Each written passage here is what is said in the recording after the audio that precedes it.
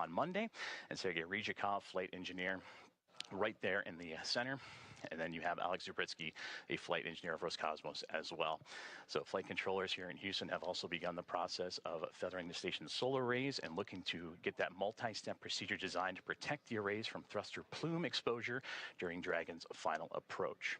Now, taking a look at the updated timelines and what we're looking forward to, we're about 7 minutes away from that AI mid-course burn, and from there, about 27 minutes from that waypoint 0 mark. And then from that point on, the space station and Dragon will continue to close the gap between each other. And then about 1 kilometer away will be the two vehicles, and that'll be in about 13 minutes from now. So again, a lot happening surrounding Dragon Grace and the Axiom Mission 4 crew, as well as those aboard the International Space Station. We mentioned earlier that this will become a team of 11 that'll be joined together, and after docking, which right now is continuing to be adjusted, and working closer to about 5:22, approximately 5:22 a.m. Central Time. And then we'll have the hatch opening, which we just walked through the procedures of having to equalize the pressure between Dragon and Space Station so those could pass through. And then we'll have the welcome remarks shortly thereafter. So still a lot of key milestones coming up for everyone on board. But to dive deeper into that that AI mid-course burn, again, that's about the halfway point from the AI burn to waypoint 0, and that gives Dragon the ability to perform a mid-course maneuver, and that will give them to be about 400 meters or so below the International Space Station, and then of course will swing up and over top to then line itself up for waypoint 0, which will be again to the zenith port of the International Space Station. And from there, Dragon will execute a small mid-course maneuver, and that's just to fine-tune its approach and bring it to about that 400-meter mark and get ready for the remainder of its gates and those checkpoints it has to come to for the International Space Station and Dragon to eventually meet up. Now, about 90 minutes ahead of docking, attitude control of the International Space Station will be handed over to the Russian thruster system, giving the station a finer point capability as Dragon closes in. We're looking forward to welcoming the Axiom Mission 4 astronauts aboard the International Space Station. Now, as we continue to get ready for that approach initiation burn, or that mid-course burn in about 5 minutes or so, we're going to continue to check in with our teams in Hawthorne and here on the ground in Houston. As you can see right there, the process that it took for Dragon to get to the International Space Station, starting about 45 minutes after launch yesterday with the phase burn, and then that stair-step approach to get to the front door of the International Space Station with those 5 key burns leading into the approach initiation. Now, all teams on board the International Space Station have been up and at it early this morning. We talked about the roles for Nicole Ayers as well as Ann McLean getting ready to welcome the Axiom Mission 4 team. You heard the great communications between the two already as they're eager and anxious to welcome Peggy Whitson, the former NASA astronaut and commander of Axiom Mission 4. She continues her record-setting mark as the most experienced astronaut, American astronaut in the history.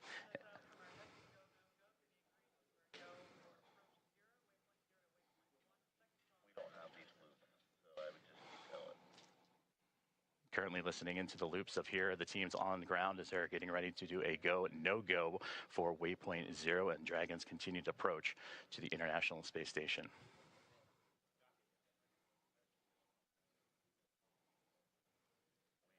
We have no views. You're going to have to keep tap dancing, and we don't have these loops in our broadcast, so you're pausing.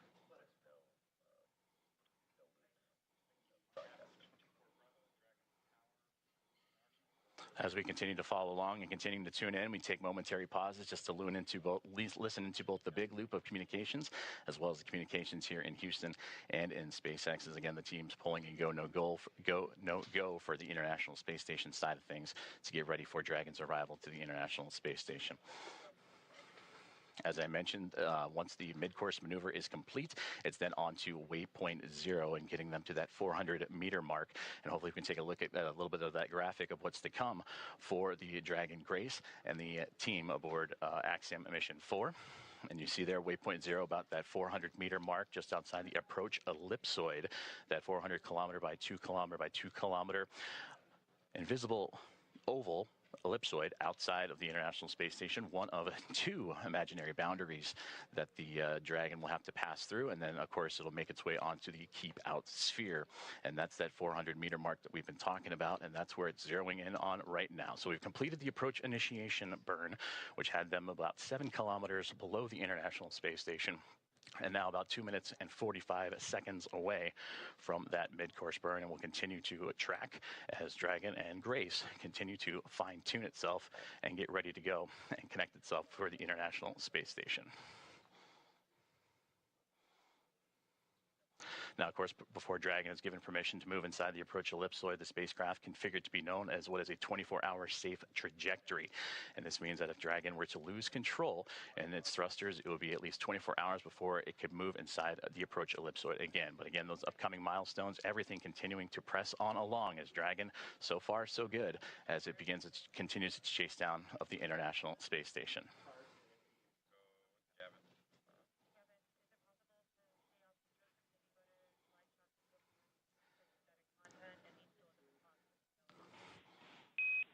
Now this maneuver continues on the big loop. We are about 1,900 meters away and about 10 minutes out from having you jump into 1.102.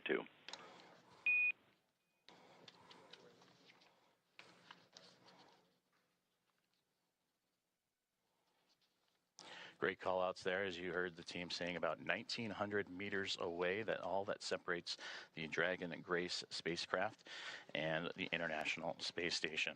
Now, as Paul and Ronnie have mentioned, that this is the 4th private astronaut mission, the first since January of 2024, and that was when Axiom Mission 3 would arrive aboard the orbiting laboratory. Now, from AX-1 through AX-4, once they are aboard, the teams will have welcomed 14 different... Copies, 10 minutes. Houston Station, copy 10 minutes until step 1 of the procedure.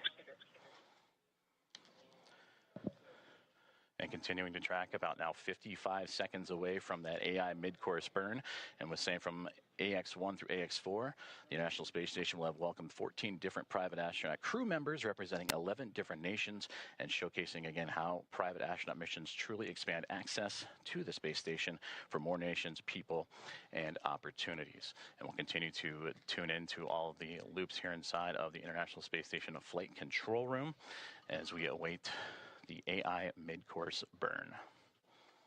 And now standing about 20 seconds away as it continues to fine-tune, Dragon Grace continues to fine-tune its path towards the International Space Station.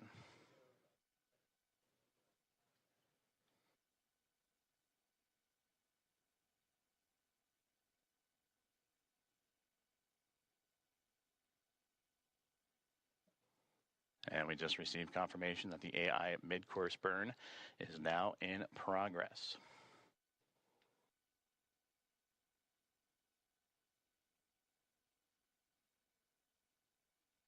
And again, this is done about halfway from our starting point, which was the approach initiation burn, and that'll get Dragon on its path towards waypoint 0. It's just a small burn, but again, all about fine-tuning and its approach to ensure that we're targeting a precise point of about 400 meters directly below the International Space Station.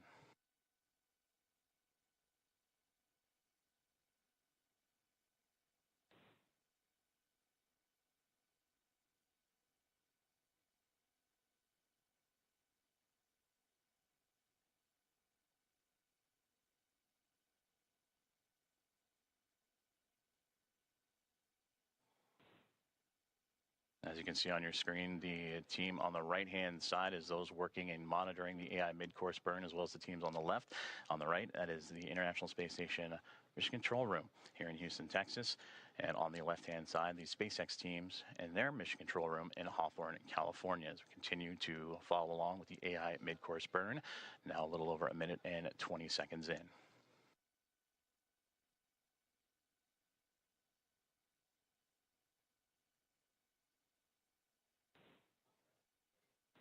And mid-course burn has just been completed, and everything has been reported as nominal. Dragon, SpaceX on the big loop, mid-course maneuver complete. Performance was nominal. The trajectory has converged on waypoint 0.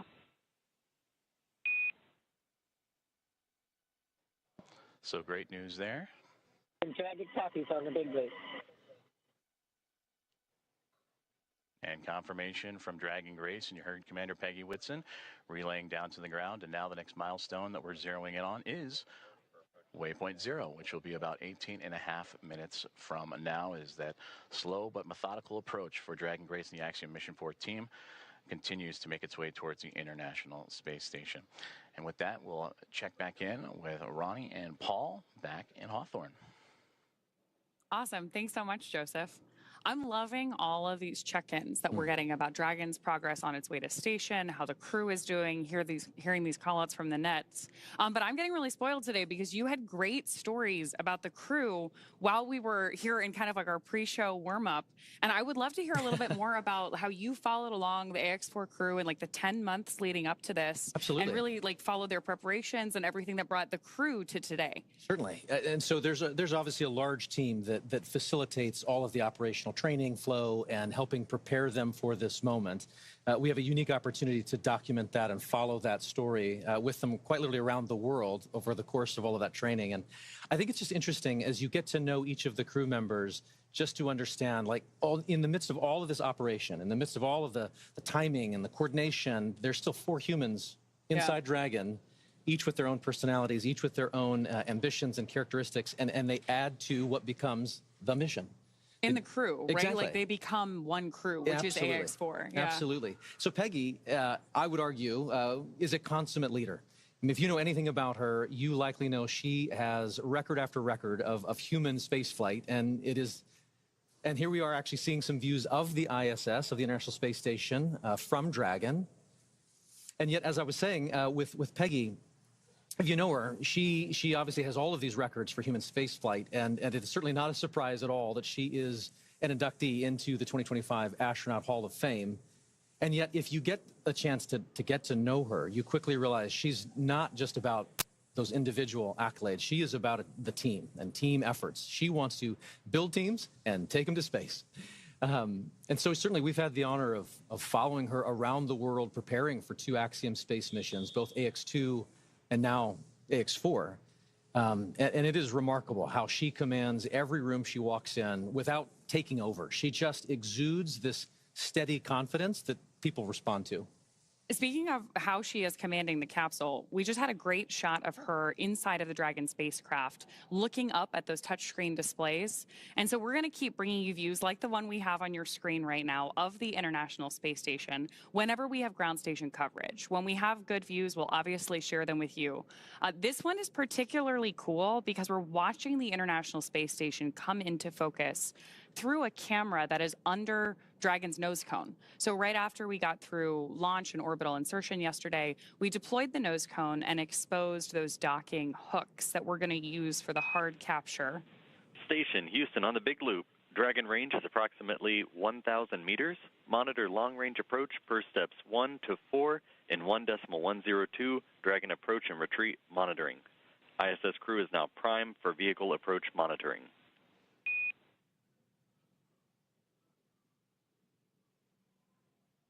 More of those joint communications on the big loop there about that approach that we're watching on our screen right now. It's pretty cool.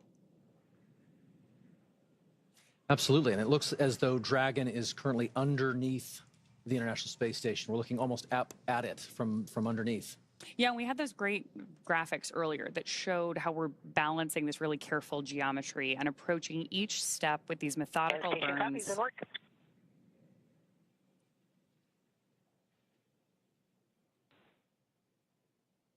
Acknowledgement from our commander there. So we're stepping through each of these really methodical burns of those Draco thrusters on board Dragon. There are 16 of those thrusters around the spacecraft, and we use them for these careful fine-tuned maneuvering once we get to orbit.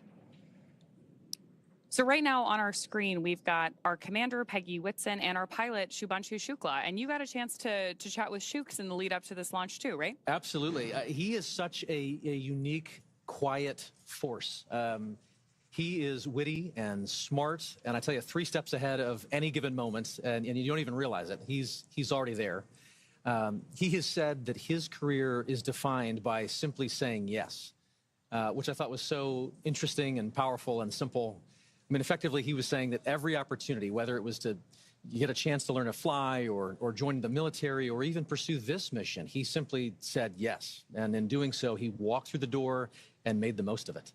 No matter what he's faced alongside this crew, from days of poor weather out at the Knowles expedition, which is the National Outdoor Leadership School, to processing kind of the immense volume of procedures that must be taken on and understood across all of the myriad of procedures that one must understand and become proficient on for this kind of a space flight.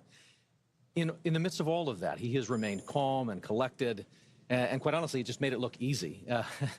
And what's more, he has this unwavering spirit about him that just invites everyone around him to step up and into their roles effectively.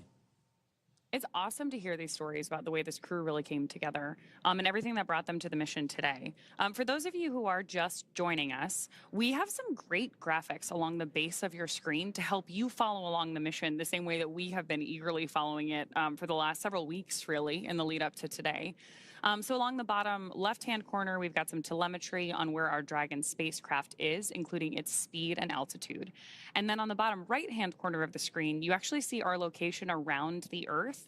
And that rightmost corner is the firing of those Draco thrusters on board. And right now we're getting great views from inside the spacecraft of our crew working with those touchscreen displays, stepping through these checklists.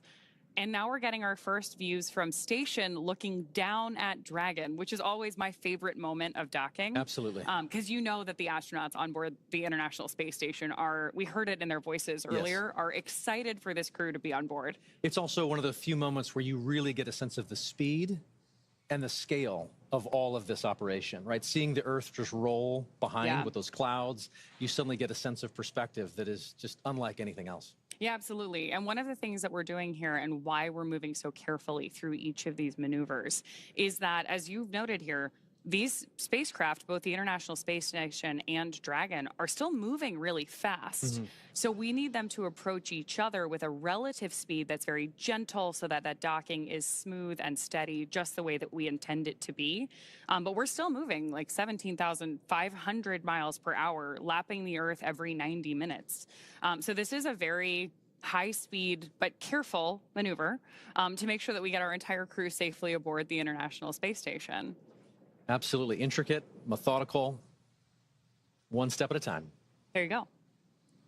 Speaking of people who are particularly methodical, you were mentioning that ŁYWO is like very deliberate in his actions and his lead up to everything with the crew earlier. ŁYW, yes, as he likes to, as we like to call him, ŁYWO Uznanski Wisniewski, is quite a lot to say. So they've you know, quite poignantly call him Suave. He is brilliant, and I tell you, but more specifically, Dragon SpaceX on the big loop. I'll pause here. Ground is go for approach 0. Burn is enabled. Maneuver start time is 9:34 Zulu. As a reminder, Dragon will nominally continue approach through waypoint 1 toward waypoint 2 without stopping at waypoint 1.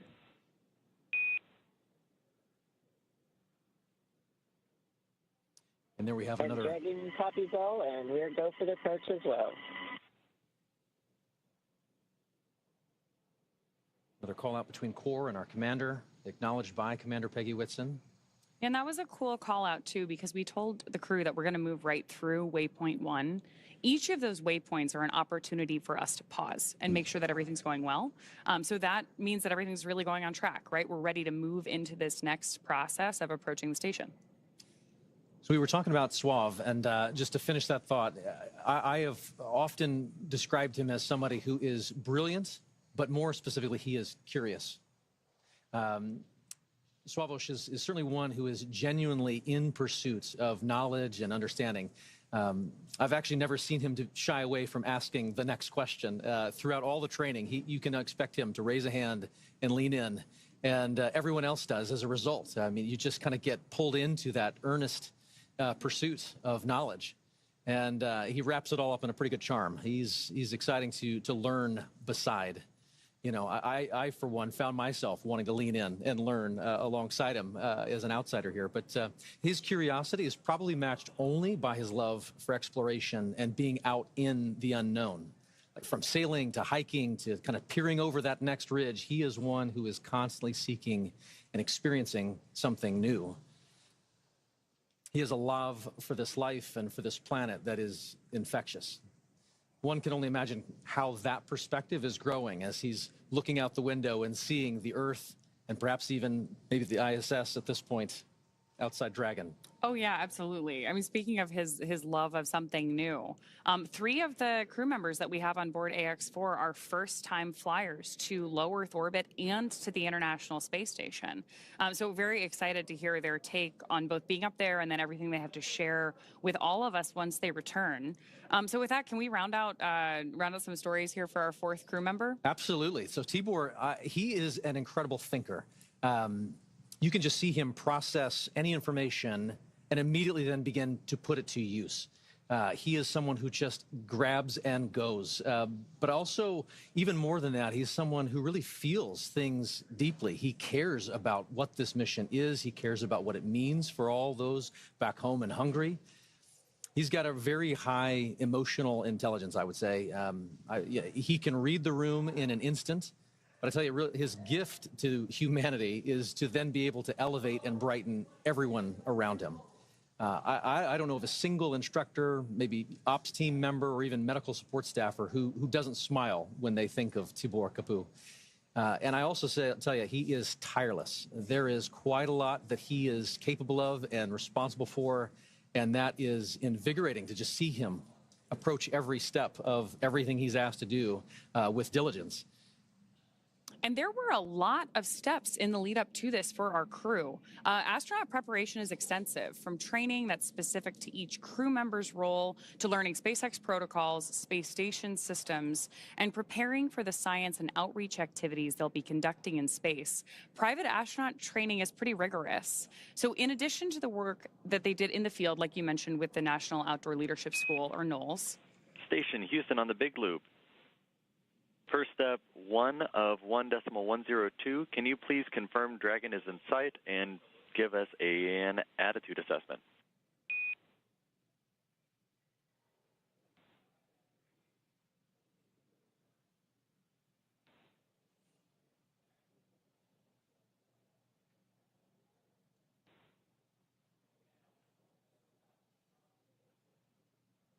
So we are standing by for that update there on the attitude of the spacecraft. Attitude, when we're talking about space travel, means the position of the spacecraft.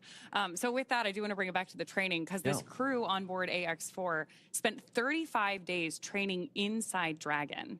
To prepare them for flight, our teams at SpaceX spent the last several months teaching the crew about orbital mechanics and how to live inside the Dragon spacecraft. Well, this was more of a review for Peggy Whitson. For the rest of the crew, as we mentioned, this is their first time flying to space. Our training program includes nearly 100 different lessons covering all aspects of the flight. The crew spent time inside our Dragon training spacecraft to run simulations of ascent, space station rendezvous, which we are doing right now, and reentry. And they also spent time at the launch pad in our suit-up room and working through emergency procedures that would be necessary in the unlikely event of a pad abort. And in addition to the critical training from SpaceX associated with... on the Big Loop, com check.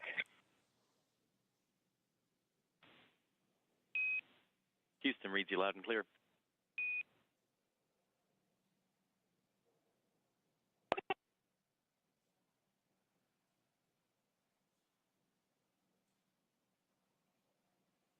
And as we were saying, in addition to the critical training from SpaceX associated with all of these dynamic phases of ascent and return, Axiom Space has facilitated a host of training efforts since August over these last 10 months to ensure that the crew and all of those who support them are ready Station for this Houston on mission. the Big Loop. We did not copy your last.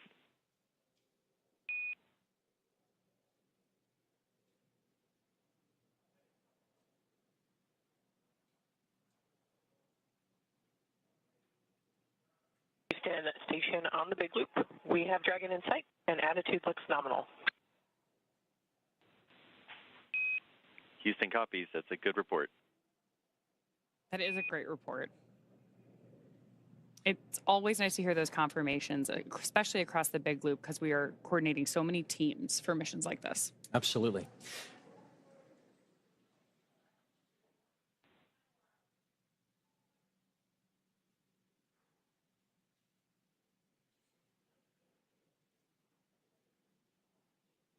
Looking at the graphics at the bottom of the screen, you can see where Dragon is over the Earth. And from my vantage point, I believe that is just east of Africa.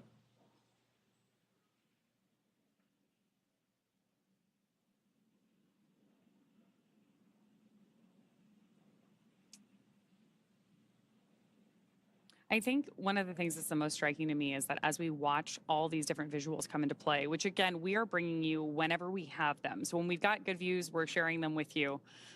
We're really seeing how quickly Dragon is approaching the station. At 429 kilometers above the Earth, they are continuing to raise that elevation, that altitude, and get closer and closer to where they'll be working and living for the next 2 weeks. But again, these visuals just tell an amazing story of where we're going and what we're doing, where low Earth orbit is. It is hard to really comprehend and wrap your mind around the idea of living off planet, and yet visuals like this start to help you make that real. Oh, absolutely. And hearing commentary like we did earlier from that on-orbit check-in, it was great to hear how quickly even the crew was saying they were learning how to do things in microgravity, especially because we have so many first-time flyers on this mission. Hopefully, first time but not the last. We have a repeat with our commander, Peggy Whitson, as well. Absolutely. A little bit of joy goes a long way, and overcoming some of those probably initial sensations and adjusting to microgravity.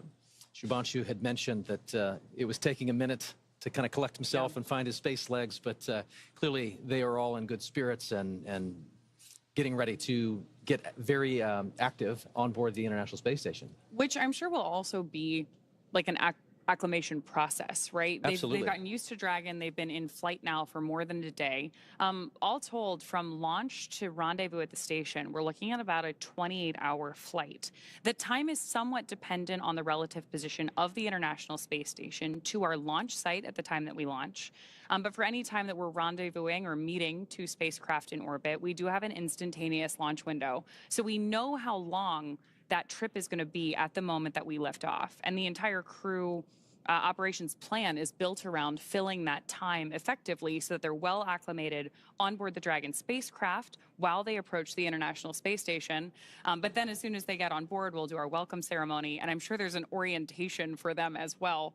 Absolutely. So they have an effective 2 weeks while they're up there. And the clock starts as soon as they get on board, right? You just mentioned the welcome ceremony. So there will be a moment once they've crossed the hatch and are officially on the International Space Station where they get to meet the other expedition crew members, have a moment to meet and greet, acknowledge the moment with a little bit of ceremony and tradition.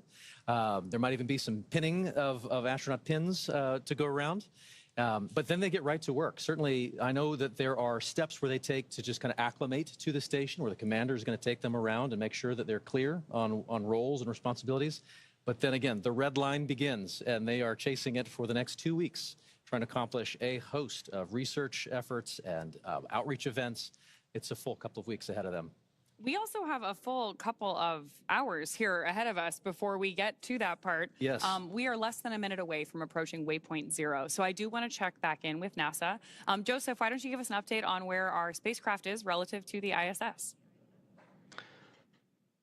Thank you very much, Ronnie and Paul, as we here in the teams at the International Space Station Flight Control Room tracking the arrival to waypoint 0 for Dragon Grace and the Axiom Mission 4 team, which they have just now hit that mark, which means approximately 400 meters directly below the station. And we can see those wonderful views now, and you can really see that high resolution of Dragon Grace continuing its methodical approach to the International Space Station.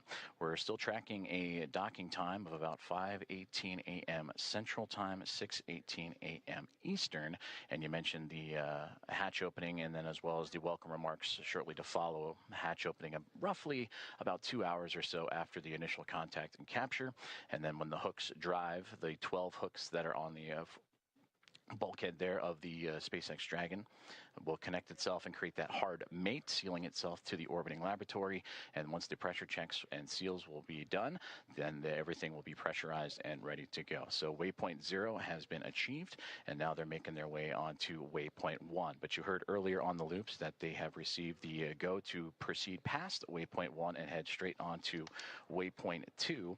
And that means they'll continue to swing up and above the International Space Station, and then what would have been a pause at the 220-meter mark, they'll continue to press forward and look to get to about waypoint 2.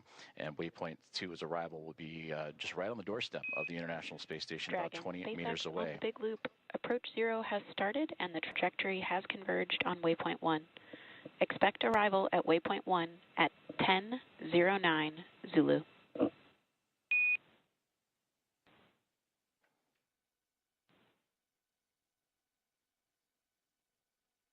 Expecting arrival at waypoint 1 at 10:09 Zulu.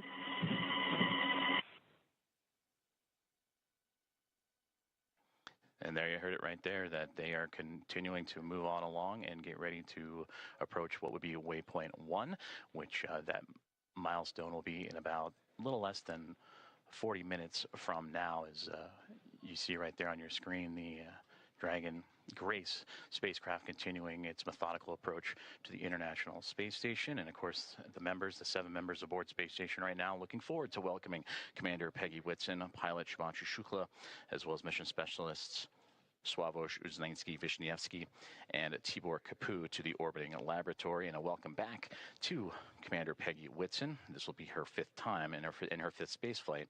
All of her space flights, what are the previous 3 with NASA and now 2 with Axiom Space, all key components and key missions involving the International Space Station.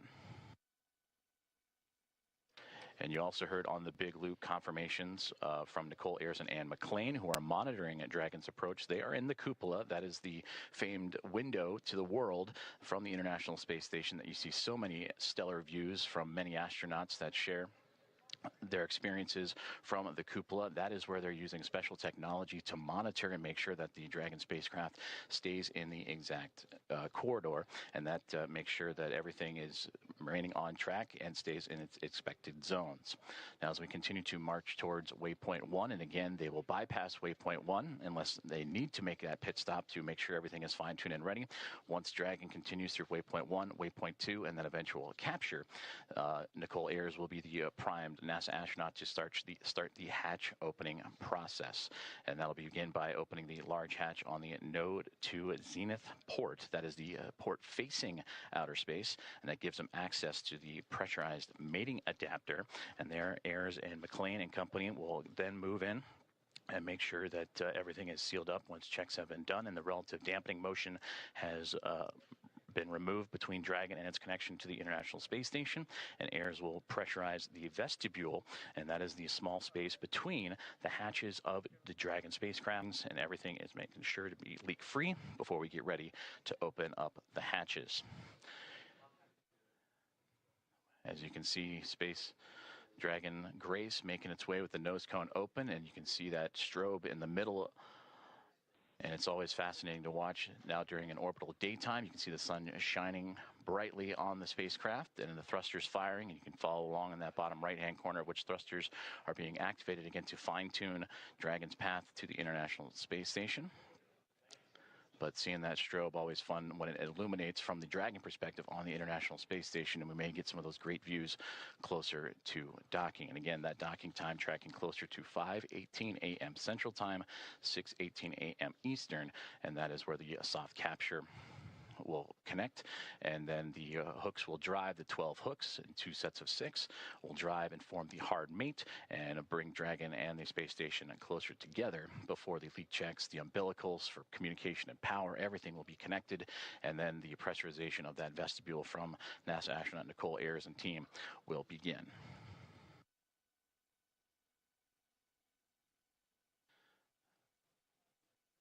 About 36 minutes from now, Dragon spacecraft will reach its waypoint 1 mark. And again, that's where the spacecraft will swing up and above the International Space Station, as it'll be docking to the space-facing or zenith port of the Harmony module.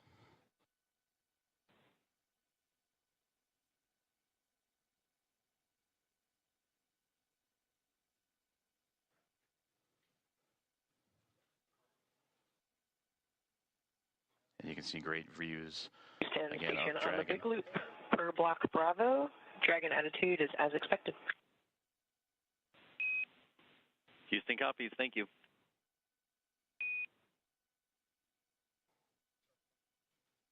communications there. Is everything going to plan for Dragon Grace? And you can see those thruster firings, those plumes of gases that are helping the spacecraft navigate its way from waypoint 0 to waypoint 1. And as mentioned, it's going to go up and over top of the International Space Station and then align itself to that zenith port.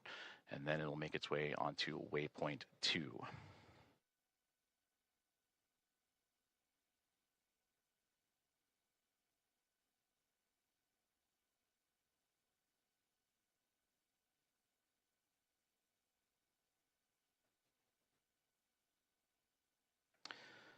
As mentioned previously, all visiting vehicles that arrive to the International Space Station take this phased approach when going to the orbiting laboratory, stopping at those predetermined gates. And that's for teams here on the ground, both in SpaceX and in Houston, to run quick checks on vehicle performance before approaching the laboratory.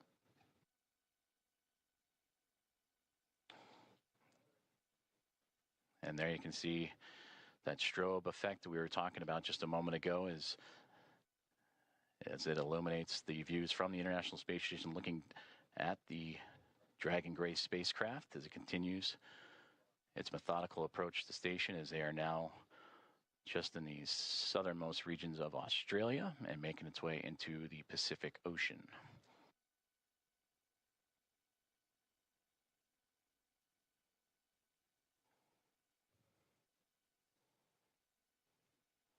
Both Dragon and Station just began an orbital nighttime period, so we'll continue to lean on that strobe effect on the spacecraft to follow along.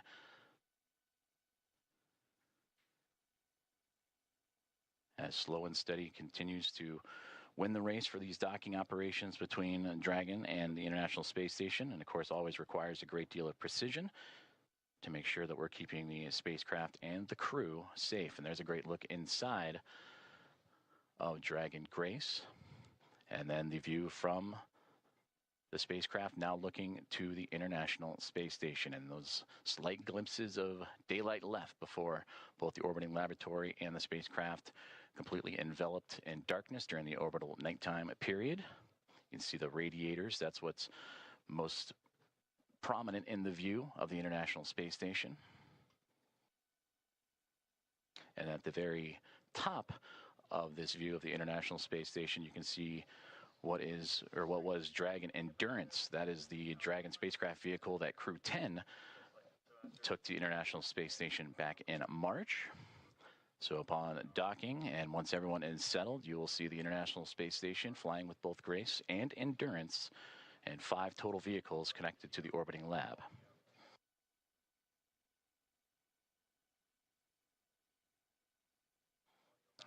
View inside of the Dragon spacecraft, and you see from just over the shoulder of Peggy Whitson and Shubhanshu Shukla, the commander and pilot, as they are continuing to monitor the progress of the spacecraft. And there, the final faint views of the International Space Station before the orbital nighttime period. And as mentioned, these two chasing each other just off the southeast coast of Australia as we speak.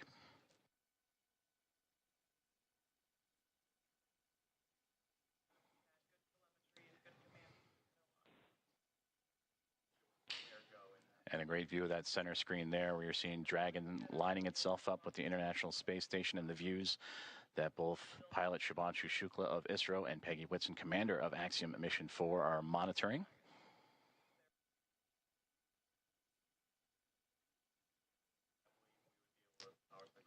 Now approaching about 31 minutes until we reach waypoint 1.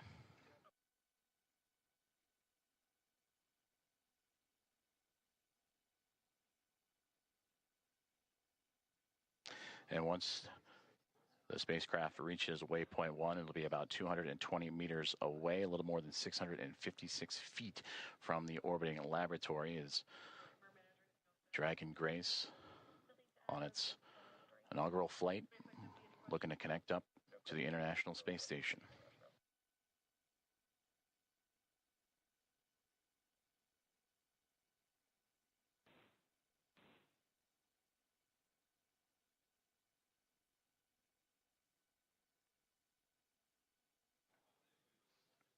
Before we reach waypoint 1, which will be in about 30 minutes from now, the teams here on the ground, about 10 minutes outside of that milestone, will conduct a go, no-go poll, which we've been talking about throughout today's broadcast, just that step-by-step process, that slow and steady methodical maneuvering of the spacecraft to connect to the orbiting laboratory.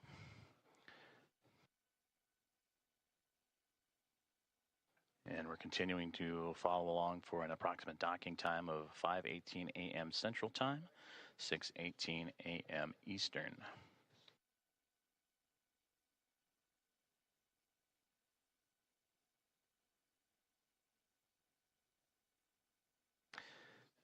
And the only light you're seeing from that shot was bouncing off of the International Space Station and what it provided, but now inside Dragon Grace and its Axiom Mission 4 crew of Peggy Whitson, commander, Shubhanshu Shukla, pilot. That's who you see in the field of view there, just that over-the-shoulder shot as they monitor Dragon's maneuvering towards the space station, but also joined alongside by mission specialist Sławosz Uznański-Wiśniewski and Tibor Kapu, respectively, of ESA and Hunor.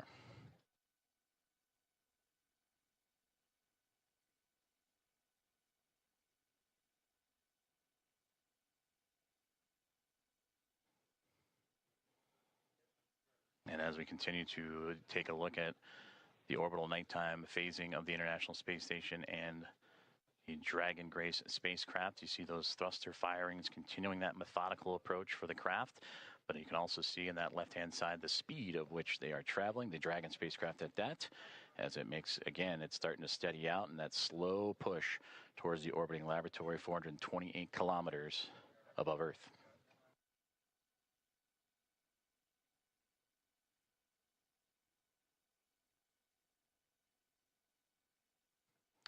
Once aboard the orbiting laboratory, the Axiom Mission 4 crew will participate in about 60 research investigations representing 31 countries, and more than 24 of those experiments supported by the ISS National Laboratory.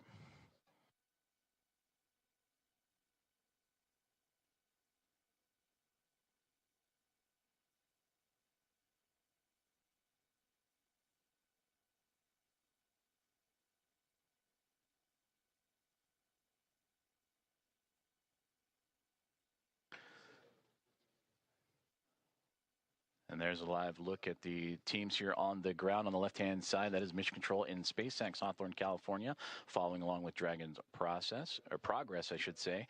And on the right-hand side, it looks to be Axiom Space here in Houston, just down the road from Johnson Space Center, NASA's Johnson Space Center, where we are located. And the International Space Station Flight Control Room, all three teams working together in integrated operations. That began just before we went live for today's broadcast. We're all three monitoring the progress of the Dragon spacecraft to the International Space Station.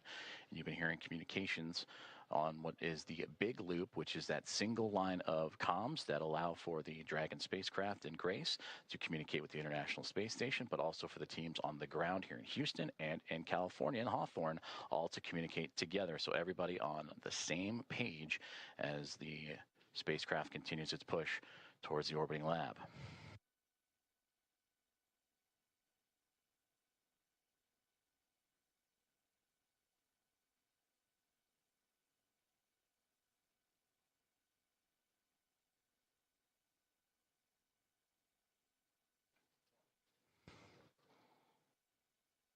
We are about 26 minutes away, a little bit north of that, until we reach waypoint 1 for Dragon Grace. As you can see, some of that telemetry and data populating the screens inside of the spacecraft that the team on board are carefully monitoring. And this is the view from the Dragon spacecraft looking up at the International Space Station, as these two now making their way into the southernmost regions of the Pacific Ocean, having just passed underneath the south and then the southeast of Australia. They will continue into an orbital nighttime period until they reach roughly about the east coast of North America, and then you'll get some of those great views of the sunlight radiating over top of both of the craft.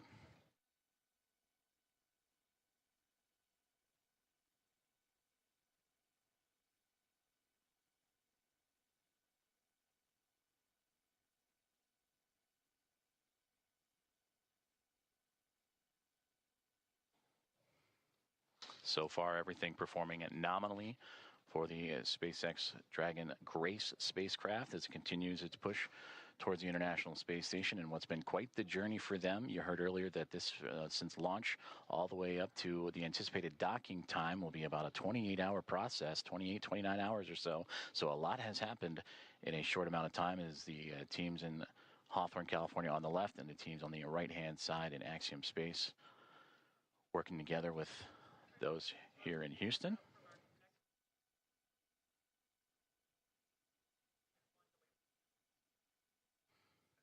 And those teams right now communicating with each other on those internal communications loops that we monitor and follow along with as they now prepare the teams for waypoint 1 about 24 minutes from now. The go no go for that will be in about 15 minutes or so.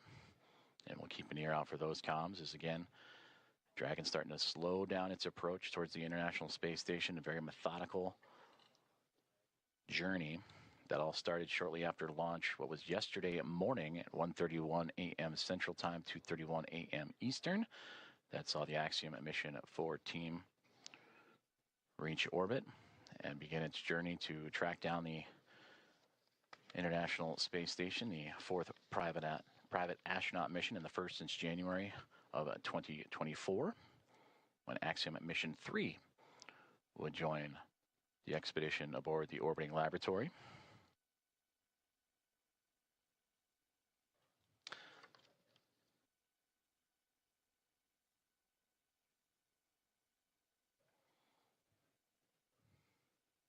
On board the International Space Station, the crews, they were up and got right into preparing for Dragon's arrival. NASA's Anne McClain and Nicole Ayers, who you've heard at times on the big communications loop talking to all parties.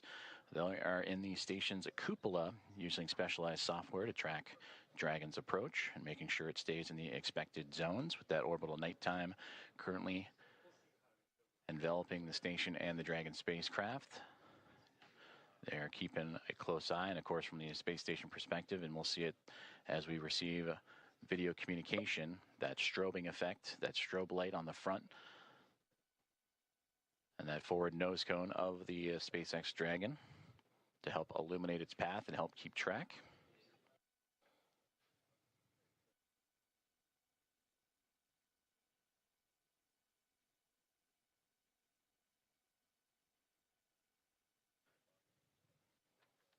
Earlier, we also received that as the Dragon spacecraft makes its way towards waypoint 1 about 22 minutes from now, that the teams on the ground were looking to bypass this milestone, but will again do a go, no go poll, make sure everything looks exactly as it should before allowing that bypass of the spacecraft, and then its maneuver up and over top of the International Space Station, and then proceeding onto waypoint 2.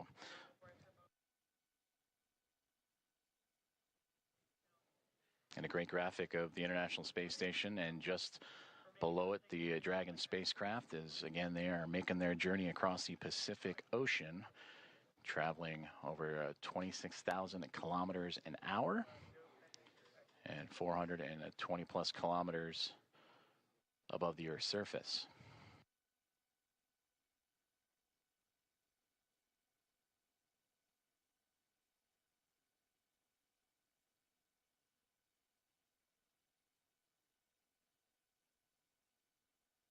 We've been talking about that methodical approach for the Dragon spacecraft that started immediately, or 45 minutes or so immediately after launch yesterday morning, in which they would execute a series of burns from the phase burn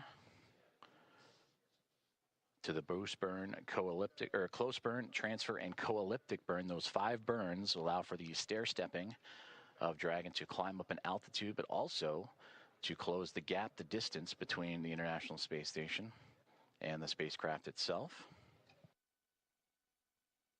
And that is what's led us up to this morning. The approach initiation burn started just shortly after the start of this broadcast, in which Dragon, in integrated operations with SpaceX and NASA working together with Axiom Space, all monitoring closely as Dragon Grace continues its way towards the orbiting lab and looking to turn a crew, the Expedition 73 crew of 7 into a total of 11, a full house above the orbiting lab.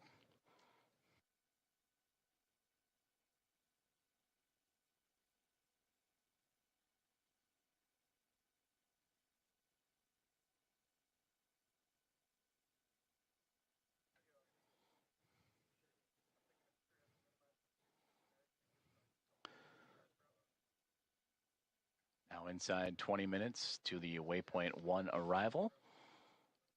And about 10 minutes or so, the teams here inside Houston as well as and SpaceX in Hawthorne, California will continue to monitor and do the go, no go for waypoint 1. And if everything is on track, they'll continue to proceed through waypoint 1 onto waypoint 2.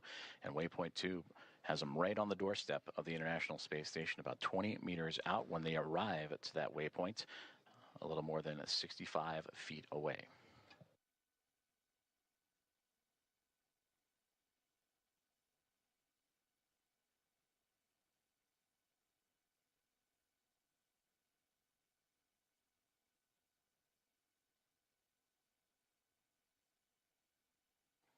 If you are just joining us, we are continuing to follow along the progress of Axiom Mission 4 and the 4 astronauts aboard, Commander Peggy Whitson, pilot Shubhanshu Shukla, and mission specialists Sławomir Uznański-Wiśniewski and Tibor Kapu, the 4th private astronaut mission and the first since January 2024 to make its way towards the International Space Station, in which they will spend approximately 2 weeks doing research investigations and outreach activities, expanding commercial space. We are tracking a docking time of approximately 5:18 a.m. Central Time, 6:18 a.m. Eastern. The next key milestone that we are keeping an eye on is the arrival of the spacecraft to waypoint 1.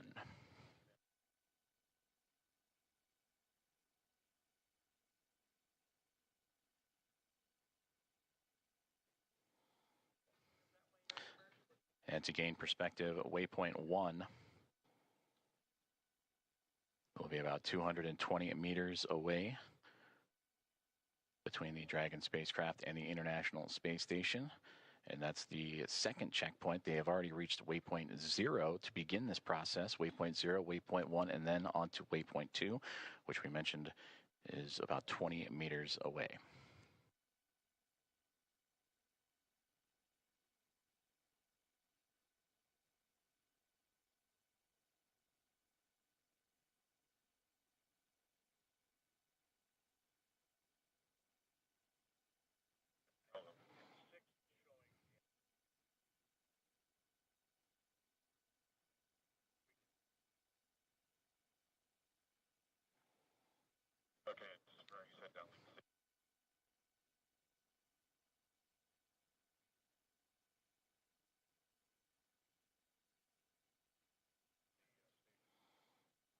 Great views there from the International Space Station, looking at the Dragon Grace spacecraft, that strobe light illuminating its path, as well as the port and starboard side lights. The red and green that you see on your screen is both the International Space Station and Dragon Grace in an orbital nighttime period. They're actually crossing over the Pacific Ocean, about to cross over the equator, and then eventually make its way over the west coast of North America.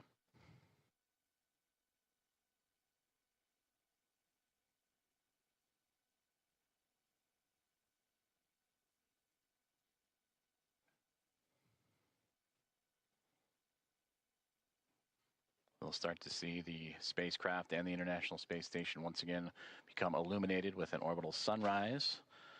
In a few more moments, that'll occur as they continue their journey over the Pacific Ocean. And for the Dragon spacecraft, approaching waypoint 1, now about 15 minutes from that point.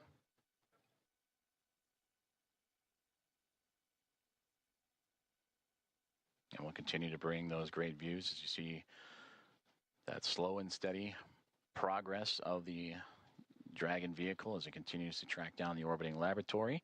And on your screen, you see the speed and altitude, where it is over the Earth in current relation. But on that far right-hand side, that's the thruster firings. And you just see those illuminate every so often as Dragon continues to fine-tune its path towards the International Space Station.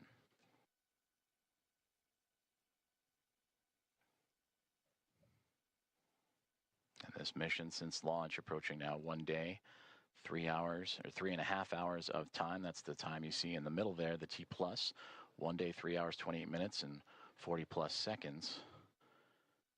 As the crew aboard, anxious and ready to join the Expedition 73 crew aboard the International Space Station. And as we take a look at those crew members and introduce them to you, that'll welcome the Axiom Mission 4 team. They're led by Commander Takuya Onishi of JAXA, the Japan Aerospace Exploration Agency, who just recently celebrated about 2 weeks ago his 200 days in space. Anne McLean, NASA flight engineer, will be there as well. Her and Nicole Ayers, the two NASA astronauts monitoring Dragon's approach to the International Space Station. For McLean, celebrating 300 days in space last week. And for Nicole Ayers, this past Monday, celebrated 100 days in microgravity. They're also joined by NASA astronaut Johnny Kim, flight engineer, and Roscosmos cosmonauts Kirill Peskov. For Peskov, he would also celebrate 100 days this past Monday as a part of the Crew at 10 team. And then Roscosmos cosmonauts Sergei Ryzhikov and Alexei Zubritsky also joining the cadre of 7 astronauts and cosmonauts aboard the International Space Station.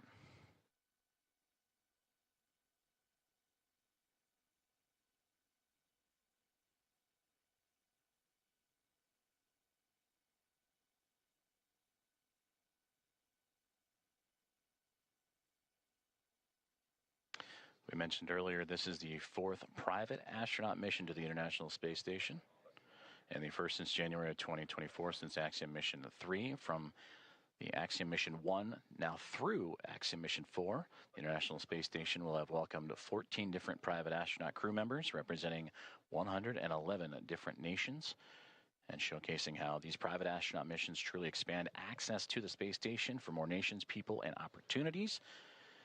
And we talked about this crew, and approximately their 2 weeks on board the orbiting laboratory, will participate in around 60 research investigations representing 31 countries, with more than 24 of those experiments sponsored by the ISS National Lab. In about 2 minutes, we'll monitor the loops and keep an ear out for the go, no-go poll on the ground for teams that'll be monitoring Dragon's approach to waypoint 1. And that waypoint will be reached in a little less than a dozen minutes, 12 minutes from now.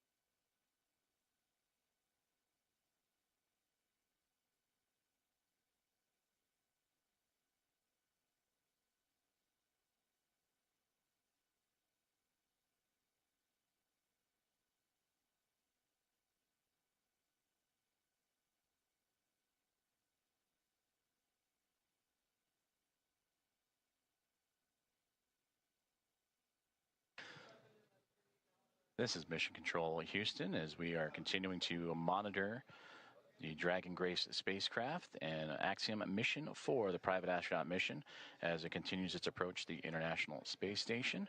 They have moved past waypoint 0 and are now on its way to waypoint 1, the second of 3 checkpoints or 3 gates for this journey. for the spacecraft to the orbiting laboratory.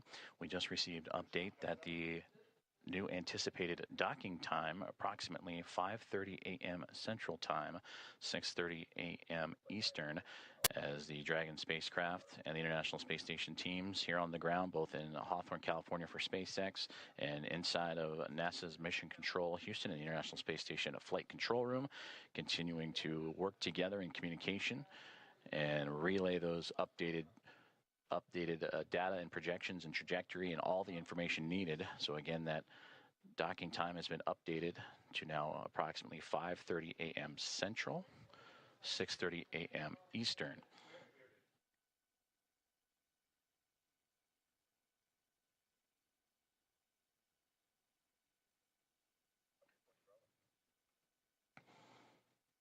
And the flight control teams here in Houston and listening in on the loops on overall communications have just pulled go for Dragon's approach to waypoint 1, and they will reach that milestone waypoint 1 in about 9 minutes from now.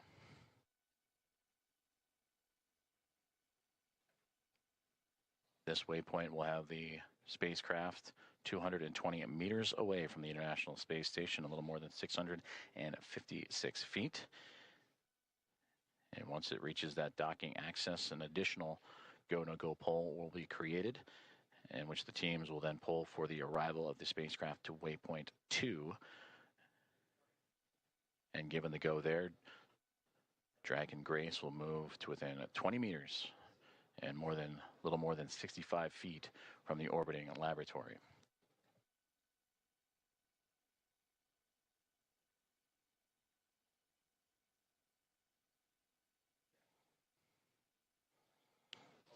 And earlier we also had communications that if everything goes to plan and Dragon continues to remain on its trajectory, that they would bypass waypoint 1 and go straight from 0 to waypoint 2. But once it arrives to waypoint 1, this will be the point in the spacecraft's journey in which we will be on what we call the docking axis, which will essentially mean that it is directly in front of the docking port that it'll connect itself to. The crew are right now heading to the space-facing port on the International Space Station, node to zenith of the Harmony module. That zenith meaning it is the side of the space station facing space. So its journey brings it from underneath the International Space Station, Dragon Grace, to swinging up and over top of it, and then arriving at that docking access en route to waypoint 2.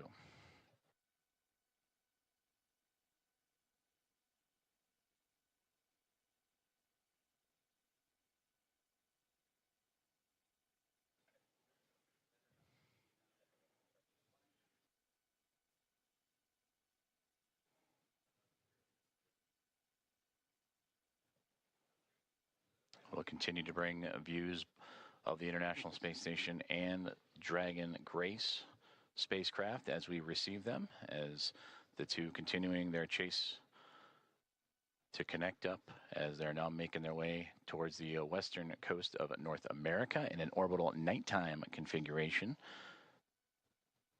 And we've seen views of the Dragon spacecraft in that orbital nighttime with the strobe lights shining bright. Once it gets closer, it'll actually illuminate the International Space Station and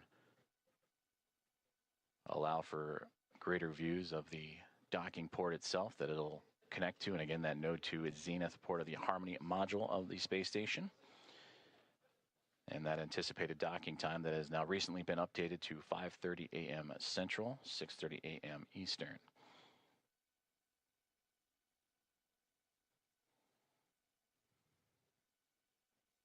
Teams on the ground have pulled go for Dragon's approach to waypoint 1, and that arrival to that checkpoint will be a little more than 5 minutes from now.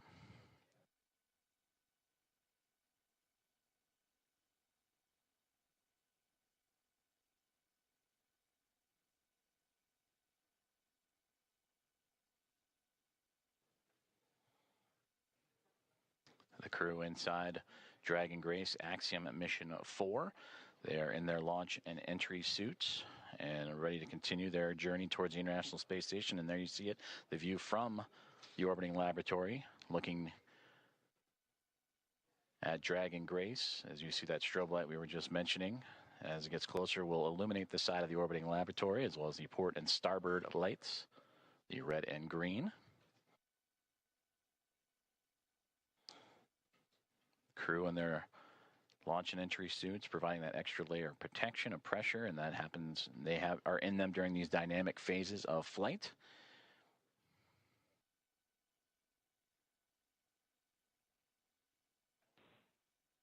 Now inside 5 minutes from waypoint 1.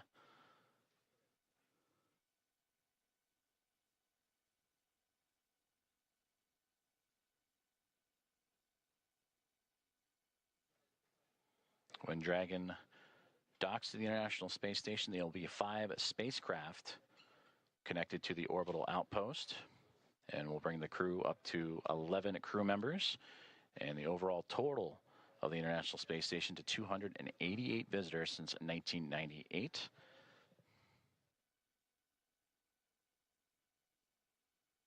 They will join the Dragon Endurance spacecraft that brought up Crew 10 back in March. They will also join with the Soyuz MS-27, a spacecraft that brought NASA astronaut Johnny Kim to the International Space Station in early April. And then 2 cargo craft, Progress cargo craft from Roscosmos also aboard the station, and then eventually the Dragon Grace spacecraft, as we get now views inside of Dragon Grace and looking over the shoulders of Commander Peggy Whitson and pilot Shubhanshu Shukla of ISRO.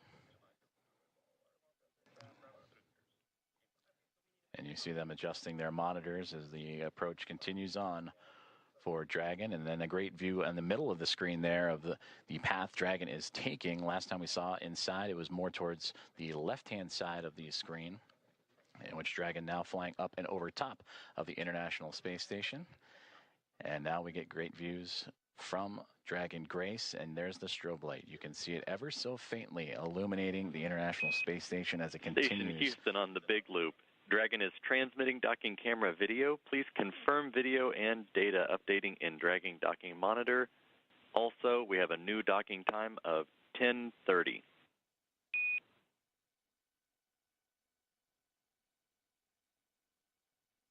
Copies. We are seeing data on the Dragon docking monitor, and we copy 10:30 for the new docking time. Houston copies.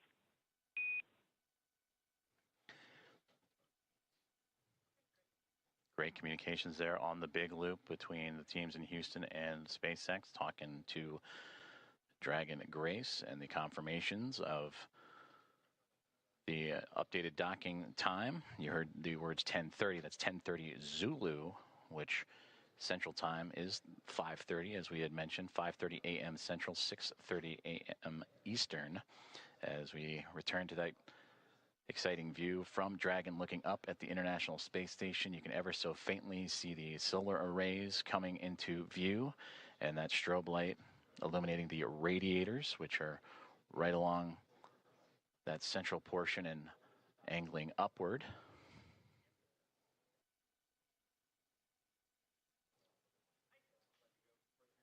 The International Space Station and the Dragon spacecraft now approaching the west coast of North America, right around the Seattle area, that border between the United States and Canada, as we are approaching 1 minute away from waypoint 1, the second checkpoint and second series of waypoints for the spacecraft to reach to. The teams have already pulled go, but we will listen for the call outs for that waypoint 1 arrival. Dragon SpaceX on the big loop, approach 1 and soft capture ring extension will begin shortly. Dragon will continue approach to waypoint 2.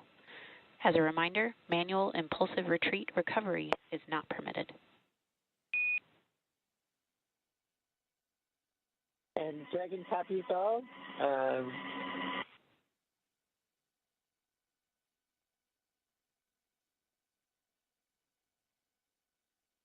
And there you heard communications on the big loop about that soft capture ring, and that is the initial contact that will occur between the Dragon spacecraft and the International Space Station a soft capture, with that soft capture ring then retracting and the 12 hooks that will drive and connect and form a hard mate between the spacecraft and the International Space Station. From there, power communications will then be connected up, and NASA astronaut Nicole Ayers will make her way into the pressurized mating adapter and get ready for hatch opening procedures, which will require bringing the vestibule, the space between the two hatches, between the International Space Station and Dragon Grace, together. And there we see the orbital sunrise making its way over top of the International Space Station as they continue their pursuit of each other, now angling over at North America.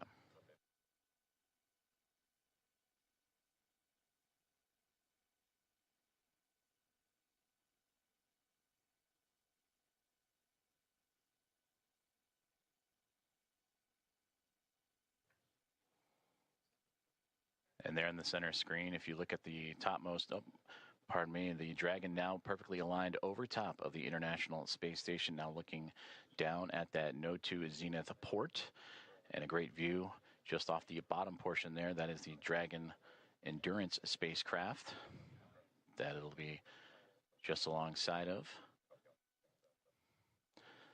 So Dragon has reached waypoint 0, and on initial comms earlier that the teams on the ground, once reaching waypoint 1, have been allowed to bypass that waypoint and now move on to waypoint 2, which will be in about 9 minutes from now, and targeting docking in about 14.5 minutes from there.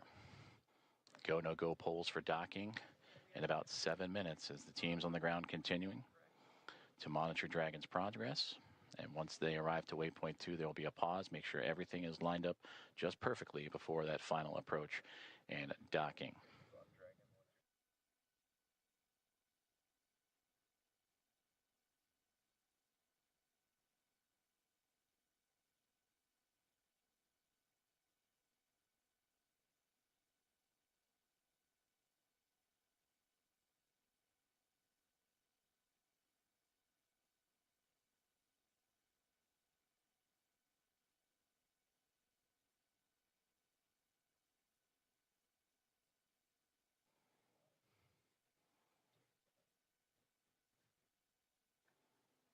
This is Mission Control Houston as Dragon Grace and the spacecraft carrying Axiom Mission 4 and their 4 astronauts continuing their approach to the International Space Station. They have just made their way past waypoint 1, which had them at 220 meters away from the space-facing port of the International Space Station's Harmony module.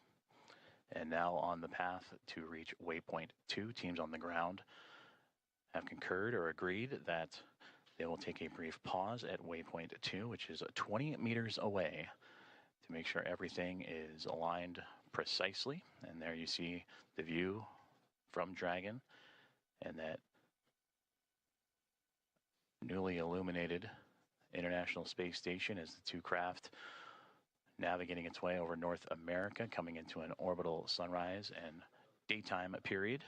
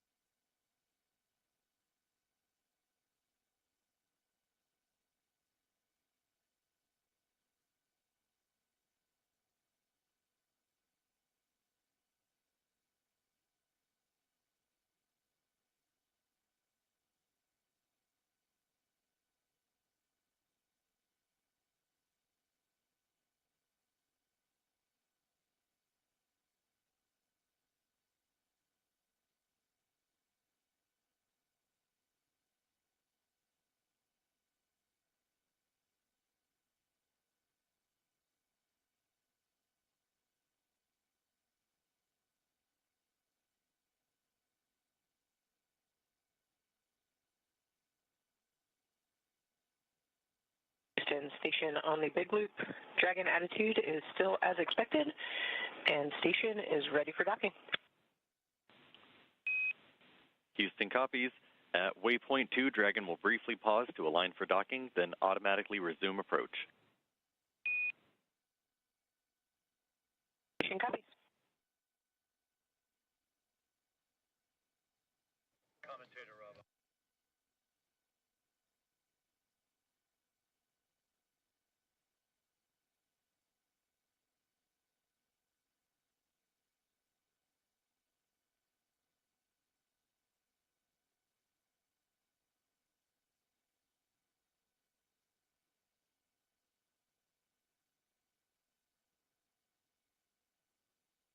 You just heard great communications on the big loop from Station and Dragon, as well as the teams in Houston and in Hawthorne for SpaceX and NASA, as the Dragon Grace spacecraft continuing its approach to the International Space Station, carrying Axiom Mission 4 Commander Peggy Whitson, pilot Shubhanshu Shukla of ISRO, Sławosz Uznański-Wiśniewski of ESA, Dragon and SpaceX Tibor. soft capture ring extension complete.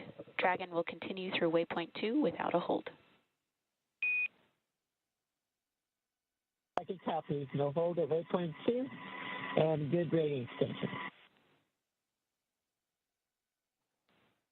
Great communications there. They were anticipating a brief hold to make sure everything aligns, but Dragon Grace continuing on what has been so far so good. A great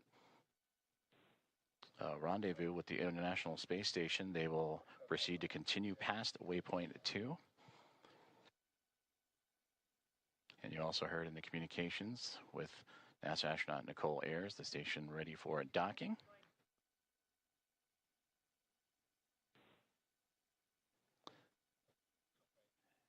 And a great view of the SpaceX Dragon Grace spacecraft making its glacial approach to the International Space Station. And the view from the space station looking up as it approaches the space-facing or node 2 zenith port of the Harmony module.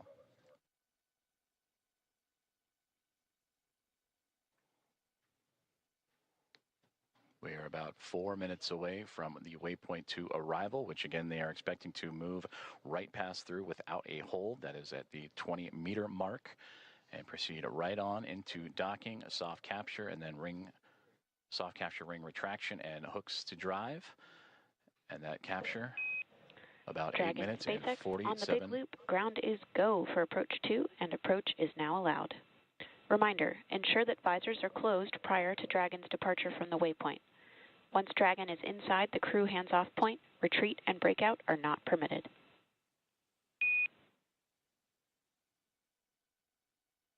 Dragon copies, and we have visors down, and we are go for docking as well. And copy on the approach. Inside 2, chop. SpaceX copies, visors down, SpaceX crew is go for docking.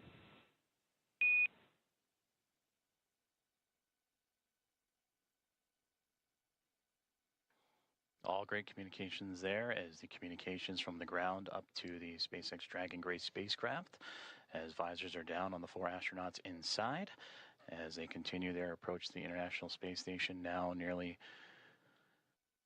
7 minutes away from that initial contact. Dragon and the International Space Station now making its way over the northernmost territories of North America and Canada, and heading towards the Atlantic Ocean, as we are now 7.5 minutes away from the approximate docking time, as Dragon will move smoothly past waypoint 2, about 20 meters away.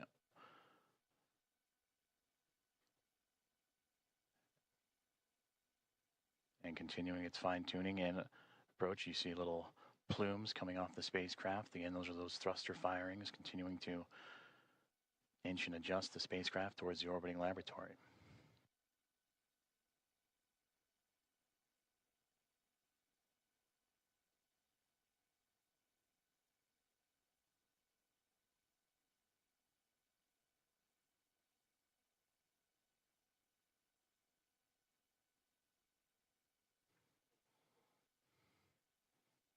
Dragon continuing to get bigger and bigger from the viewpoint of the International Space Station, as waypoint 2 about 90 seconds away, and there it'll be just a mere 20 meters away.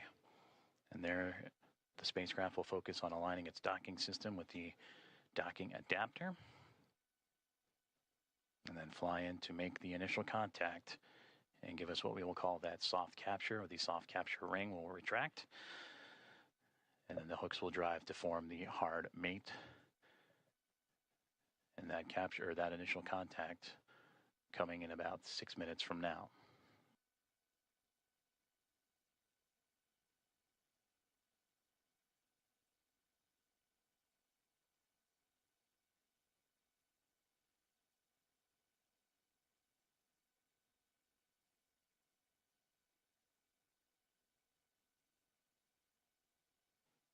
Yes, they have. I can press them. They switched up.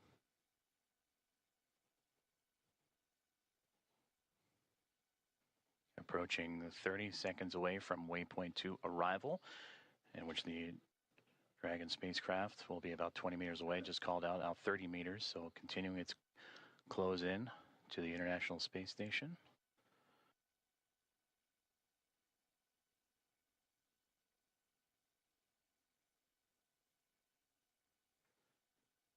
Dragon Grace now 25 meters away.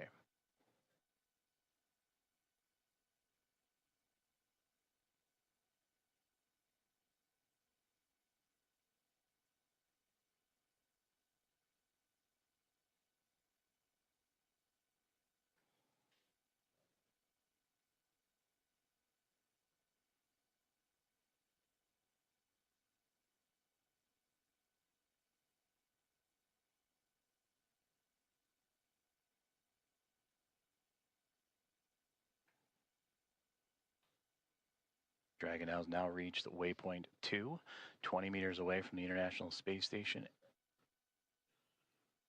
and will continue its approach to the International Space Station.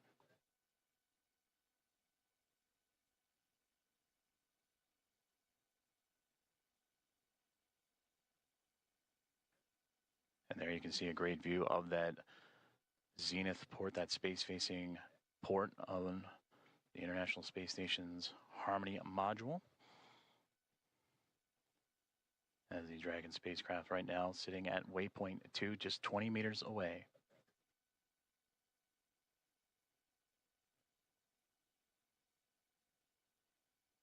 Houston station for step 4 in block Bravo. Dragon attitude is as expected. Houston copies.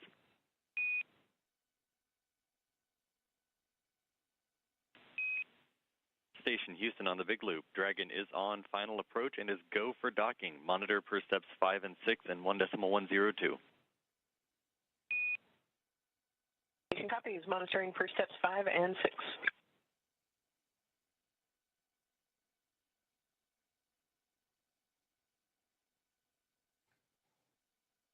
And there you heard it. The final steps relayed up to the crew for final approach and docking have been given as we continue to see Dragon Grace spacecraft close the gap between them and the International Space Station.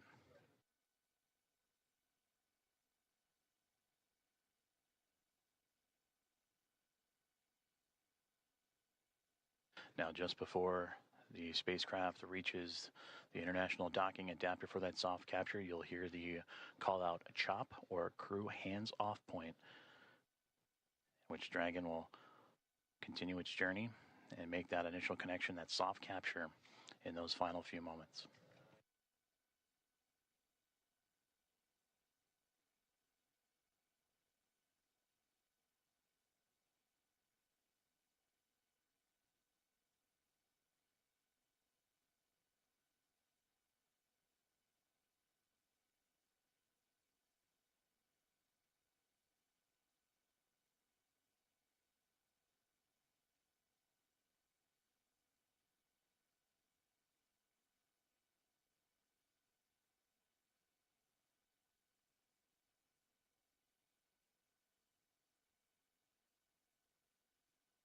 SpaceX Dragon, 10 meters. 10 meters.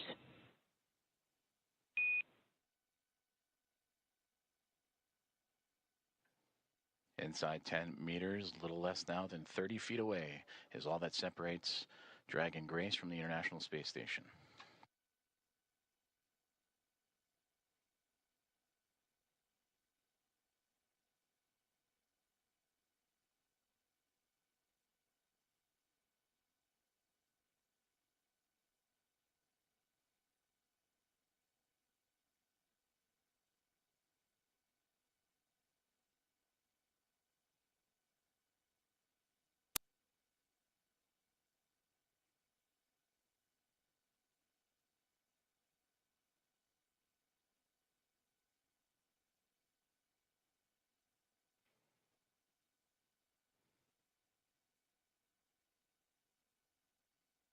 Five meters. 5 meters.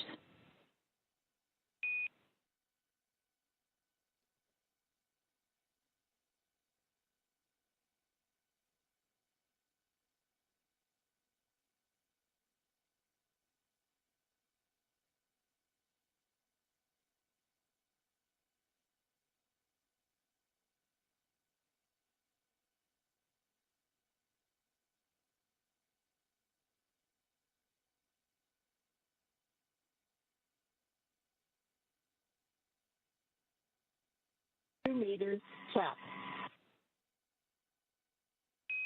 2 Houston meters. Station, 2 meters, chop. We have chop. 1 meter. 1 meter.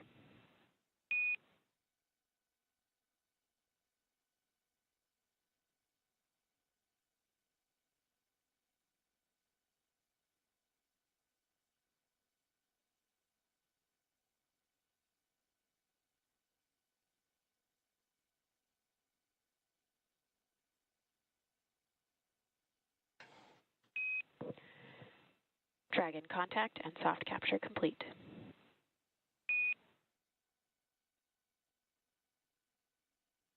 Roger, copy.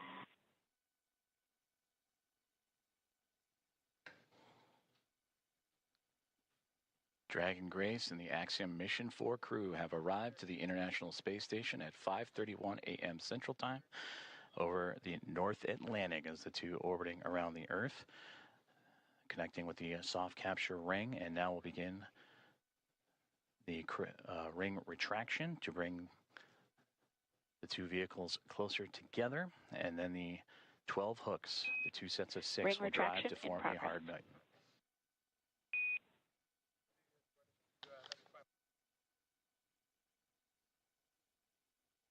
And there you heard there, the soft capture ring is retracting, and then we'll do so until sensors are indicating it's time for those hooks to drive in place and give us a hard capture and firmly secure Dragon to station.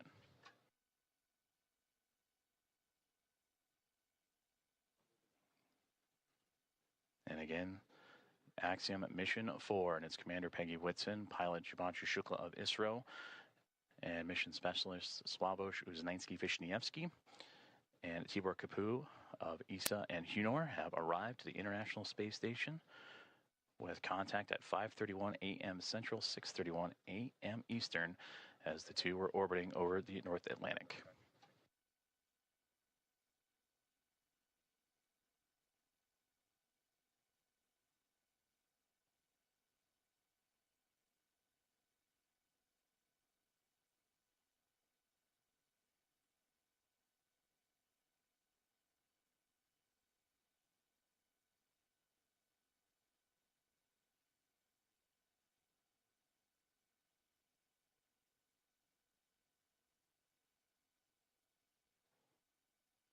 The soft capture ring, that initial contact between Dragon Grace and the International Space Station, continuing to retract, and we'll await for the calls that the sensors read that it will be time for those 12 hooks on the Dragon to then begin driving and connecting itself to form a hard mate to the International Space Station.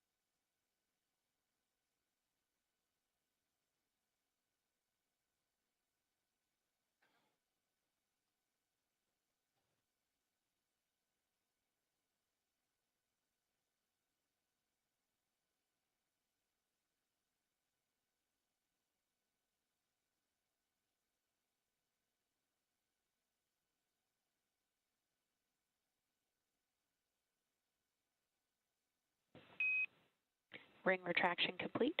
Docking sequence is holding for MCS reconfiguration.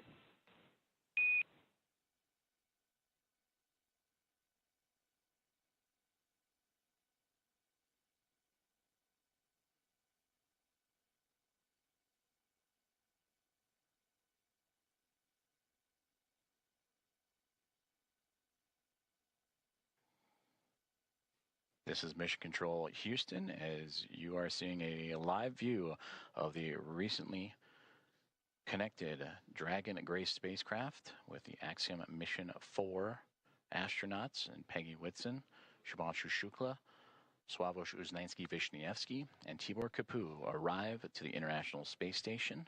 Soft capture and contact at 5:31 a.m. Central Time, 6:31 a.m. Eastern, as the two were orbiting above the North Atlantic. And right now, the two mated with that soft capture, the soft capture ring retracting to pull the spacecraft closer to the International Space Station. And once given the go, the ring or the hooks around the Dragon nose cone will drive and connect to form a hard mate.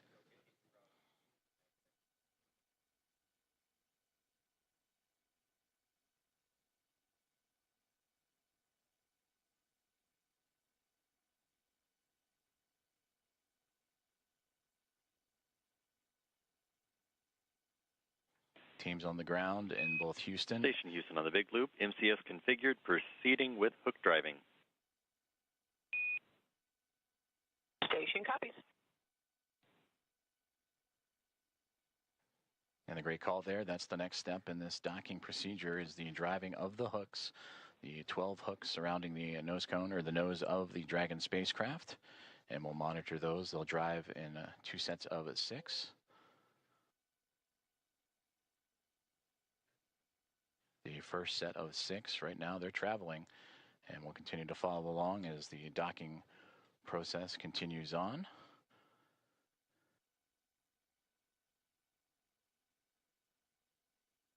And then after that first set of 6, the second set will drive and connect Dragon to form a hard mate to the International Space Station. And once the docking is complete, NASA astronauts Anne McLean and Nicole Ayers, who have been monitoring from the International Space Station from the cupola of the Dragon's arrival, it'll be Ayers that'll begin the hatch opening or hatch operations. And that'll start by opening up the main hatch on the Node 2 Zenith section of the Harmony module. That's what you see Dragon connected to. And what's separating that module and the Dragon spacecraft is that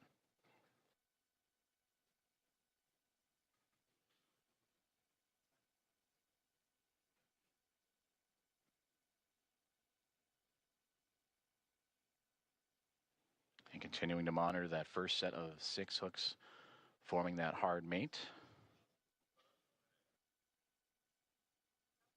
And once the full set of 12, Ayers will continue the docking procedures with the leak checks and then begin making its way into the pressurized mating adapter. That's what you see between the Harmony module and the Dragon spacecraft, and access into there to then what we begin pressurizing the vestibule, that small compartment between the 2 hatches.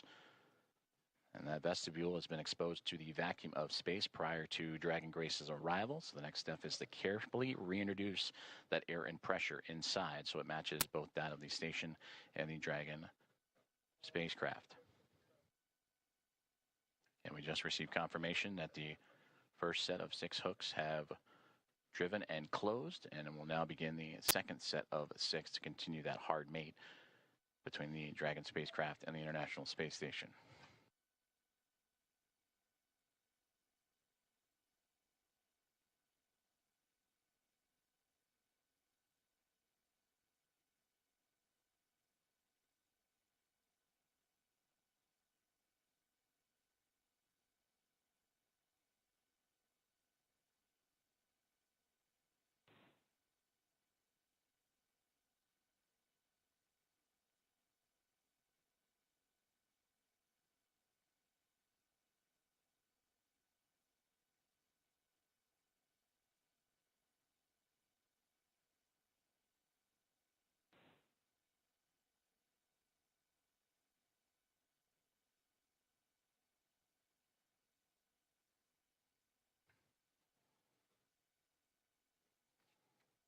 If you are just joining us, this is Mission Control Houston, where Axiom Mission 4 aboard the Dragon Grace spacecraft have connected to the International Space Station at 5:31 a.m. Central Time, currently in the process from soft capture to the hard mate to the orbiting laboratory.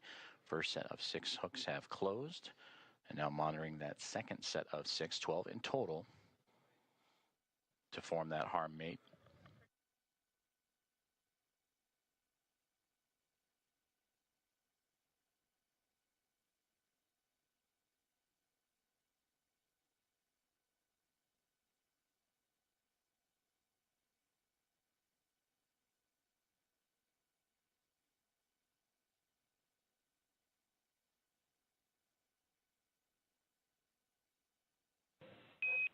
Dragon SpaceX on the big loop, hard capture complete.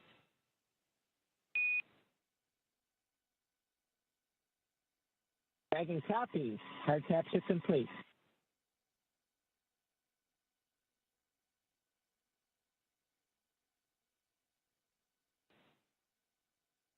And we just heard confirmation there. All 12 hooks have closed, and that is a hard mate to the Dragon Grace spacecraft and the International Space Station, completing from soft capture to that hard mate. And the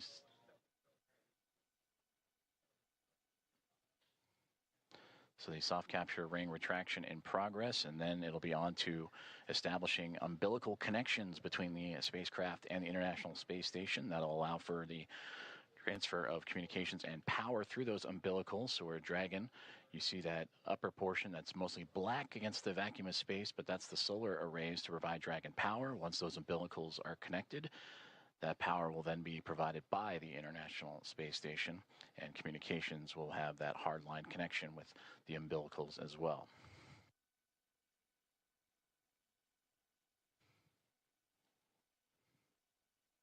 And once those umbilicals have been connected, that'll complete the docking process, and that's when NASA astronauts Anne McClain and Nicole Ayers, namely Ayers, will jump into action and begin the leak checks and hatch opening procedures.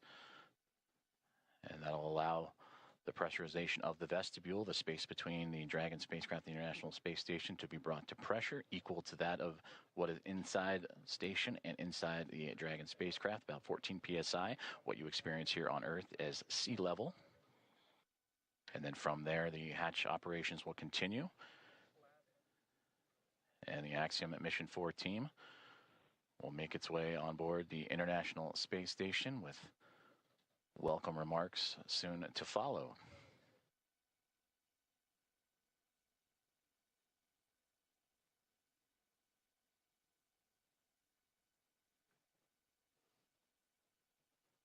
Soft capture ring has now been stowed away, and the umbilicals are in motion again to connect Dragon Grace and the International Space Station, providing that communications, that direct line of communications and power.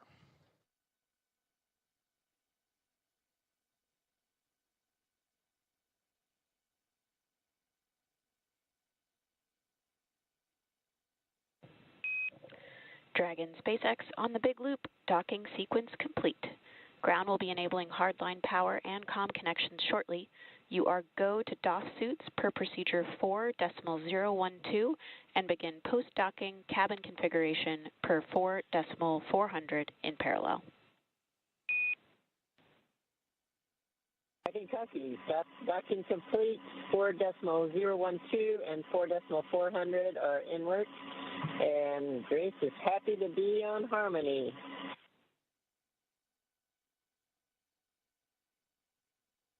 Grace Station, we are excited to welcome you. Peggy, Shug, Suave, and Tibor, we cannot wait to open the hatch and give you guys a hug. We'll see you soon.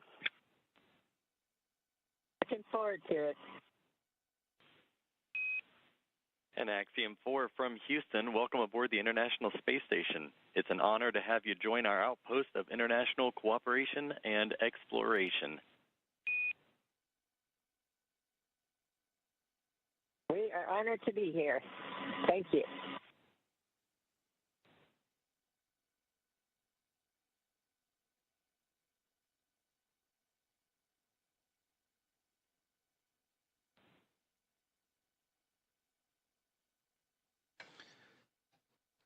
Very exciting moment for all those aboard.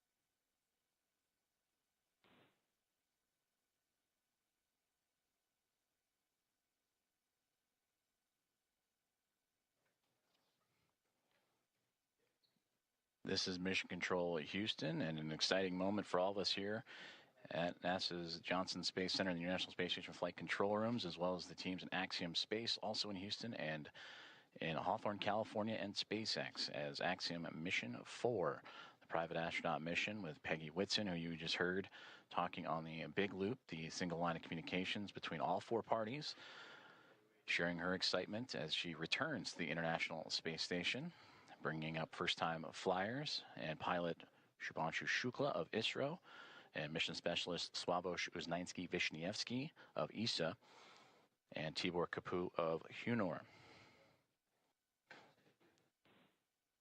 Contact between the two, between Dragon Grace and the International Space Station at 5:31 a.m. Central Time. And now that the hooks have connected, all 12 and umbilicals deployed, providing power and communications. Now the team inside the International Space Station, namely Nicole Ayers, is going to start beginning the hatch opening procedures. And now that we're docked, she will secure some hardware and then move right into those operations. And first we'll open the large hatch at the Node 2 Zenith, or the space-facing port side of the Harmony module, and that's what you see, similar to where that NASA logo is. That's the Harmony module that the pressurized mating adapter is jettisoning up into and connecting to the Dragon Grace spacecraft. And then from there, she'll traverse into that pressurized mating adapter and we'll begin pressurizing the vestibule, which is that small space between the hatches on Dragon and the space station. And we have talked about this has been exposed to vacuum prior to docking. And we'll need to fill that space with air to make sure that pressure is equal with the atmospheric pressures on Dragon and the International Space Station. Also putting away some hardware in the process, including the docking across. And Ayers will use a small valve on the station's hatch to slowly introduce that air into the vestibule. And flight controllers here in Houston will continue to monitor the pressure and temperature readings inside and verify that everything is A-OK and leak-free before we get ready to open up the hatches.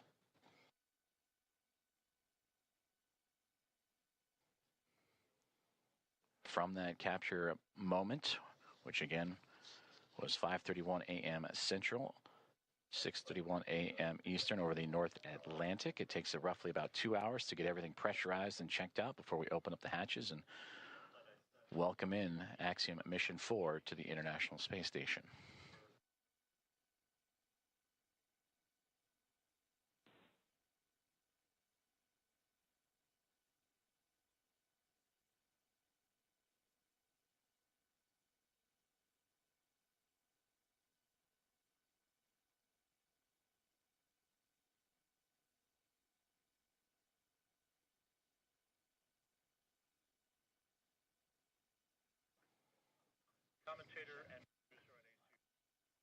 SpaceX Dragon on the big loop.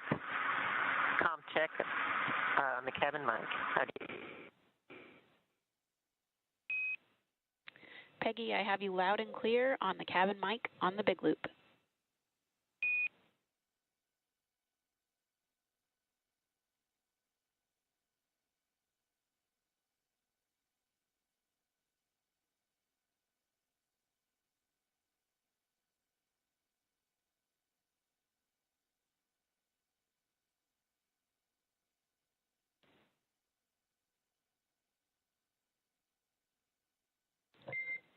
Dragon, SpaceX on Dragon aground. That call on the cabin mic actually came over Dragon aground.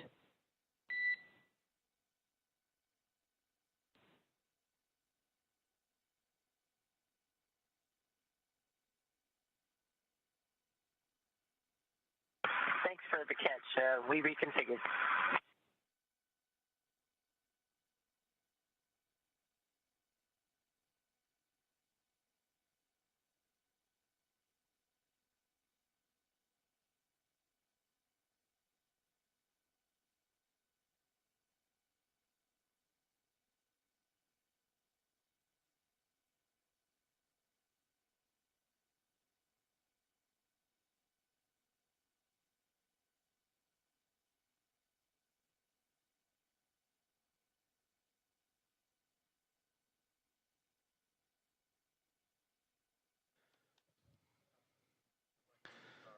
This is Mission Control Houston as we continue to follow along the progress of the contact capture and beginning of hatch opening procedures as Axiom Mission 4 has arrived to the International Space Station with contact at 5:31 a.m. Central Time. The soft capture and ring have been retracted and stowed away. The 12 hooks around the nose, the bulkhead there of the Dragon SpaceX connected to the pressurized mating adapter have latched on to create the hard mate. The umbilicals have been extended to allow for Dragon to run on power and communication lines provided by the International Space Station. And now looking at approximately 8:35 a.m. Central Time for welcome remarks, and shortly after the Axiom Mission 4 team make their way through the hatchway and into the International Space Station.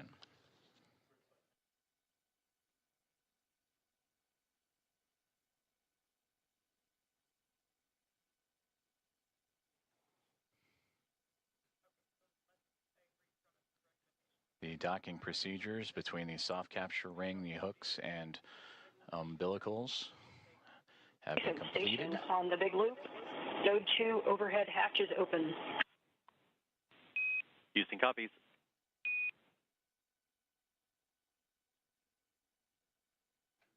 And a good call there down from NASA astronaut Nicole Ayers saying that she has opened up the hatch for the Node 2 Zenith way, the space-facing side of the Harmony module, to give her access to the pressurized mating adapter. And there she will cruise in to begin work on the hatch opening procedures and pressurizing Station and the vestibule. Dragon Houston on the big loop. We are troubleshooting the big loop audio comm issues from earlier, and the action we're about to take will take down big loop comm between ISS and the Axiom crew for about 5 minutes. We may require additional comm checks after.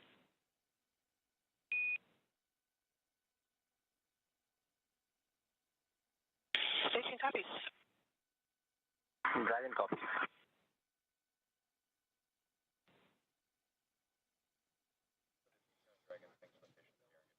Communications there on the big loop between the teams here in Houston and up to the International Space Station as they troubleshoot some communications. And the big loop that you have been hearing that have connected everyone here inside of Mission Control Houston and the International Space Station Flight Control Room, those aboard the space station and inside the SpaceX Dragon Grace spacecraft, and the teams in Hawthorne, California, those 4 parties, that's the big loop. They will troubleshoot those communications for about 5 minutes and then recheck. But you heard just prior to that NASA astronauts Anne McLean and Nicole Ayers have begun the hatch opening procedures, in which the large hatch at the Node 2 Zenith, that's the space-facing side of the Harmony module, has been opened, and that will allow for them to begin the hatch opening procedures and pressurize the vestibule, which is what, in addition to the comms checks, we will monitor, as Ayers will use a small valve on the station's hatch to slowly introduce air into the vestibule. That's the gap between the Dragon spacecraft and the International Space Station that has been exposed to vacuum. And from there, they will match the pressure, the atmosphere inside both station and Dragon.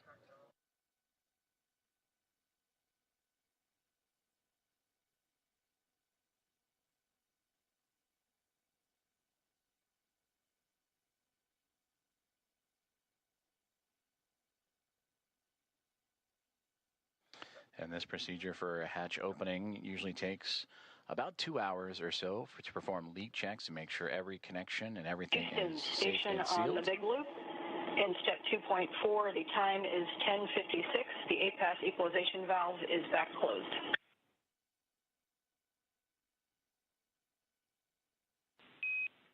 Houston copies. That's a good config. Expect at least 15 minutes before we continue. Station copies. And that communication between the International Space Station and the International Space Station Flight Control Room, and you heard the word APAS hatch. That is the hatch, again, that they will be operating and looking to open up from the space station side.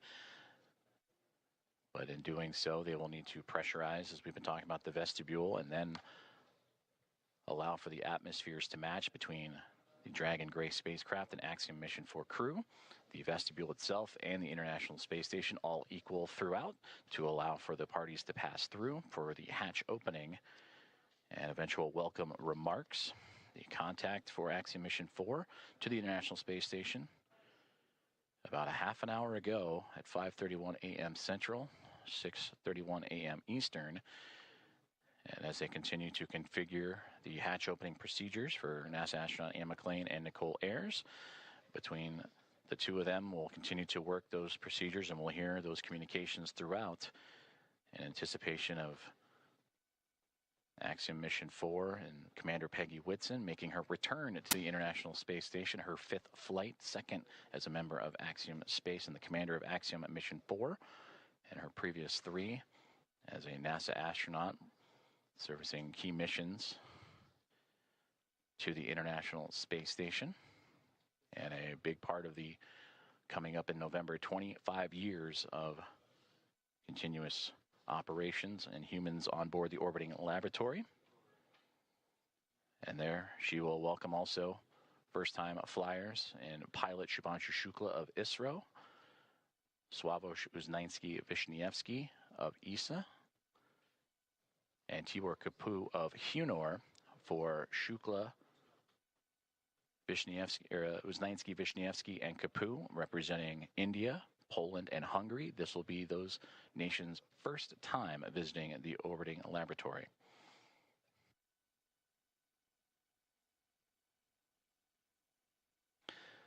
And with that, from Axiom Mission 1 through Axiom Mission 4, the International Space Station will have welcomed 14 different private astronaut crew members representing 11 different nations, showing how private astronaut missions truly expand access to the International Space Station for more nations, people, and opportunities.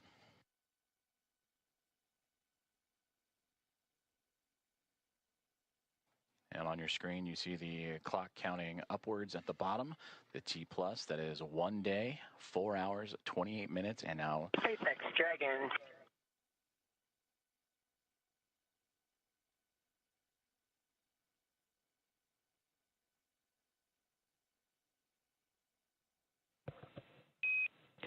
Dragon SpaceX on the big loop.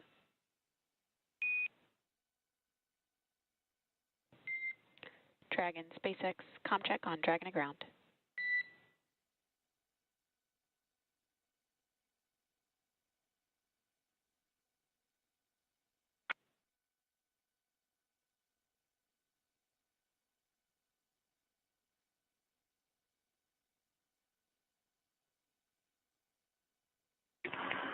SpaceX Dragon from the cabin mic on Dragon to ground. Peggy, I'm with you on Dragon to ground. I'm clear here. Did you call for me, or did I misunderstand? I was returning your call. Okay, stand by for inventory. Copy, standing by.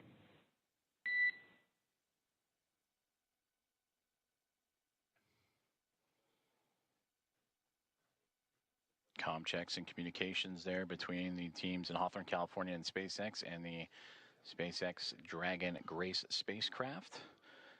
as we heard earlier that they were troubleshooting some communications and looking to bring back on the big loop that connects the teams on the ground in SpaceX and NASA, as well as the teams in the International Space Station and the Dragon spacecraft itself.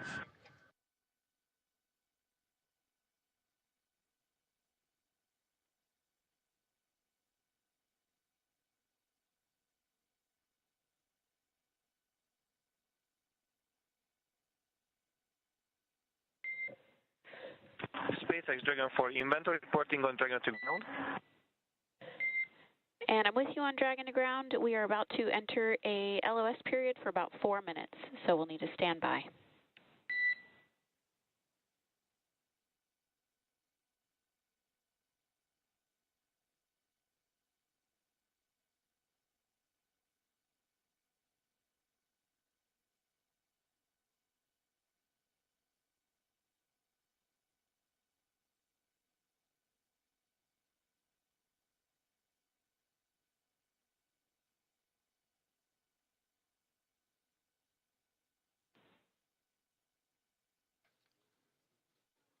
Communications between SpaceX and the crew aboard the SpaceX Dragon gray spacecraft saying they are upcoming on a period of LOS, or loss of signal, that's anticipated as the International Space Station and the spacecraft orbiting around the Earth and transfer of satellite signals. Right now they are making their way over the southern Indian Ocean and about to head into a period of orbital nighttime, as we will get back views as soon as we have them.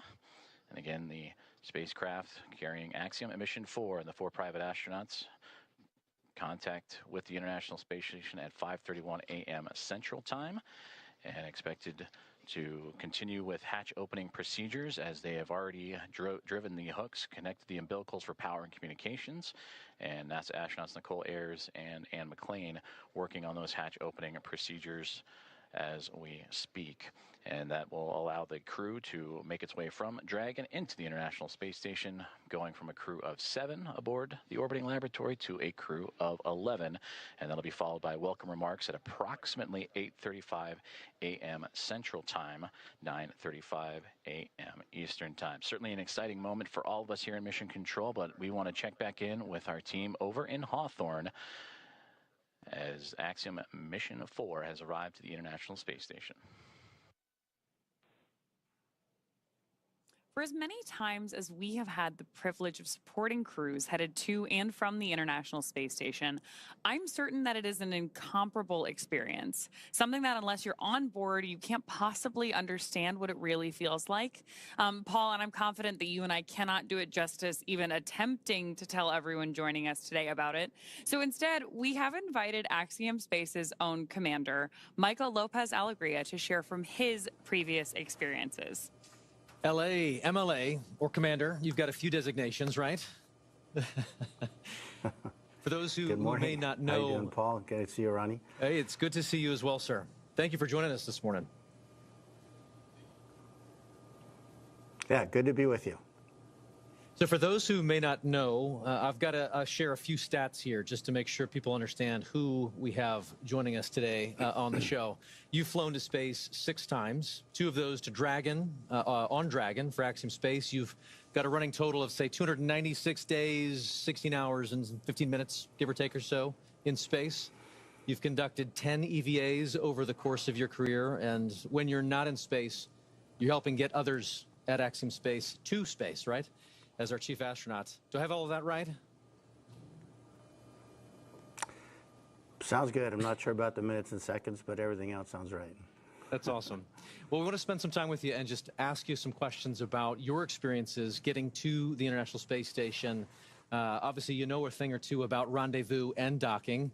So the first question is simply, we've just watched Dragon Grace dock to the space station. You've done this several times. What's the mindset for a crew at this point in the mission?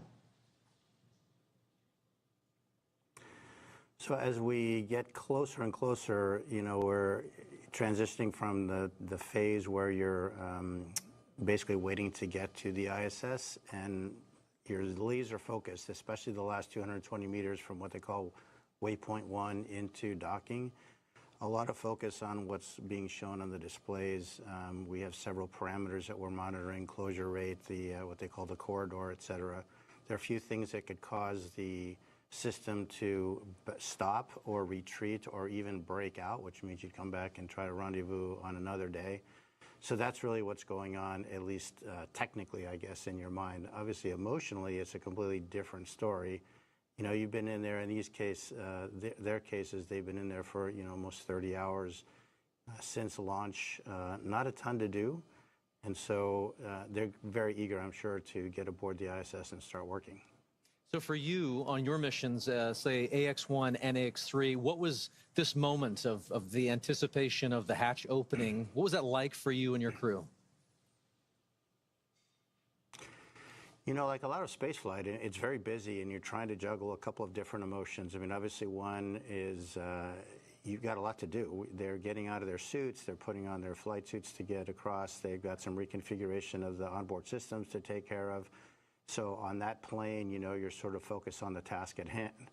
But secondarily, you're thinking, again, a lot about, what it's taken to get here, what is this going to be like when I float aboard the ISS for the first time. So there's an emotional component that is also pretty strong. A lot going on. So backing up even further, before you get to that kind of emotional moment of crossing the threshold, tell me a little bit more about the journey to get to that point. We, on this end, get to see launch, ascent, and then spacecraft separation. But after that, as you mentioned, you're kind of on your own. What are some of the hallmarks of your transit up to the station? Yeah, as you know, Ronnie, from the time of post-orbital insertion, when the Dragon is configured for on-orbit operations, until you really start the approach initiation, you're basically playing catch-up. And I heard it very well explained by John yesterday on the broadcast during launch, that it's basically you're on the same lane as the ISS, but now you've got to catch up. And the way we catch up is by having an orbit with a lower altitude than the ISS. So we actually go around the Earth a little bit faster each time. And with each lap around the Earth, we get closer and closer. And so there's not a ton to do. Those maneuvers to adjust the orbital altitude, we call them burns. They happen, first of all, automatically. Of course, we are monitoring when they're going on. But between those things, there's not a ton to do. The Dragon is a very efficient spacecraft for what it is meant to do, which is transit to get you from the Earth to the ISS. But it's not really cut out to be an on-orbit anything, really. So you're just sort of hanging out. They will have had a sleep period while they wait to get there. But there isn't a ton to do between those maneuvers, and so it's really kind of a hurry up and wait. Again, a lot like a lot of human spaceflight, very intense activities, followed by some pretty long lulls occasionally. And so then when do you get to go from that free-flying, like transit mode, to the rendezvous and docking phase? Yeah, so after that series of maneuvers to change the altitude, we start approach initiation. And I would say that the transition is really when the spacecraft starts pointing at the ISS. Until then, the attitude is really optimized for power and communications considerations. But when it gets beyond a certain point, it starts actually looking at the ISS, and then you start being able to pick it up in the displays through the forward-looking cameras that are on board. LA, you've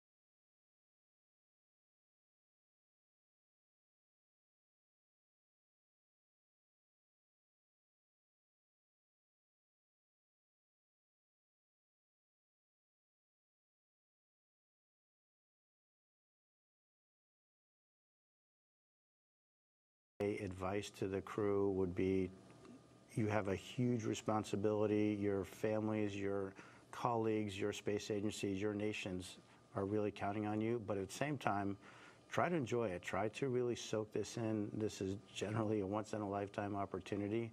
And again, it's that balance between, you know, sort of the focused, hard nails, technical work and trying to really absorb the emotional experience, which is obviously very unique.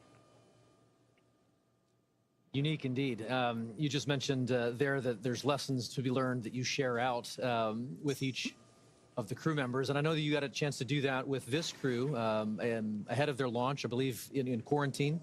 So I'm curious if you could share some of those lessons learned with us. If you were preparing to take us up next, what would you share with us? Well, the good news is that, you know, Peggy has done this a time or two herself, and her crew will probably be as ready as anyone that you can imagine. So my time with this crew was pretty short and pretty informal because of A, her experience, and B, the training that, as I mentioned, has evolved since AX-1 to the point that I think we have it pretty well suitcased in terms of what to train, what not to train, and how much of each. Again, my advice to them is try to absorb it, try to be as cognizant of what's going on, because it is that parallel universe, again, that's hard to get to.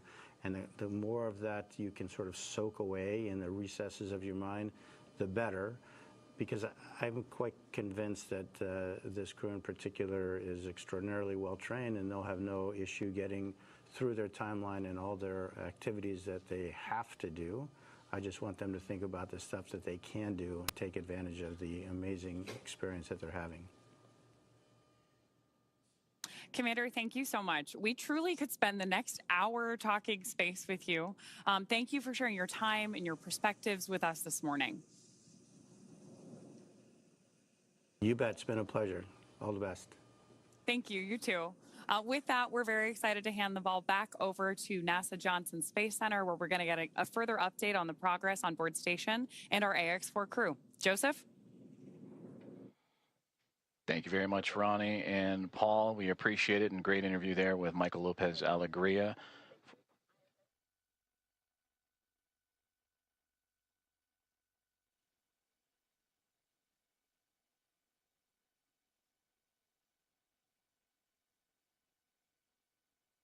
Dragon copies.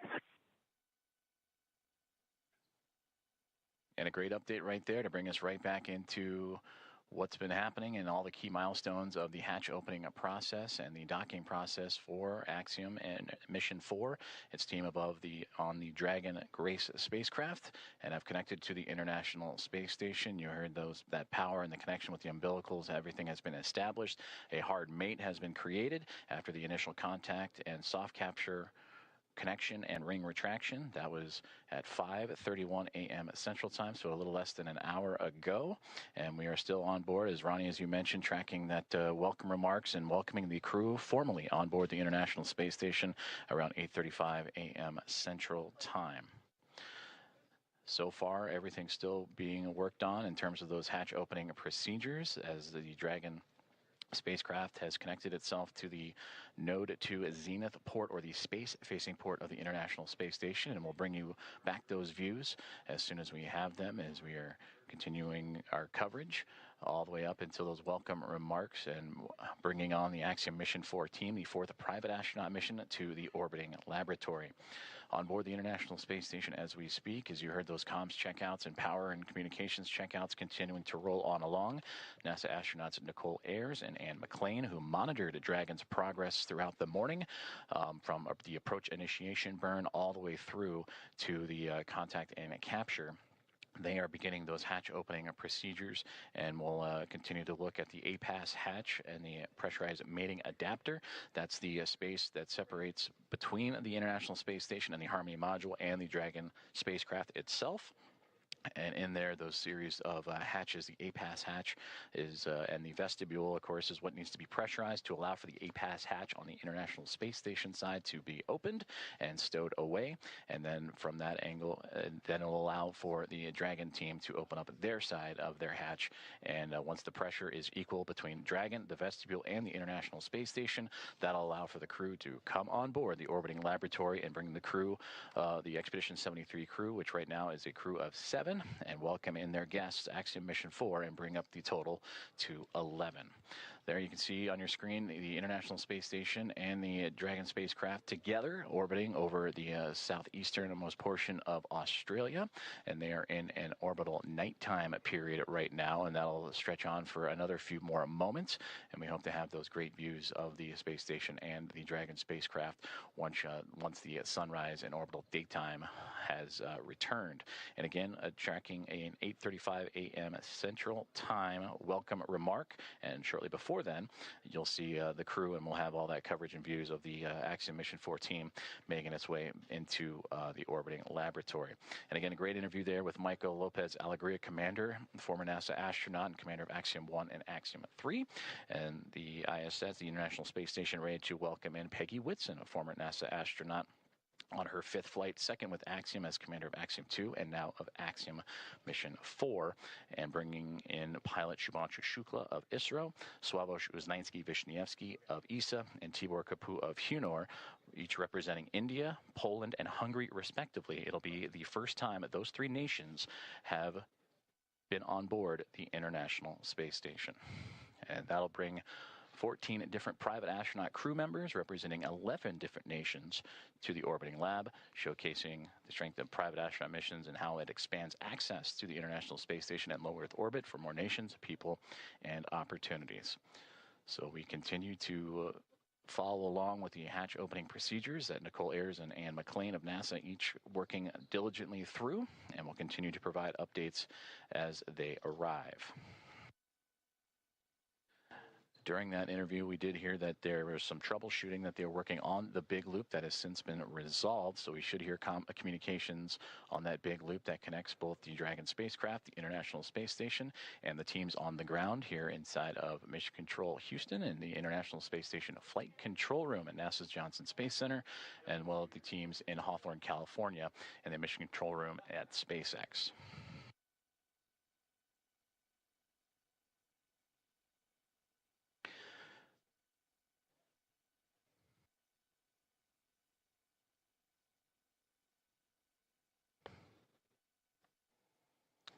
Currently on board the International Space Station. Oh. Station Houston on the big loop for PMA.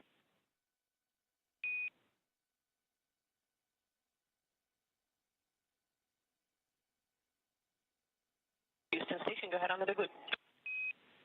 Hey, we're about to get you into your next activity, but in the meantime, would you mind setting up a video of the PMA so that we could watch the crew ingress? You can use the Node 2 Camera 1 or Camera 2. That's in work. Thank you.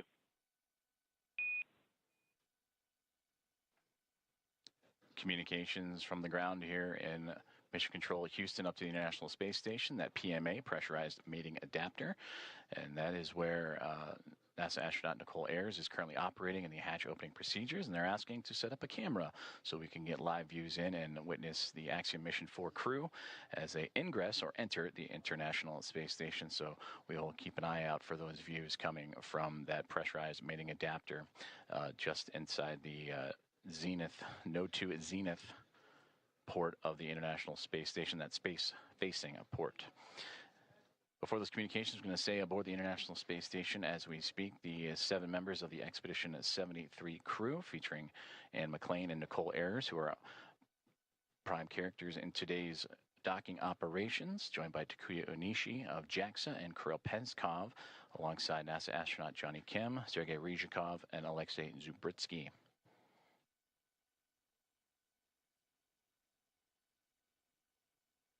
You heard during the interview with Michael Lopez Alegria some of those key milestones and celebratory moments that he celebrated in his time as the commander of Axiom at Mission 1 and Axiom Mission 3 earlier bring in those first-time flyers in Shubhanshu Shukla, Sławosz Uznański-Wiśniewski, and Tibor Kapu into microgravity for the very first time. The International Space Station also featuring first-time flyers Nicole Ayer and Kirill Peskov, alongside with Johnny Kim and Alexei Zubritsky for Ayers and Peskov. They recently just celebrated their 100th day in orbit this past Station, Monday. you actually have both Node 2 cameras on. You guys are welcome aboard. Fantastic. Those are great views. Thank you.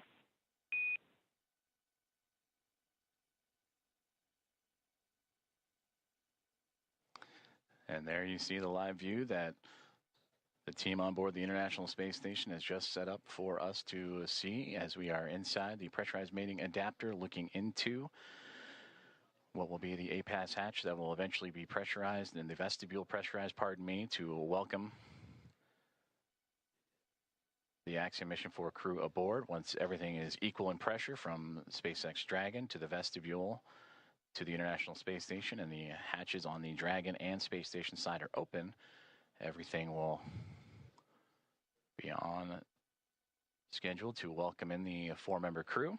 And the, again, welcome remarks tracking for approximately 8:35 a.m. Central Time, 9:35 a.m. Eastern. And you heard Michael Lopez Alegria talking about the pinning ceremony that will take place during those welcome remarks. I'm looking forward to seeing those as the team aboard the International Space Station continuing to work through their hatch opening procedures.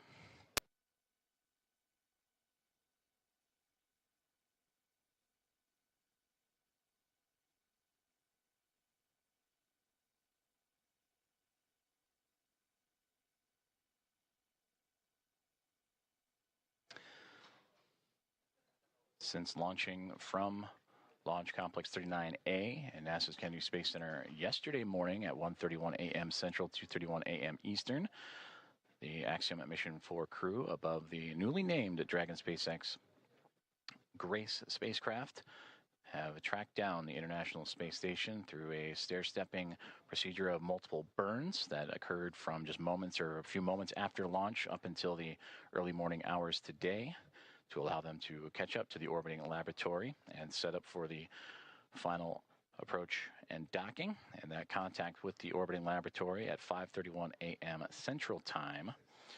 And from that point on, it takes about 2 hours or so to allow for the hatch opening and hard mating procedures to be complete, umbilicals to be run, power and communications to be connected. And once everything is set, that's where you'll begin to see the hatch opening procedures and lead up to those welcoming remarks.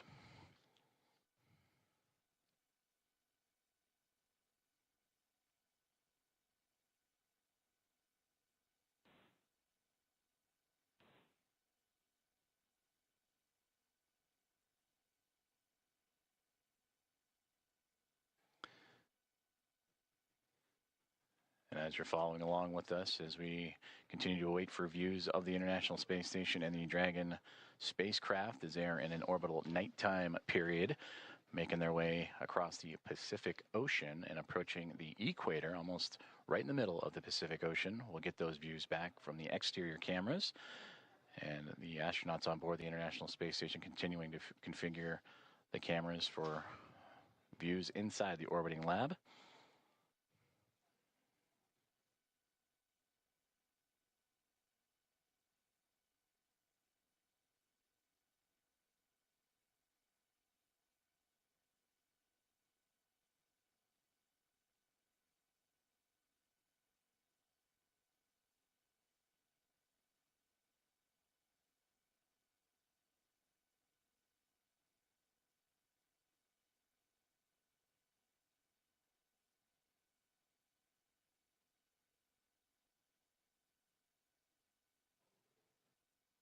If you are just joining us, you are watching live coverage of the docking of Axiom Mission 4 to the International Space Station, the 4th private astronaut mission to the orbiting lab and the first since January of 2024. Docking has occurred, and that was exactly an hour ago, 5:31 a.m. Central, 6:31 a.m. Eastern. And now with Axiom Mission 4 attached to the International Space Station, docking and leak checks and hatch procedures and opening procedures continuing to move along.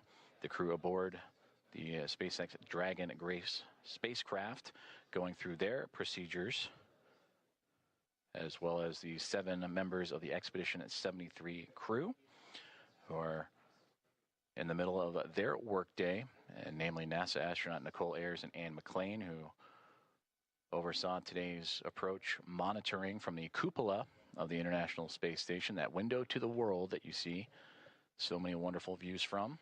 And Nicole Ayers currently working in the space-facing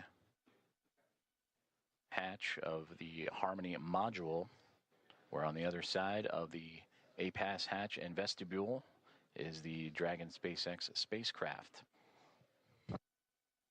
Ayers used a small valve on that station's hatch to slowly introduce air into the vestibule. That's the space between the Dragon spacecraft and the International Space Station. That area has been exposed to vacuum of space, so that needs to be brought up to 1 atmosphere, or about 14 psi, what we know here on Earth as the pressure at sea level. And the flight controllers here in Houston will continue to monitor that pressure and temperature readings inside and verify that everything is leak-free before we go ahead and open up the hatches.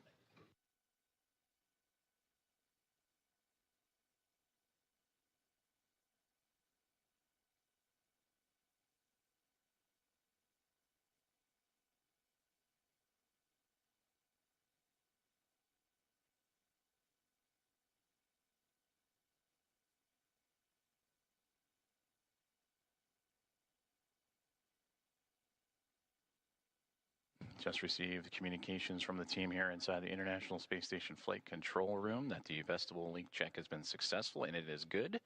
So they will continue to move forward with the hatch opening procedures. And again, you heard in the interview with Michael Lopez Alegria, slow is smooth, smooth is fast, as these teams making sure everything is sealed up and safe as they continue through hatch opening procedures.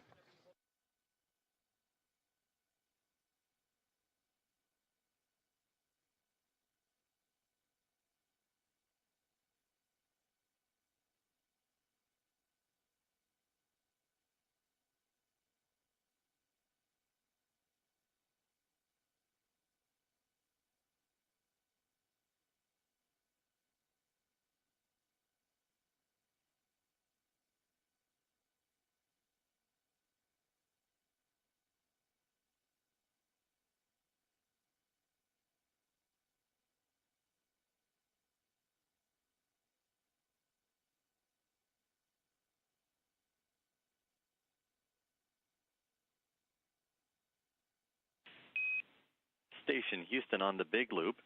We are doing some more troubleshooting for the C2V2 audio issue, so big loop is going to be down for another 5 minutes. In the meantime, you are go to pick up in step 3.1 of 2.102, and NASA TV should be available on VME TV now.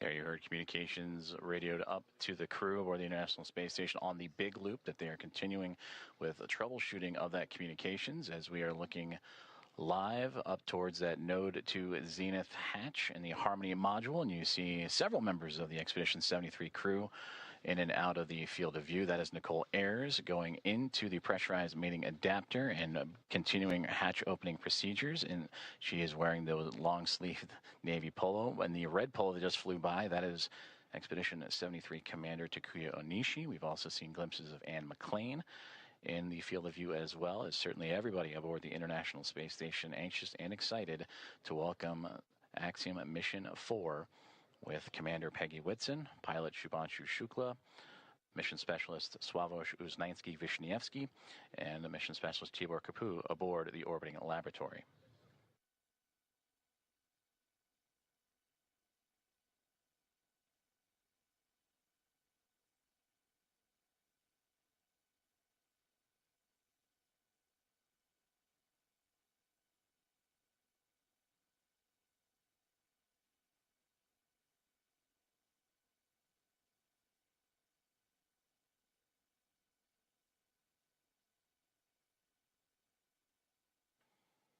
This is Mission Control Houston. If you are just joining us, you are following along with live coverage of the docking and soon-to-be hatch opening and welcome remarks of Axiom Mission 4 to the International Space Station. The mission began with the launch off of Launch Complex 39A and NASA's Kennedy Space Center yesterday morning at 1:31 a.m. Central, 2:31 a.m. Eastern. That took them on a journey that was a little more than a day to get them to the orbiting lab. They have since docked, and contact was at 5:31 a.m. Central Time. And after the connections made, the hooks driving to form the hard mate, umbilicals with power and communications connections all run.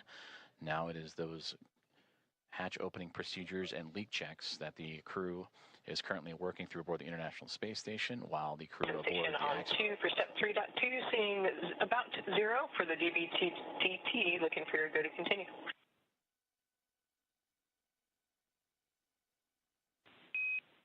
We see the same. You're good to proceed.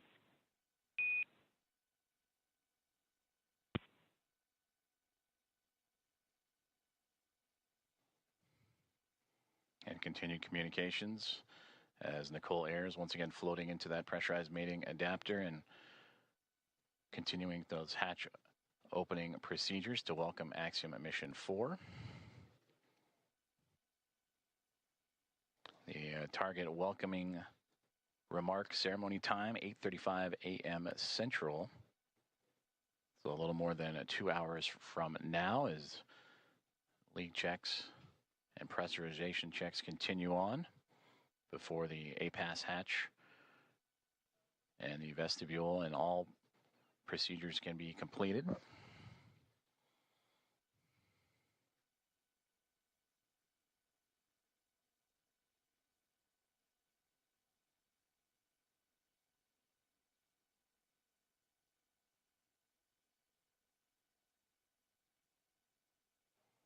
And a great view of some of those procedures as Nicole Ayers again. You can see her with that right hand turning the crank and working on that hatch to continue those procedures.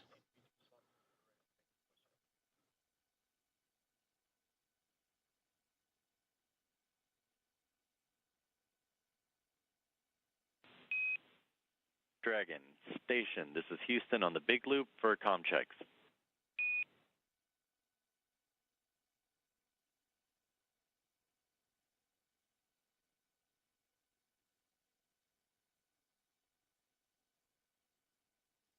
Dragon has you loud and clear.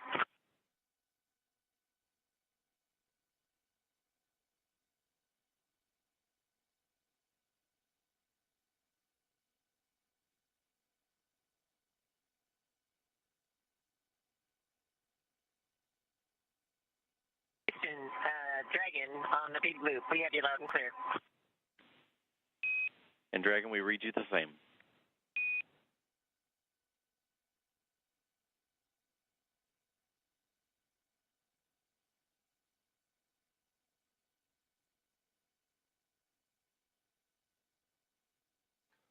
Great communications checks there as the teams on the ground continuing to work on those communications between the International Space Station and the ground, as well as the teams here in Mission Control Houston and Dragon, as we are watching live inside of the International Space Station up into the Node 2 Zenith Hatchway as NASA astronaut Nicole Ayers continuing with her hatch opening procedures.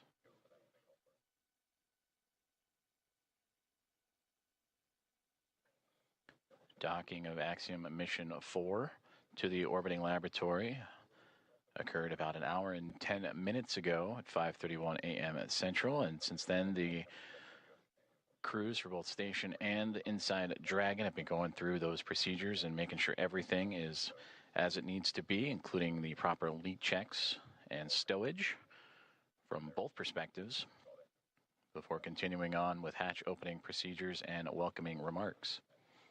We'll continue to provide updates, and you'll hear calls on the Big Loop of all 4 parties, NASA's Mission Control and the International Space Station Flight Control Room, SpaceX in Hawthorne, California, and the teams and the Expedition 73 crew aboard the International Space Station and Axiom Mission 4 aboard the Dragon and Grace Dragon Houston on the spacecraft. Big Loop. Stand by for hardline audio config.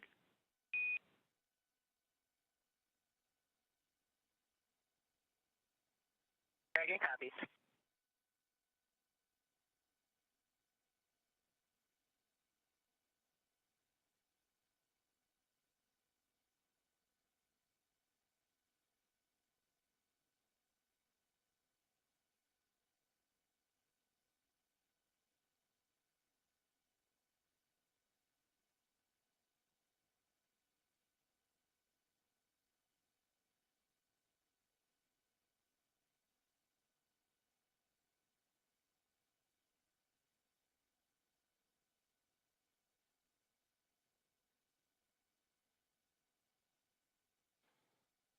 Also a part of these procedures, and once hatch opening continues to move along, the crews will install IMV ducting to help mix the air of the space station environment with the air inside of Dragon and seal up some of those lithium hydroxide cartridges that scrub the carbon dioxide inside of the Dragon spacecraft.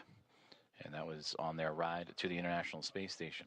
They'll also check some vent valves as we go, and maybe need a little bit more time on board, but these last final checks are crucial to make sure everything is good to go, since it will remain docked to the International Space Station for nearly 2 weeks.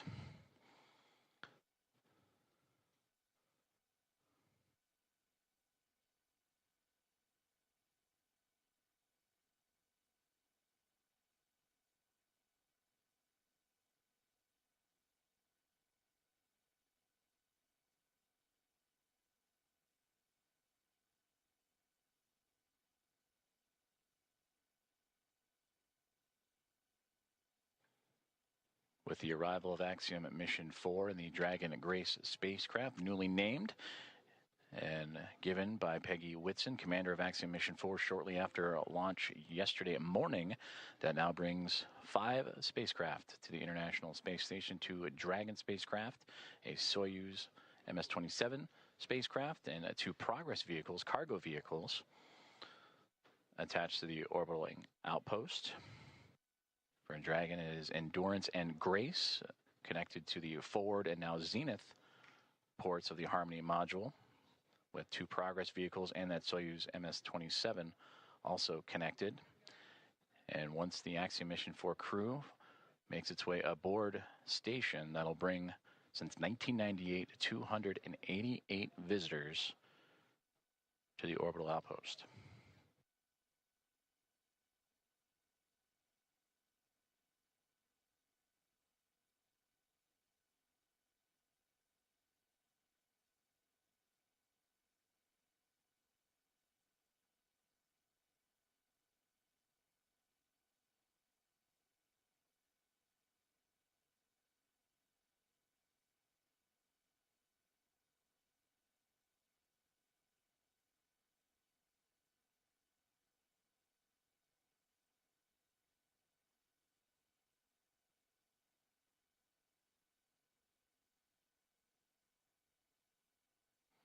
Nicole Ayers, NASA astronaut, has returned to inside the pressurized mating adapter and working on the APAS hatch and hatch opening procedures as we continue to get great Dragon views from Houston on the inside the big loop. International Space Com Station. check, hardline audio configuration complete, and we have resolved the audio issues on C2V2. That sounds great, because we have you loud and clear. We read you the same.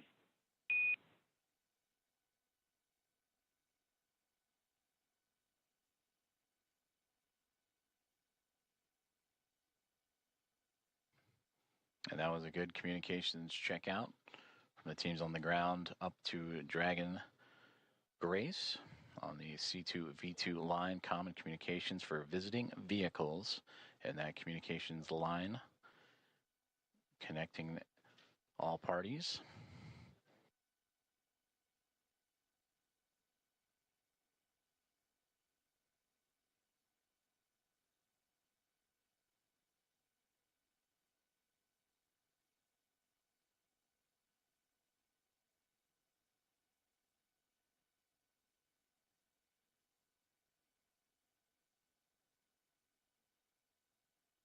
As we continue to work through hatch opening procedures, and again targeting approximately 8:35 a.m. Central Time for welcoming remarks as the International Space Station and Expedition 73 crew bring in and welcome aboard Axiom Mission 4.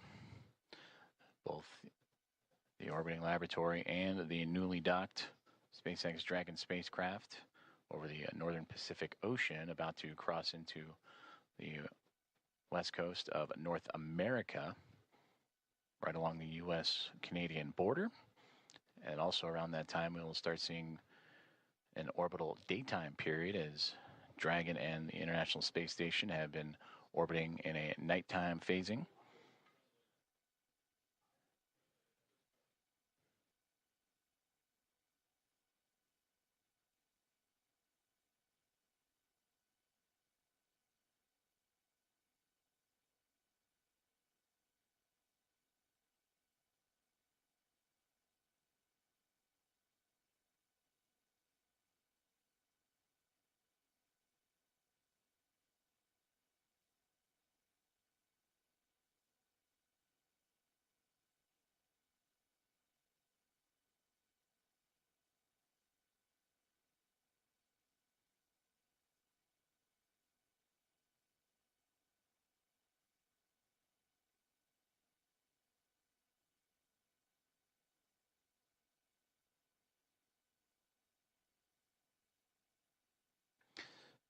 Currently experiencing a satellite handover period, and we'll continue to bring you the live views from the International Space Station, both inside or exterior. Once communications is established, which should be here in the next few moments. Till then, you can see on this map where exactly we're talking about, where the station and Dragon orbiting over the Pacific Ocean and about to cross over North America and over the northernmost territories of Canada.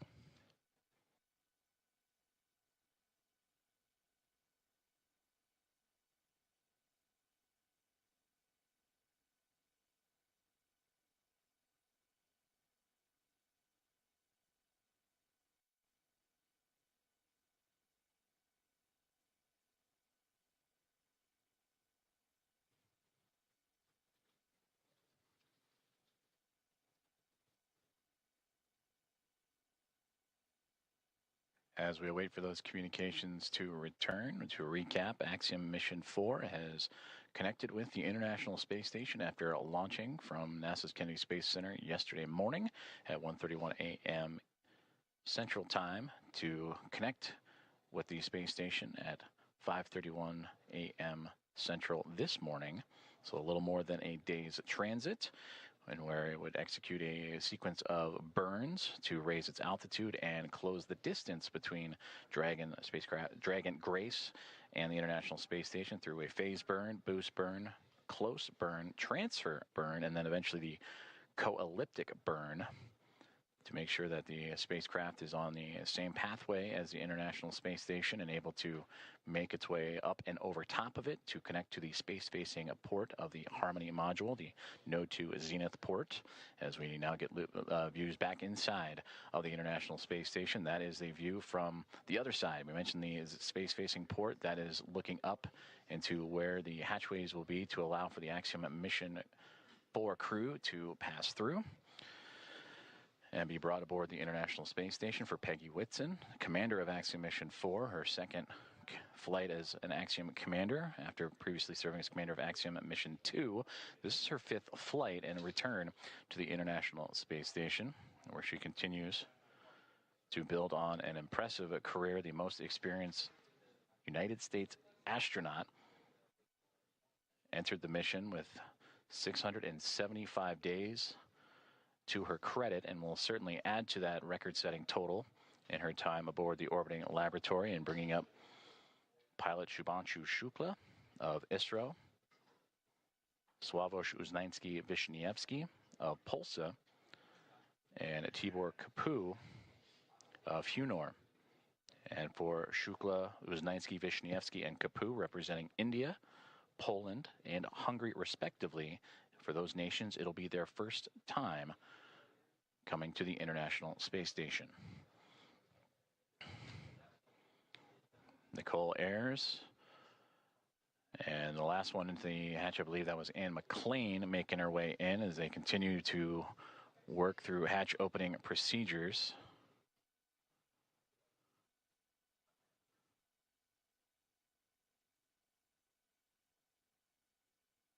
In the middle there, that is Expedition 73 Commander Takuya Onishi of JAXA. And then you just momentarily saw NASA astronaut Johnny Kim float in and out of view as the crew working together to continue these procedures, moving around some equipment, and to allow for the access to the A-Pass hatch. After successful vestibule pressurization and checks. And that's the operations that Nicole Ayers is working on right now with Takuya Onishi.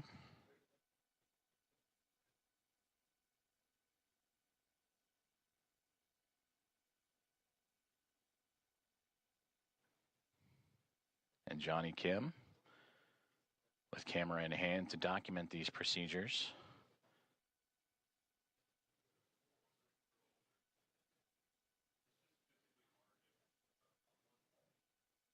And again, just on the other side of this hatchway is where the Axiom Mission 4 crew going through procedures of their own inventory and doffing their suits that they wore on the uphill ride to their initial orbit. And after an off-duty period would put back on for those dynamic phases of flight, starting with the approach initiation burn that occurred earlier this morning.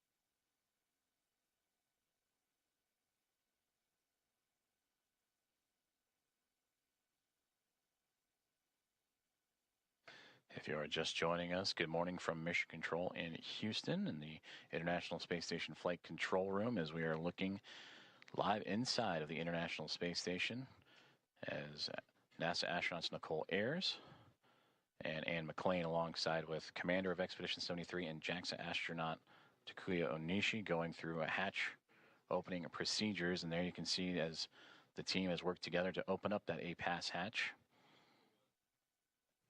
and continue on with those procedures to welcome aboard eventually the Axiom Mission 4 crew with the welcome remarks. Currently still targeting. The big loop, the A-Pass hatch is open and no condensation observed on the field. Houston copies. Looks great. Thank you.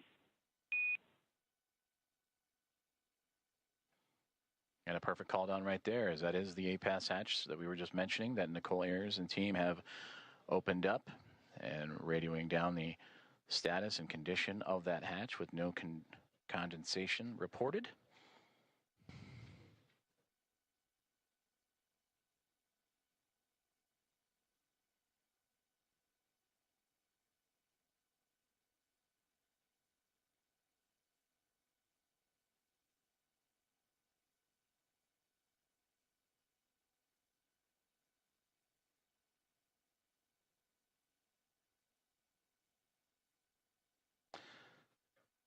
And as Nicole Ayers continues to work on that hatch, you'll also see that hatch be covered up to give an extra level of safety to allow for the Axiom Mission 4 team to pass smoothly without having to worry about any additional hazards as they pass through the vestibule and pressurized mating adapter and eventually into the Harmony module of the International Space Station.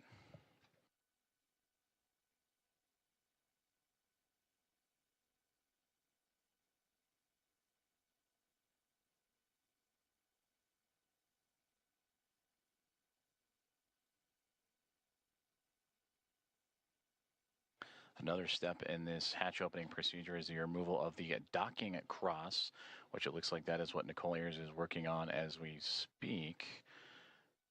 And you sometimes catch glimpses of it on the docking procedures that was exposed to the vacuum of space to help provide targeting for visiting vehicles. But that'll be another step in this hatch opening process, again, to help clear the way for that pass-through between the Dragon SpaceX Grace spacecraft and the International Space Station.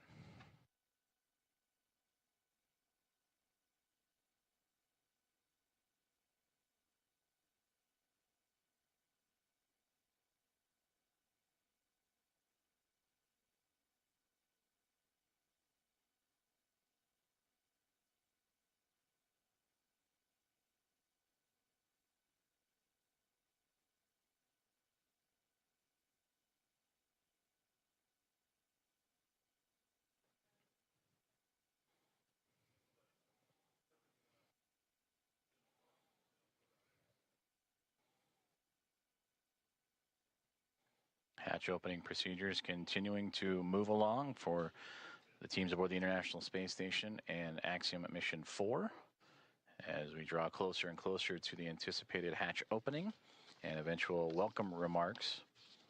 And we thank you for tuning in and joining us this morning as we are live from the International Space Station Flight Control Room in Houston, Texas, monitoring Nicole Ayers as she continues to work through those step-by-step procedures.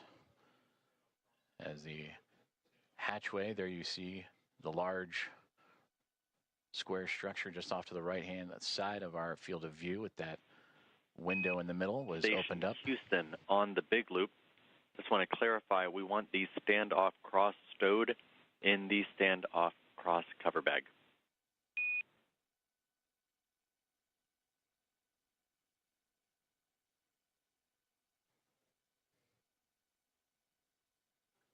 Station copies.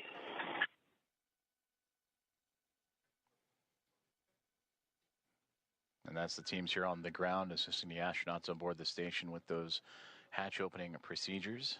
As again, that Zenith hatchway we were just mentioning before the comms opened to the right that allowed Nicole Ayers and team to pass through.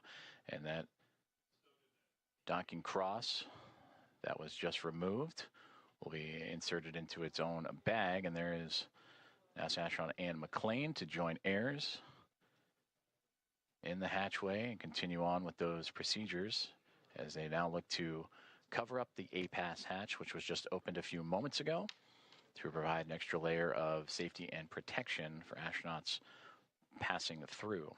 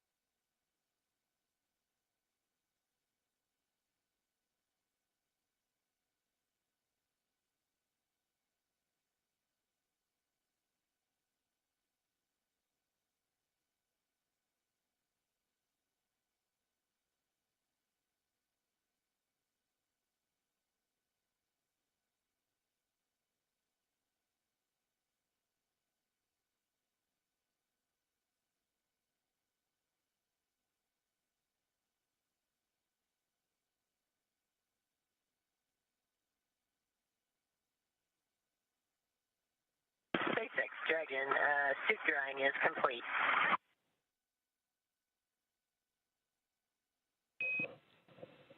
And Dragon, we copy on the big loop, suit drying complete.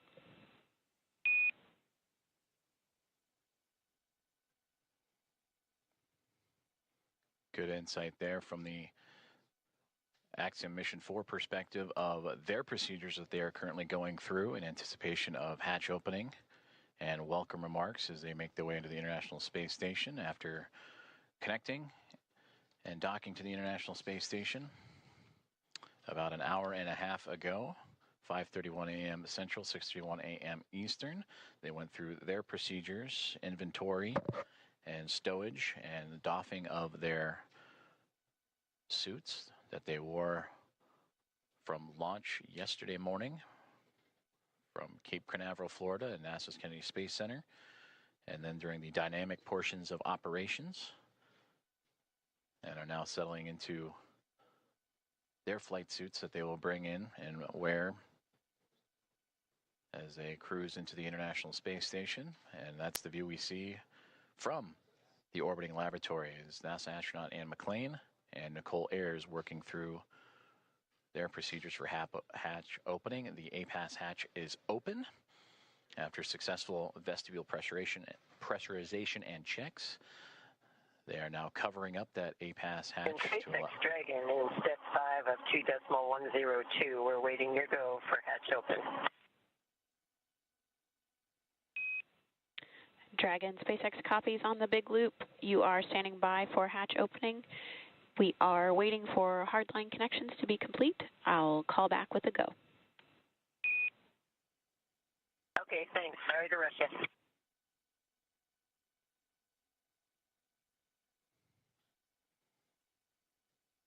And there you heard Accident Mission 4 Commander Peggy Whitson radioing down to the team at SpaceX. They are awaiting the go for hatch opening. I'd imagine the crew aboard the Dragon Gray spacecraft anxious and excited to float into the International Space Station for the very first time.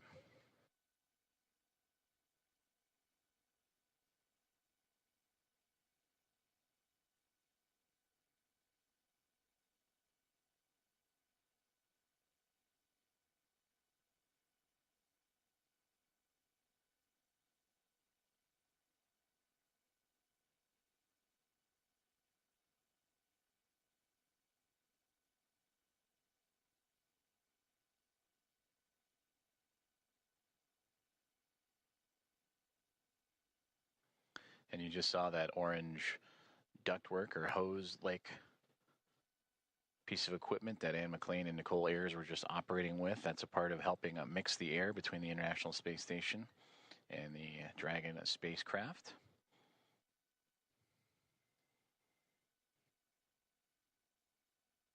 They'll continue to check some vent valves as well, so it just might be a little bit more time before we welcome the crew on board.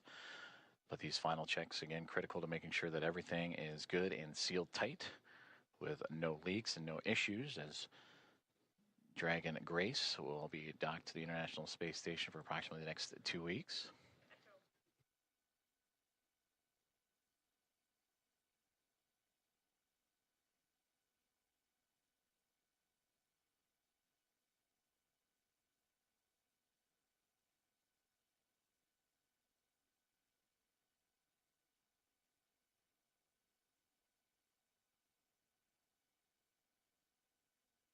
Houston, SpaceX station is ready for Dragon hatch equalization.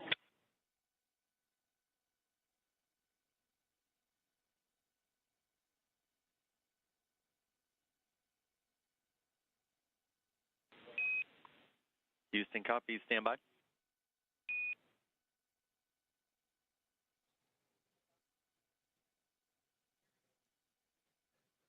Another step in those hatch opening procedures is Nicole Ayers just radioed down for the SpaceX Dragon hatch pressurization and equalization. As you see the pop of flash bulbs aboard the International Space Station being documented, and plenty of smiles from the Expedition 73 crew as we draw closer and closer to hatch opening and welcoming Axiom Mission 4 aboard the orbital outpost.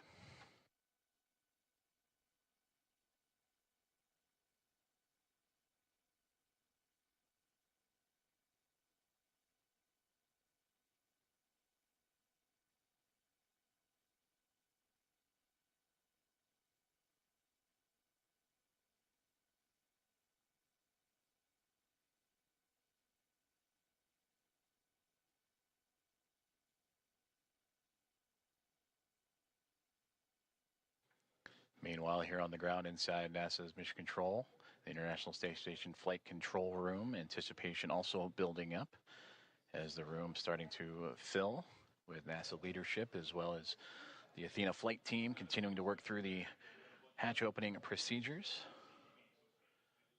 Flight Director Allison Bollinger closely monitoring every step of the way as Nicole Ayers continuing to work through each checkpoint on her list. That's what you saw on the little tablet that she was referring to, making sure every step is covered as she has now floated back into the pressurized mating adapter across the APAS hatch.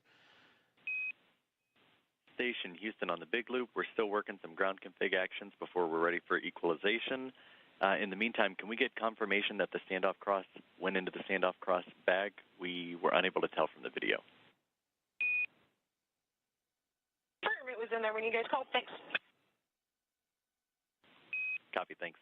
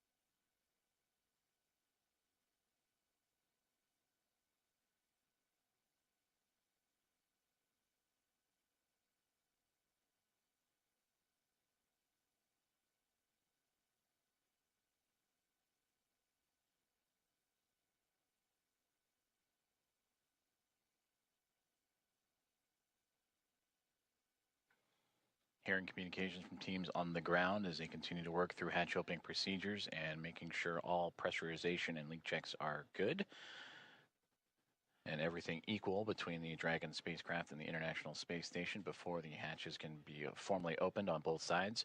You can see into this hatchway the space-facing port, or into the space-facing side of the Harmony module aboard the International Space Station and the International Docking Adapter that welcomed the connection of Axiom Mission 4 at 5:31 a.m. Central Time earlier this morning.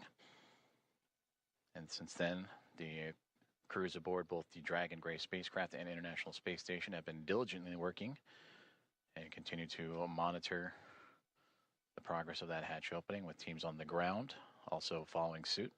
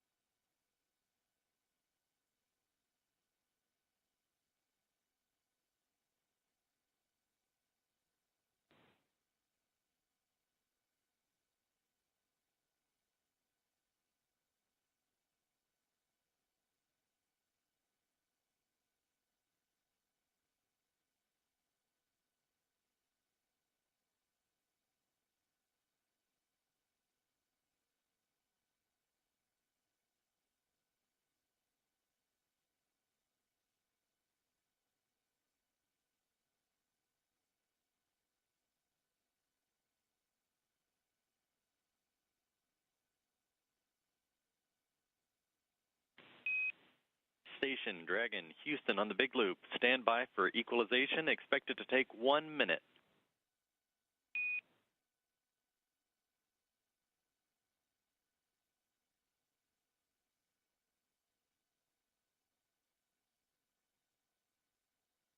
Station copies 1 minute. Dragon copies 1 minute.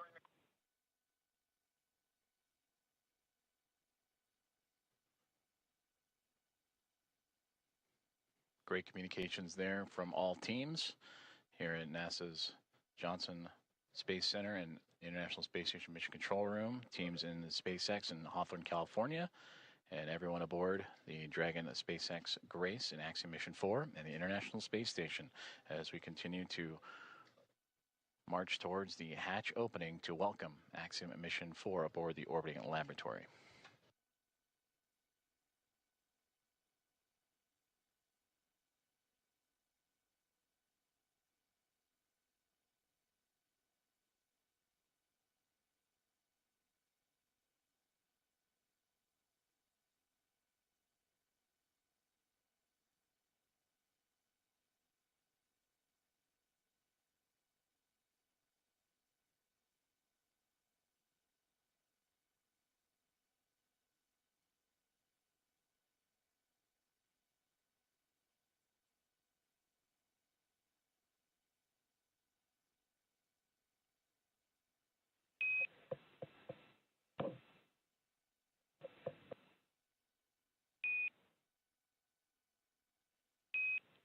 Dragon SpaceX on the big loop, you are go for hatch opening per the decal, followed by the remaining actions in procedure 4.400, section 6.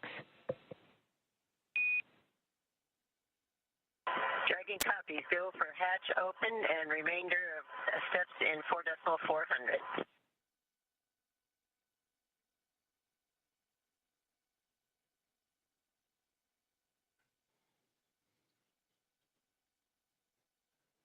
We are go for hatch opening is what you have just heard. If you are just now joining us, you are tuned into live coverage of the arrival of Axiom Mission 4, the International Space Station.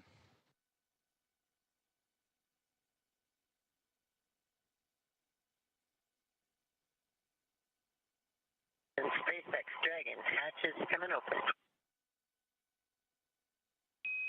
SpaceX copies.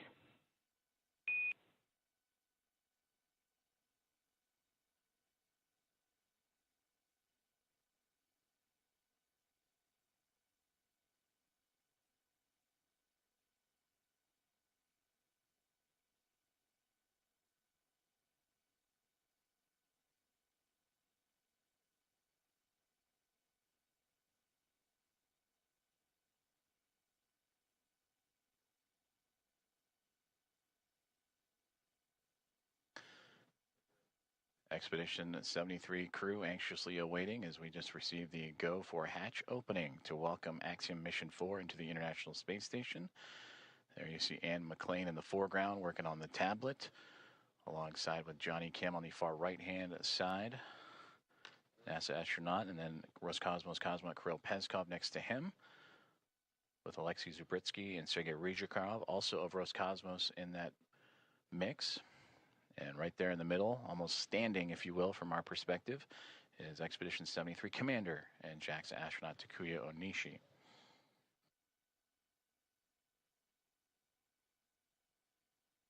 From this view, they are looking up. SpaceX Dragon, hatch is open at 12:14, and we're requesting the go for the LIO change.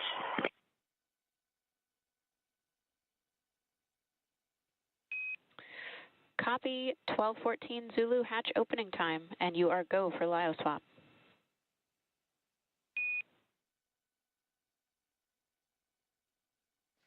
And there you heard that the hatch is open and confirmed at 7:14 a.m. Central Time, as the hatches are open between SpaceX Dragon Grace spacecraft and the International Space Station.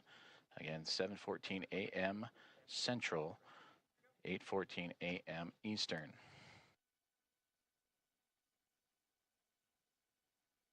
And you heard also the swaps of the LIO canisters. That's the lithium hydroxide cartridges that scrub the carbon dioxide inside of the Dragon spacecraft on the ride to the International Space Station. Also, Nicole Ayers out of view, but if from this perspective, looking up, she is operating with the Axiom Mission 4 team to help refresh the air and cycle air between the two craft as they continue a few more procedures before floating across and into the orbiting laboratory for the first time.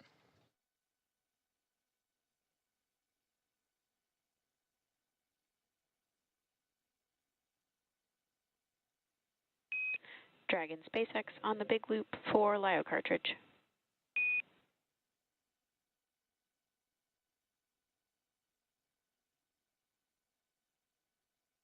Go ahead for LIO cartridge.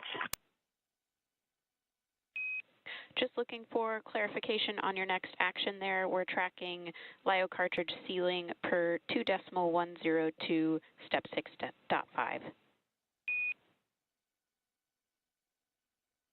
Oh, okay. And in my procedure, I had put instructions on the decal for section.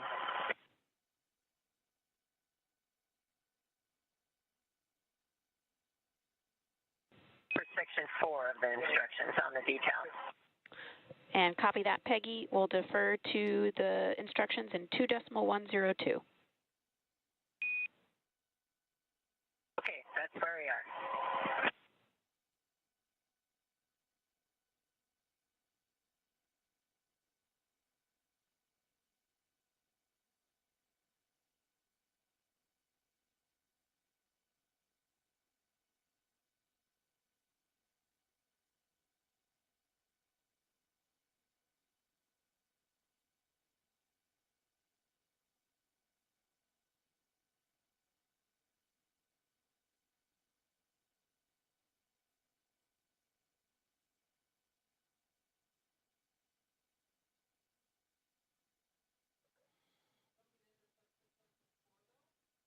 you just heard communications between Axiom Mission 4 Commander Peggy Whitson and the teams on the ground as they were talking about the swapping of the lithium hydroxide cartridges as the hatch has been opened between the Dragon spacecraft and the International Space Station just a few moments ago at 7:14 a.m. Central Time. And this is a view inside the International Space Station, looking forward, if you will, as the astronauts and cosmonauts aboard are looking up. That is towards the space-facing port of the Harmony module. That's where they are in now. If you were to keep going forward, if you will, that is the forward port, which currently is occupied by Dragon Endurance from Crew 10. And a great microgravity demonstration of the camera that Alexei Zubritsky is using to help document and be a part of the welcoming committee for Axiom Mission 4 here in the next few moments.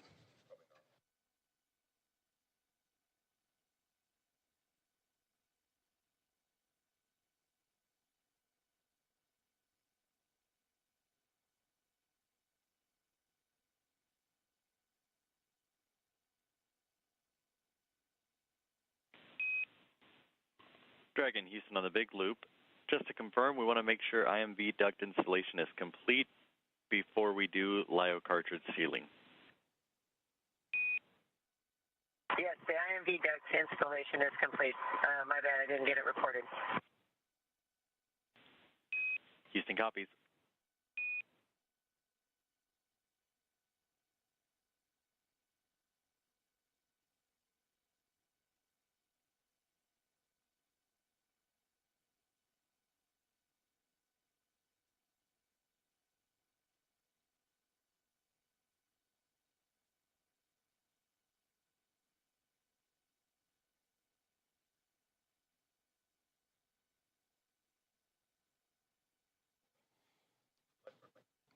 Now we switch views from pretty much the point of view of what the astronauts have been looking at. From what we have seen, they were looking up, and this is the shot up into that node to zenith hatchway of the Harmony module. That is Nicole Ayers, NASA astronaut, just on the other side of that APAS hatchway, working with the Axiom Mission 4 crew.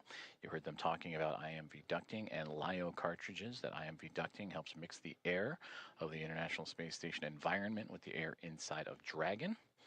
And then also looking to seal up some of those lithium hydroxide cartridges that are used to scrub carbon dioxide from the air in the spacecraft on their journey to the International Space Station. And that journey started yesterday morning, 1:31 a.m. Central Time, 2:31 a.m. Eastern, as they would launch on the SpaceX Dragon, newly named Grace spacecraft, on a Falcon 9 rocket from Launch Pad 39A at NASA's Kennedy Space Center, and would chase down the International Space Station earlier this morning at 5:31, nearly 2 hours ago, 5:31 a.m. Central, 6:31 a.m. Eastern, a little bit more of a day's transit. Houston and SpaceX Dragon arrival configuration is complete.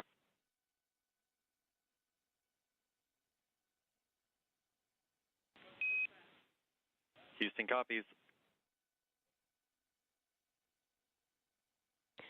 SpaceX copies.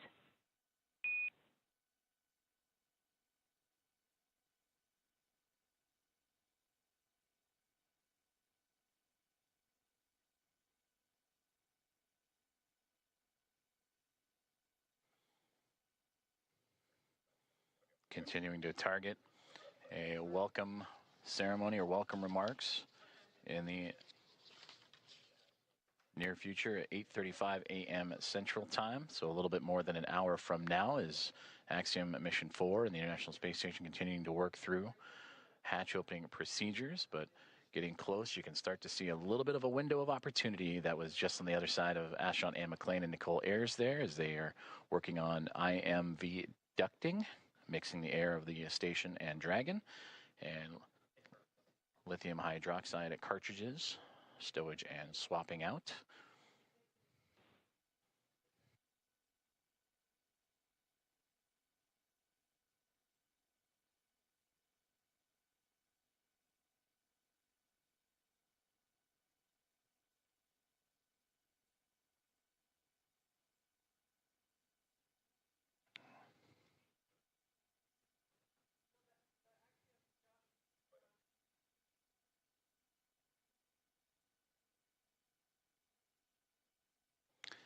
So Anne McLean and Nicole Ayers are starting to clear out the hatchway, and we are going to see the first views of Axiom Mission 4.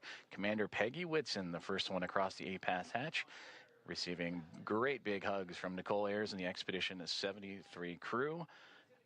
Axiom Mission 4, welcome aboard the International Space Station. Pilot Shubhanshu Shukla is the next one to come across, representing ISRO. It is his first space flight for Peggy Whitson, her return to the International Space Station on her 5th flight, second as a member of Axiom Space.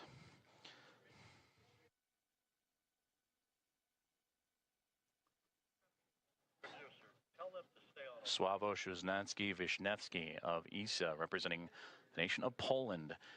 And their first visit to the International Space Station is next to cross the hatchway. And warm hugs all around. And applause breaking out here inside of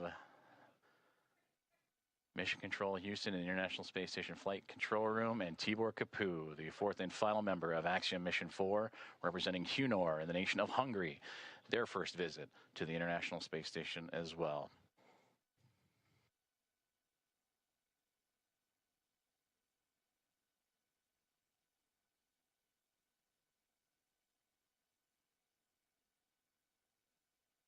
Great big hugs and handshakes across all members of Expedition 73 and Axiom Mission 4's Anne McLean and Nicole Ayers of NASA, along with Johnny Kim, Kirill Peskov, Sergei Ryzhikov, and Alexei Tzvritsky of Roscosmos, and Takuya Onishi, commander of Expedition 73 and of JAXA, with handshakes and hugs for Peggy Whitson, Shubhanshu Shukla, ŁYWO Łuznański-Wiśniewski, and Tibor Kapu.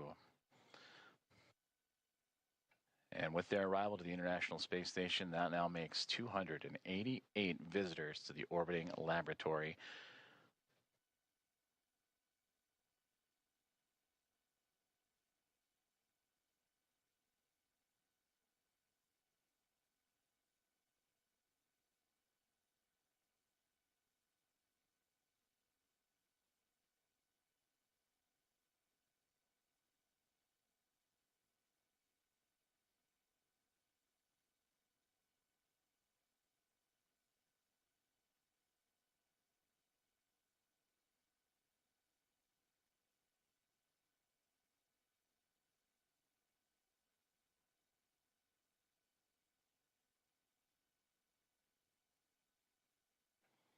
Axiom Mission 4 is now aboard the International Space Station.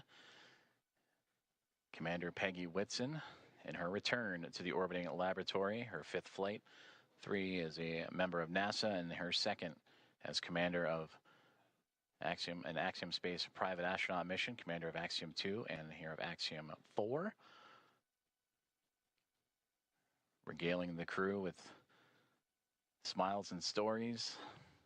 To her left, or our left from her viewpoint, to her right, ŁYWO Łuznański-Wiśniewski of ESA, Shubhanshu Shukla to her left of ISRO, and Tibor Kapu on that far right-hand side of our viewpoint.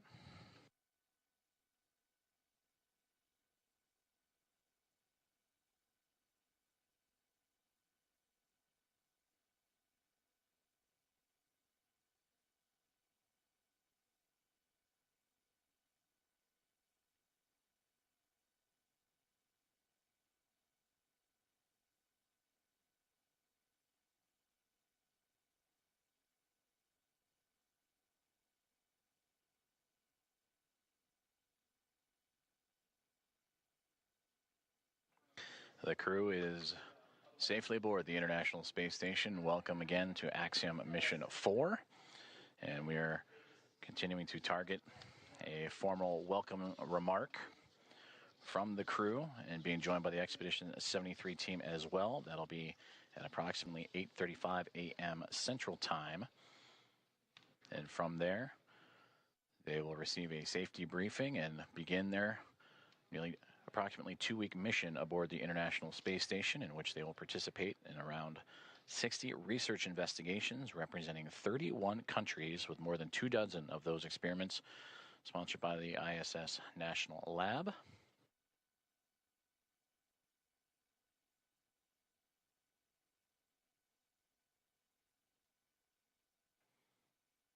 And there they all are, waving back at our coverage here inside of the International Space Station Flight Control Room. Station Houston on 2. Thanks for the wave. Great to see everybody.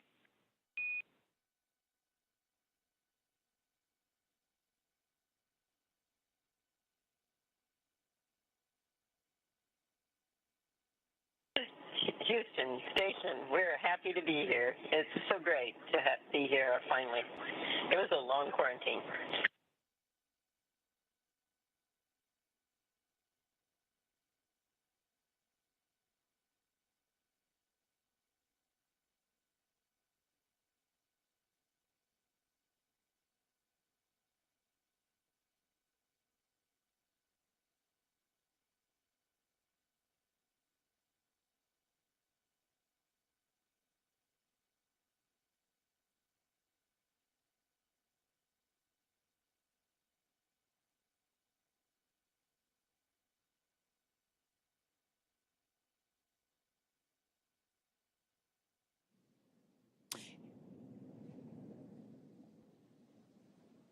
And with the crew now in the space station, we're going to wrap up our portion of the live joint coverage from Hawthorne.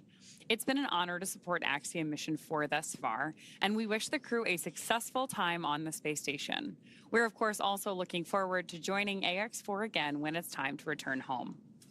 Ronnie, from launch to docking, it has been an absolute pleasure sharing this desk with you. What has been years in the making for India, Poland, and Hungary is now well underway. Axiom Space and NASA's joint coverage will continue from here through to the welcome ceremony as Peggy, Shubhanshu, ˮYWO, and Tibor start their 2 weeks aboard the orbiting laboratory. Over the course of our crew's time on station, we will be producing mission updates from Axiom Space's own space station development facility in Houston, Texas. So we invite you to follow the progress of Ax-4 on axiomspace.com and through Axiom Space's social media channels.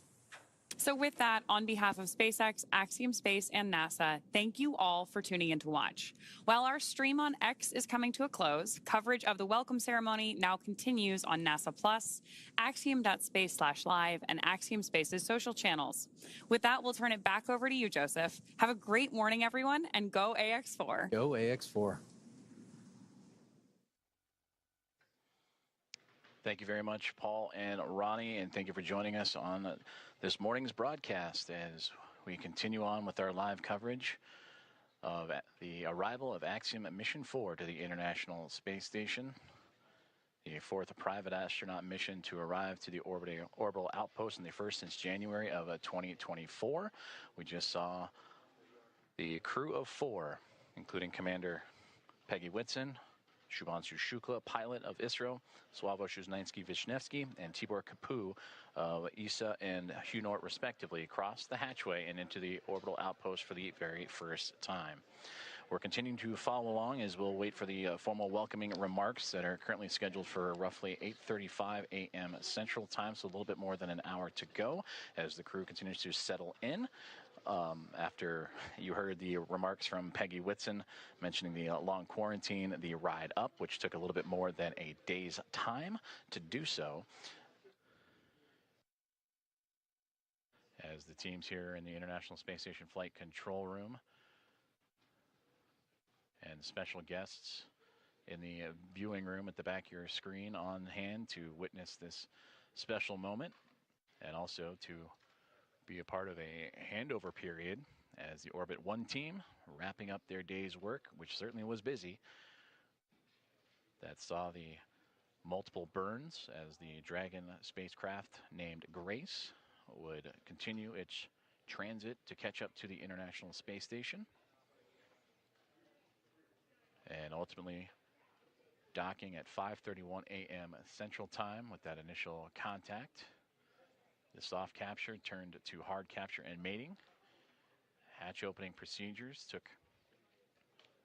about 2 hours or so to complete, with teams on both sides inside the Dragon spacecraft and the International Space Station meticulously checking for leaks and going through each procedure step by step before that moment we just had a couple moments ago at 7:14 a.m. Central Time, in which the hatch was opened and the astronauts of Axiom Mission 4 floated on through to the International Space Station.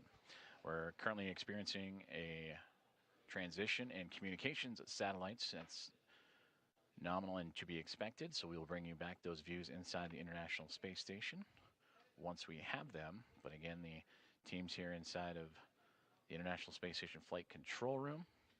Orbit 1 team wrapping up a great day's of work, or great morning's work, that saw 4 new members join the orbital outpost to bring up the attendance to now 11.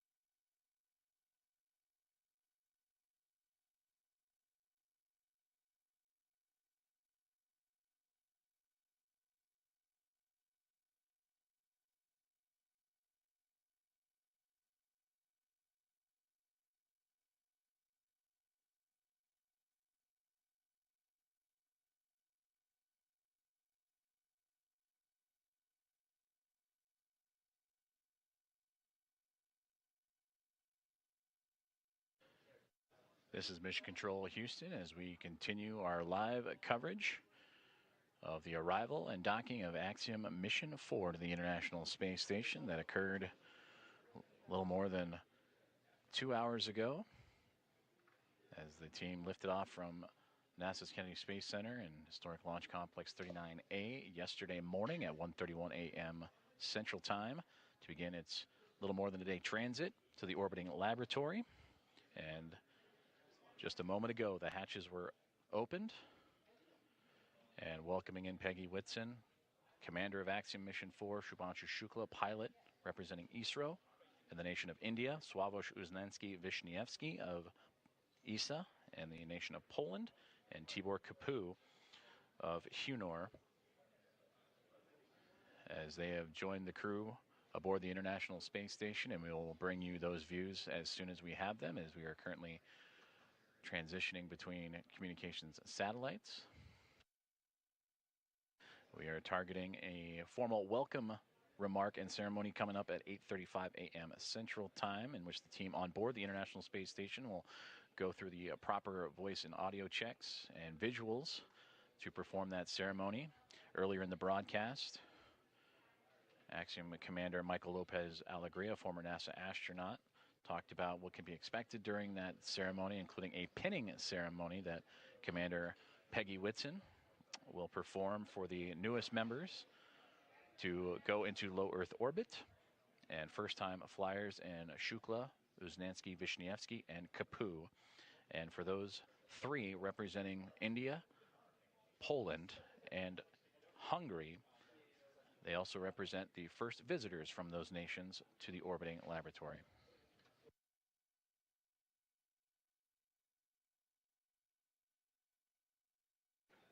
You're currently seeing live views inside of the International Space Station Flight Control Room as the teams on the ground here in Houston are currently undertaking a handover period over Orbit 1 team that had the early morning hours and monitored Dragon's approach and docking. We'll hand over to the Orbit 2 team, which will then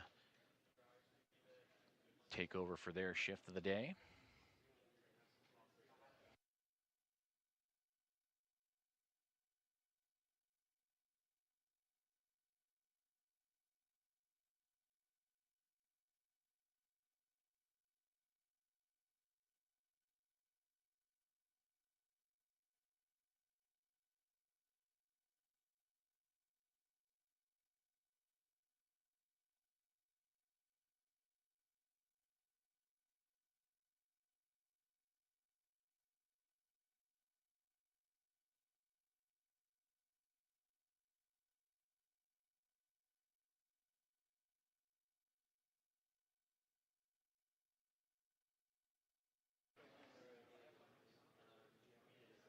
Flight Director Allison Bollinger and her Athena flight team, that Orbit 1 team, undergoing the handover period as they will transition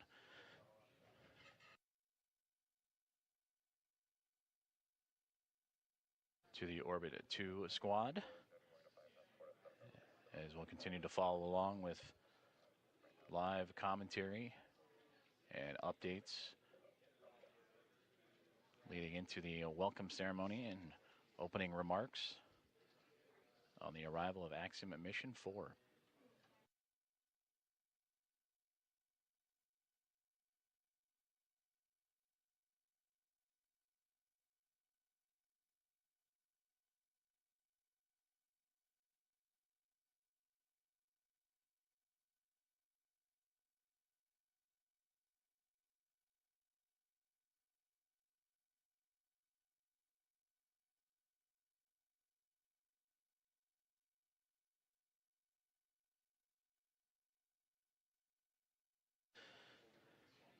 Flight Director Vincent Lacourt and his Destiny flight team, the next on tap in this handover period.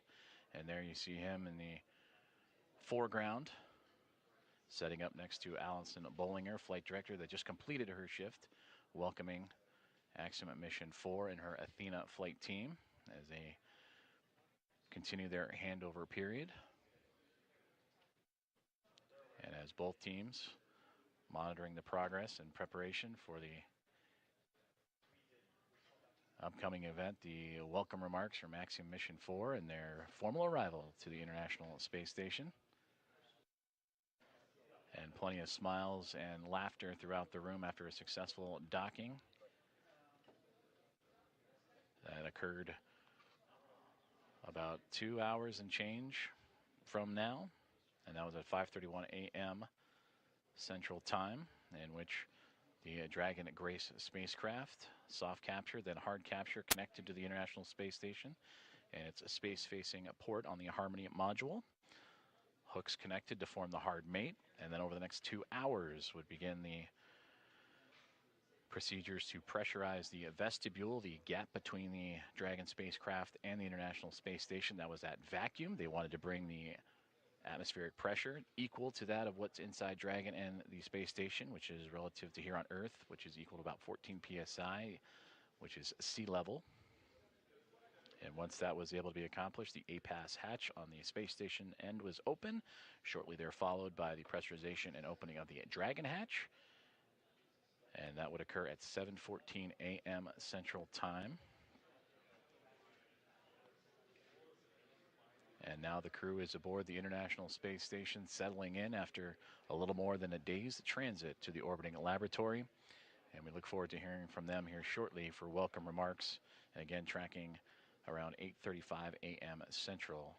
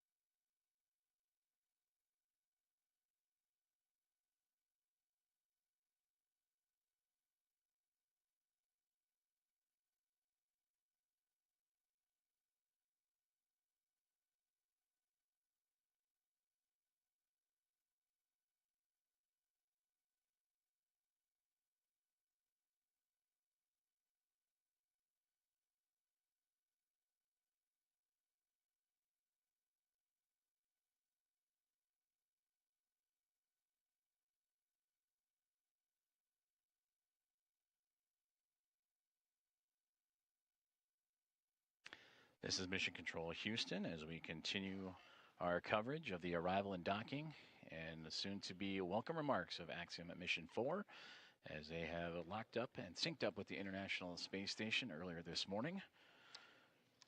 And the crew of 4 have since floated aboard the International Space Station, bringing up its population from the Expedition 73 crew of 7 to now a total of 11. And we will hear from Commander Peggy Whitson, pilot Shubhanshu Shukla, mission specialist Sławomir Uznansky-Wiśniewski, and mission specialist Tipu Kapoor here shortly. We are continuing a handover period. The Orbit 1 team, the Athena flight led by Flight Director Allison Bullinger, handing over to Vincent McCourt, and the Destiny flight team. That'll be completed here in just a few moments. Meanwhile, the crew aboard the International Space Station continuing to get settled in and prepare for those welcoming remarks that will be a little less than an hour from now, about 50 minutes or so.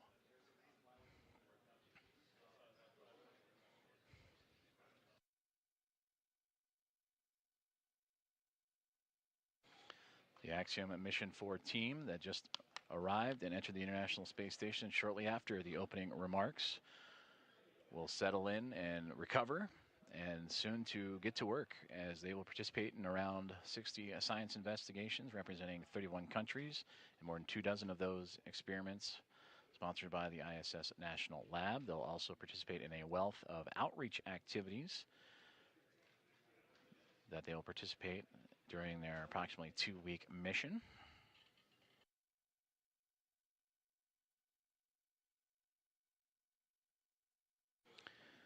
Starting with Axiom Mission 1 and now through Axiom Mission 4, the International Space Station has now welcomed 14 private astronaut crew members representing 11 different nations aboard the International Space Station, showcasing how private astronaut missions expand access to low Earth orbit, commercial space, and the space station, and bring that access for more nations, people, and opportunities.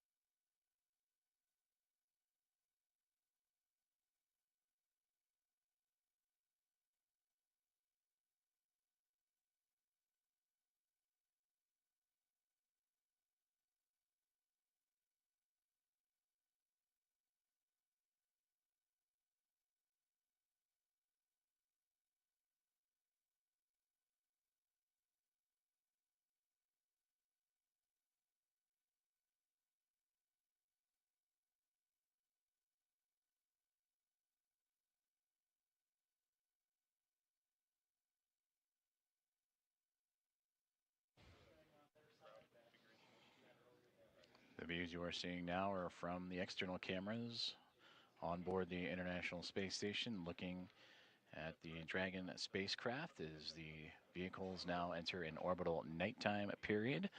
The two currently traversing across the southern Indian Ocean and about to cross the continent of Australia and make its way over into the Pacific Ocean.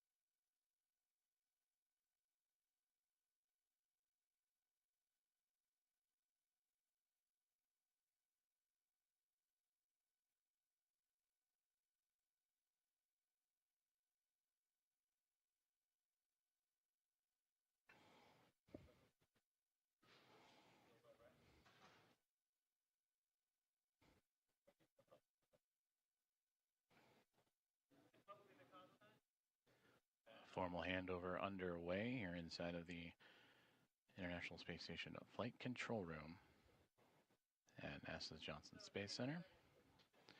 As the teams on the ground, Orbit 1 team, Allison Bollinger, Flight Director, in her Athena flight, handing over to Vincent LaCourte and the Destiny flight team, who will take over and continue to monitor the progress of the arrival of Axiom Mission 4, who are aboard the International Space Station, hatch opening between the SpaceX Dragon spacecraft named Grace, in which that hatch would open up at 7:14 a.m. Central Time, and the crew of 4, Peggy Whitson, Supanshu Shukla, Sławosz Uznański-Wiśniewski, and Tibor Kapu, welcomed with smiles, photos, handshakes, and hugs from the 7-member Expedition 73 crew that feature NASA astronaut Anne McClain and Nicole Ayers, along with Johnny Kim.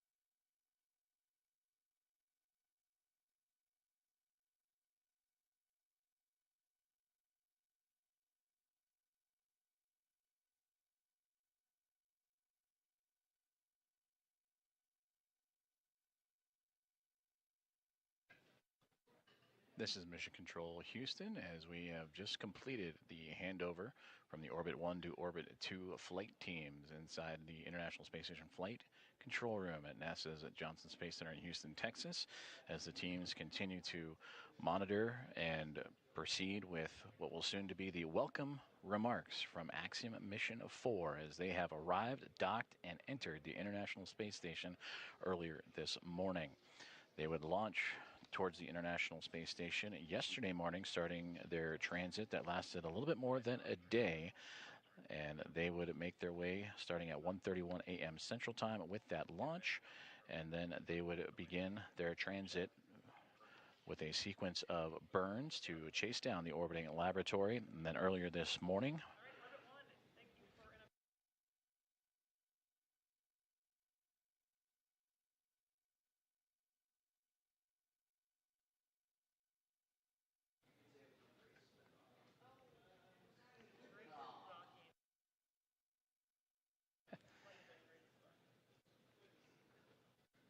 and pausing there for the final remarks from Flight Director Alison Bollinger, who oversaw today's docking of the Dragon spacecraft, aptly named Grace. And she said, graceful docking for the craft to the International Space Station in the space-facing or zenith port of the Harmony module.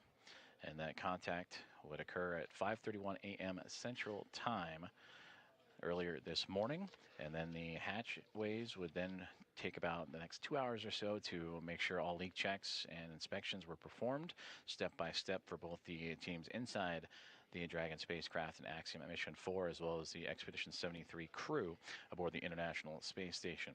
And then the hatchways would open up to allow the crew to come on board. That would occur at just after the 7 o'clock hour, at 7:14 a.m. Central Time, that the hatchway would open. And Peggy Whitson, commander of Axiom Mission 4. I see you, Johnny, and if you were trying to call... And she would lead the charge. It'll be her return to the International Space Station after commanding Axiom Mission 2, but also her 5th overall flight, 3 previous before Axiom, as a member of the NASA Astronaut Corps, and key missions to the International Space Station. I can do the scene and voice check now if you'd like. From there, Check in with PAO to see if they're ready.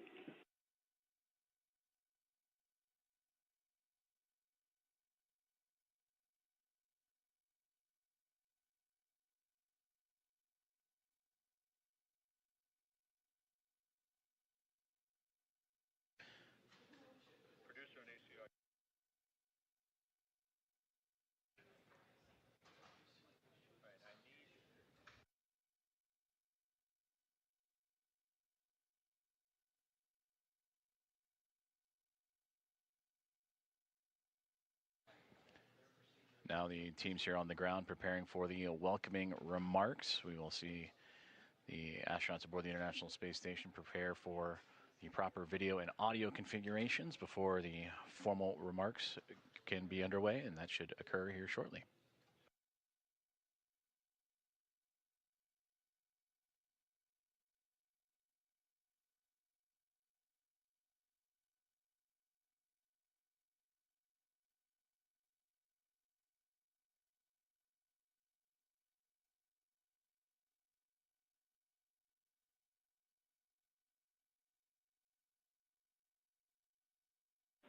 Station Houston on Space Ground 2 for Johnny. Hey, we're rerouting video. Give us a couple minutes and then we'll let you know. But we're getting ready for a scene and voice check shortly. Roger, sounds good. Thanks. This is Mission Control Houston as we continue to prepare for the welcome remarks from Axiom Mission 4. Communications between the teams here in the International Space Station Flight Control Room, preparing to configure the appropriate cameras and audio to accomplish that welcome remark, as Axiom Mission 4 again has arrived to the International Space Station after a little more than a day's transit. This welcome ceremony will feature Commander Peggy Whitson, pilot Shubhanshu Shukla, Sławosz Uznański-Wisniewski, and Tibor Kapu, all of the Axiom Mission 4 cadre, and also all members of the Expedition 73 crew. The 7 of them added to the 4 of Axiom Mission 4 to bring the population of the International Space Station to 11.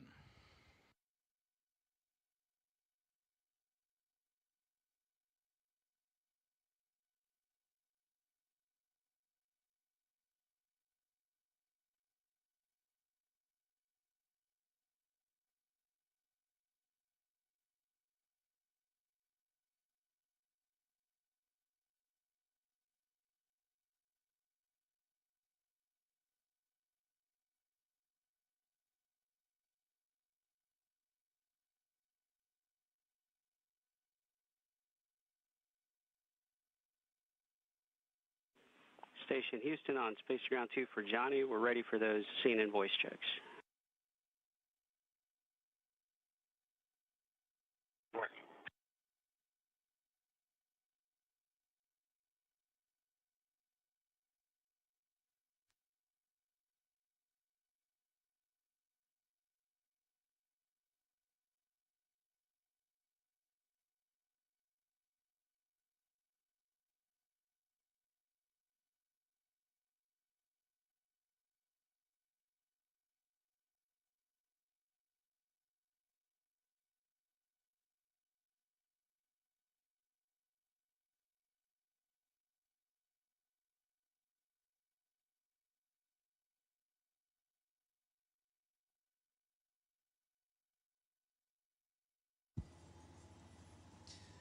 Houston 10 count, 10, 9, 8, 7, 6, 5, 4, 3, 2, 1.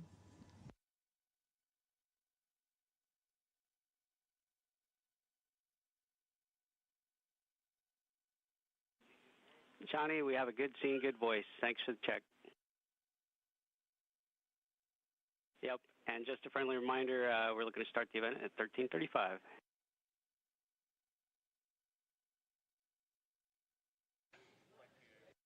Okay, 35 after, thanks.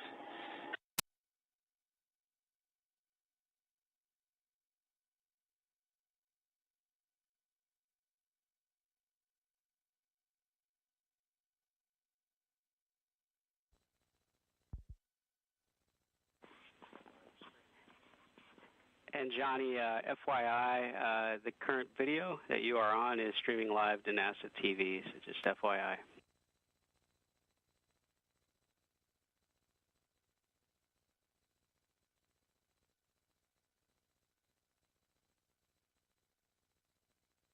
Roger, it's okay if I turn it off and then turn it on a few minutes before 35? Sounds good. You can do that.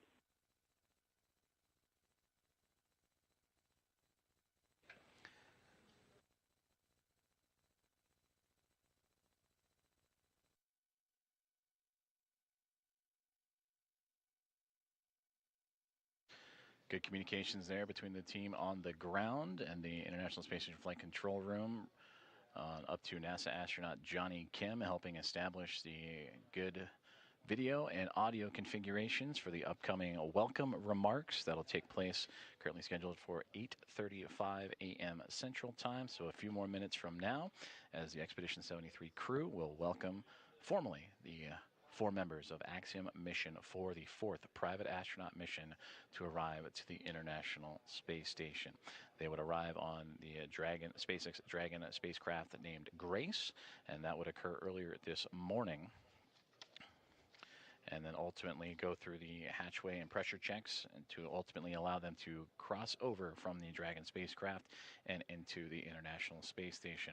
And that docking would occur at 5:31 a.m. Central Time for that soft capture. It would take about 2 hours or so to make sure the leaks and everything was safe to proceed. The pressurization between the International Space Station and the Dragon spacecraft were equal, and allowing for the hatchway to be opened and then welcoming in Commander of Axiom Mission 4, Peggy Whitson, Shubhanshu Shukla, the pilot representing ISRO and the nation of India, Sławosz Uznański-Wiśniewski of ESA and the nation of Poland, and Tibor Kapu of Hunor and the nation of Hungary. They would cross over the APAS hatch starting at 7:14 a.m. Central Time. And for Shukla, Uznański-Wiśniewski, and Kapu, representing again India, Poland, and Hungary, it is those nations' very first visits to the orbiting laboratory. So we'll continue with live coverage of the welcome remarks that will again be taking place in about 25 minutes or so, as Johnny Kim and the team were able to configure the cameras and audio appropriately. And again, that now 11-person International Space Station will come on camera and welcome in the newly arrived Axiom Mission 4 crew.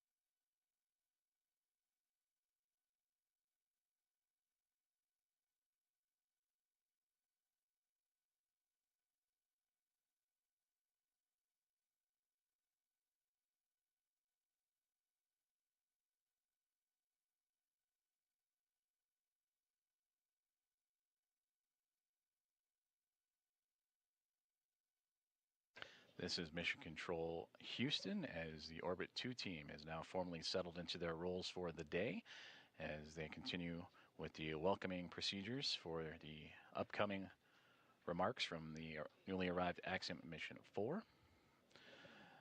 Flight Director Vincent McCourt and the Destiny flight team have now taken over, and will continue to work through as the Axiom Mission 4 crew begin their unpacking procedures and get to settle in aboard the International Space Station, the now orbiting lab with 11 members on board currently in their midday meals and midday processes of their workday before transitioning into the back half of their day and then settling in for what will be a good night's sleep after a very eventful morning for us here in Houston, Texas, as well as those that followed along in the Joint Operations teams in both Axiom Space, also here in Houston, and SpaceX in Hawthorne, California.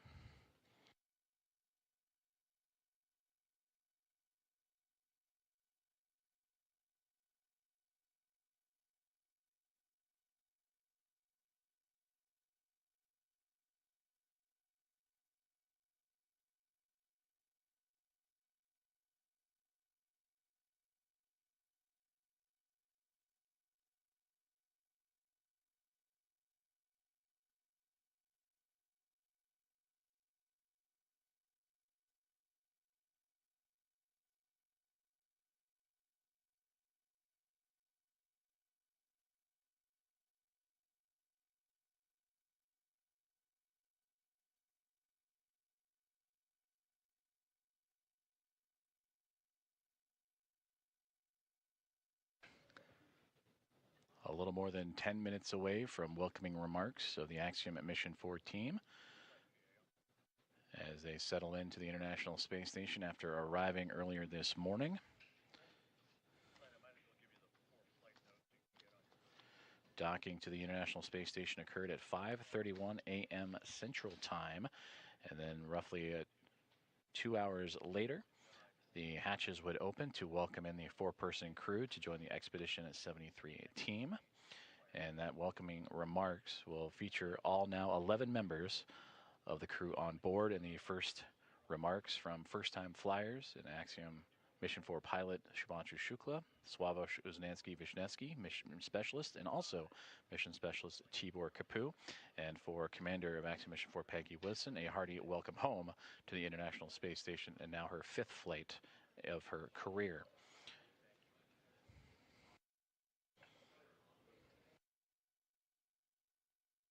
For Peggy Whitson, the most experienced U.S. astronaut in history, began this mission with 675 days under her belt, 9th all-time, but will continue to add to those incredible historical numbers as the Axiom Mission 4 and its crew will proceed with an approximately 2-week mission aboard the orbiting laboratory, performing outreach events and research investigations, participating in around 60 of those investigations, representing 31 different countries.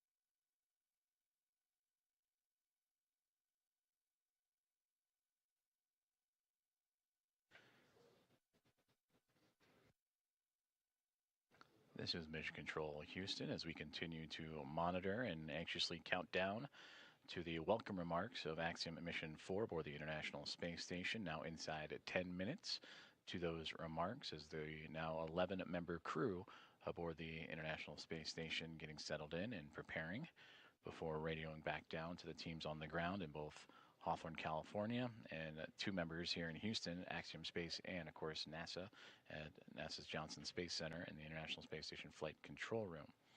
Currently, the SpaceX Dragon Grace that brought the Axiom Mission 4 crew to the International Space Station together, connected, currently orbiting over the northern portion of the Pacific Ocean. They are in an orbital nighttime period, and we will bring you those exterior views once the station and spacecraft emerge into the orbital sunrise and orbital daytime. But until then, we will continue to track as the crew preparing for those welcome remarks now inside 10 minutes.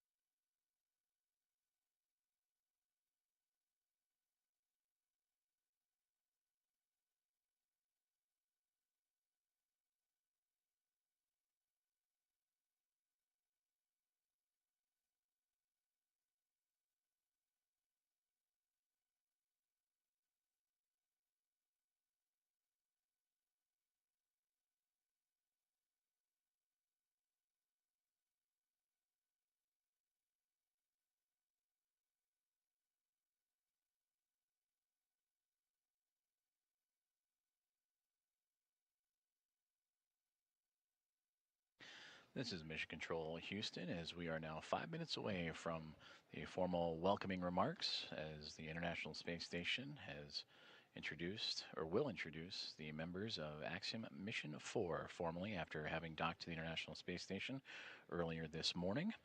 They would dock to the orbital outpost at 5:31 a.m. Central. After pressurization and leak checks would occur on both sides for both the teams inside the Dragon Grace spacecraft and inside the International Space Station, the hatches would be open to welcome in the four-person crew at 7:14 a.m.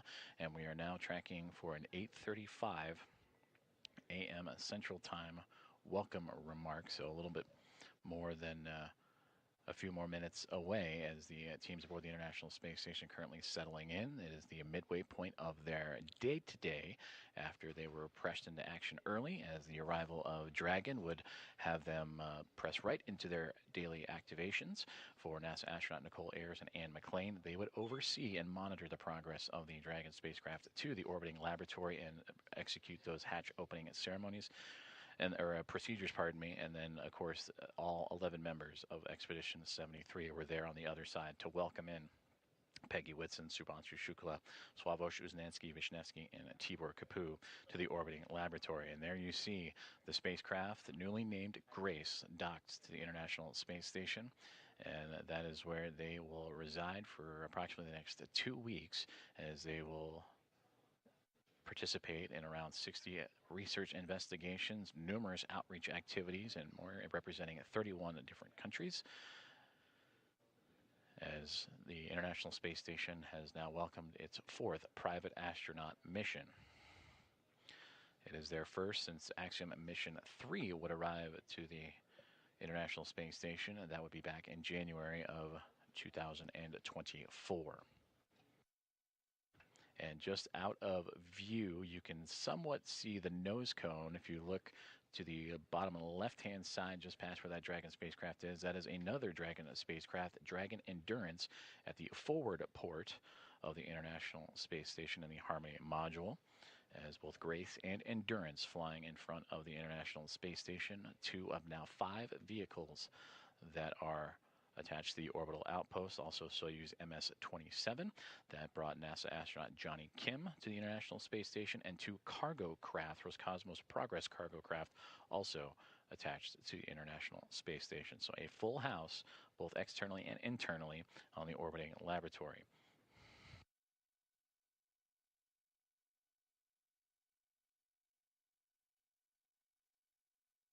We're approaching about 10 minutes until the welcome remarks for Peggy Whitson, Subhanshu Shukla, ŁYWO, Uznansky, Vishnevsky, and Tibor Kapu. One of the traditions for the Axiom missions and the private astronaut missions is the pinning of the newly minted astronauts. For Peggy Whitson, she'll be placing those pins on Subhanshu Shukla, ŁYWO, Uznansky, Vishnevsky, and Tibor Kapu. For them, this is their very first space flight and very first mission to low Earth orbit.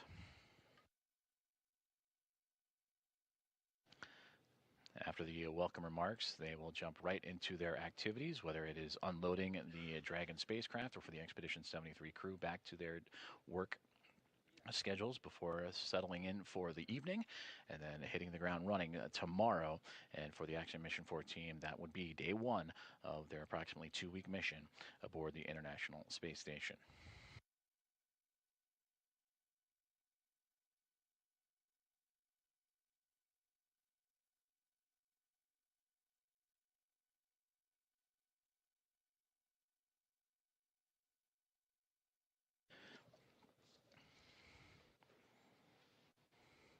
And to take a look back at the activities for Axiom Mission 4, they would lift off from Launch Complex 39A at NASA's Kennedy Space Center yesterday morning at 1:31 a.m. Central Time, carrying Whitson, Shukla, Uznansky, Vishnevsky, and Kapu to low Earth orbit. And that is where, on the first time, Dragon spacecraft would announce the name of that spacecraft in Grace, and then proceed into their burns. They would execute a sequence of 5 major burns and a couple of adjustment burns to help raise Dragon's altitude and help close the gap between the spacecraft and the International Space Station, those being the phase, boost, close, transfer, and co-elliptic burns.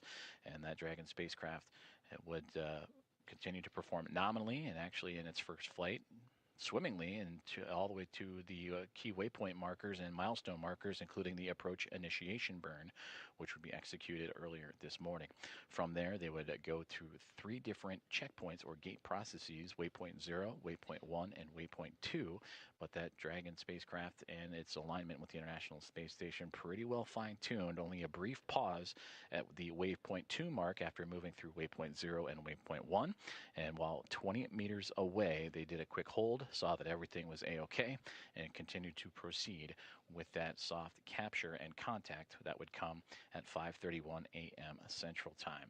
From there, Nicole Ayers and Ann McLean would begin the hatch opening procedures, while the team aboard the Dragon Grace spacecraft would also execute their arrival procedures, and shortly about an hour and some change later at 7:14 a.m. Central, the hatch would be open. The pathway from the International Space Station and Dragon spacecraft would be opened up, and that is when Peggy Whitson, Shubhanshu Shukla, Sławosz Uznansky-Wisniewski, Tibor Kapu, and a wealth of smiles and glad handshakes and hugs will be passed around, as they have now upped the population of the International Space Station to 11 members.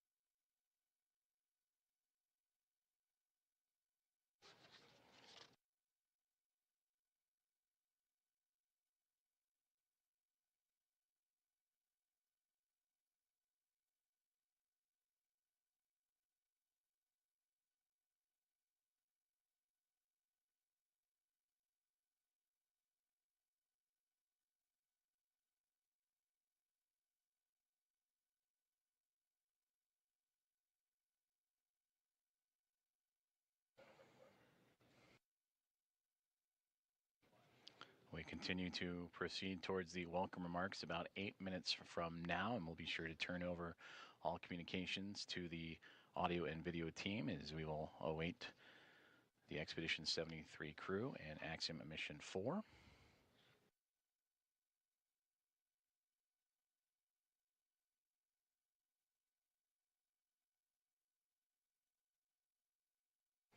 Of the 11 members, 6 nations now represented aboard the International Space Station of Hungary, Poland, India, the United States, Russia, and Japan.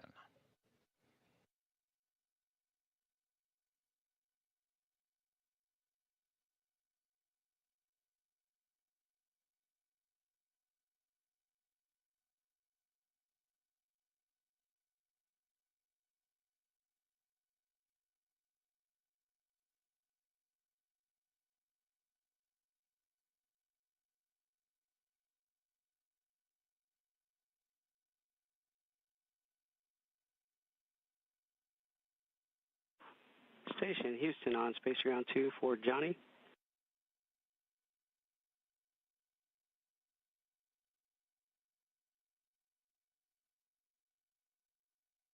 Yeah, I can take it. Yep, yeah, just looking for someone to turn on the camera for the PAO event and do a quick 5 count just to make sure we're still good before we start. Still good.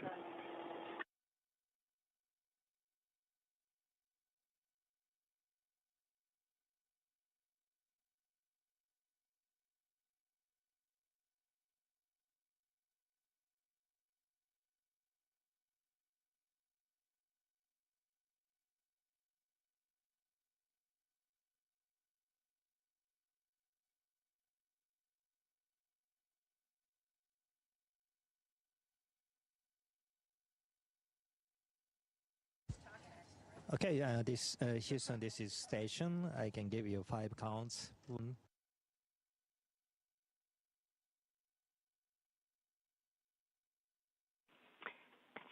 Talk, we heard you, but just lost the video downlink, so please give us a minute.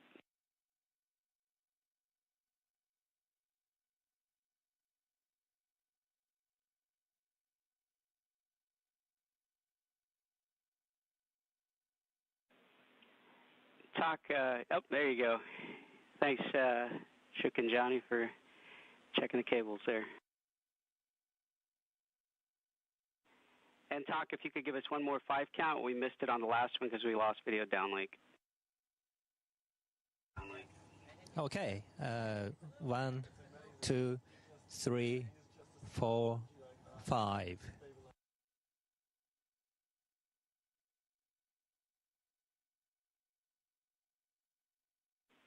That was a good scene and voice check, and we'll be ready to begin after the handover.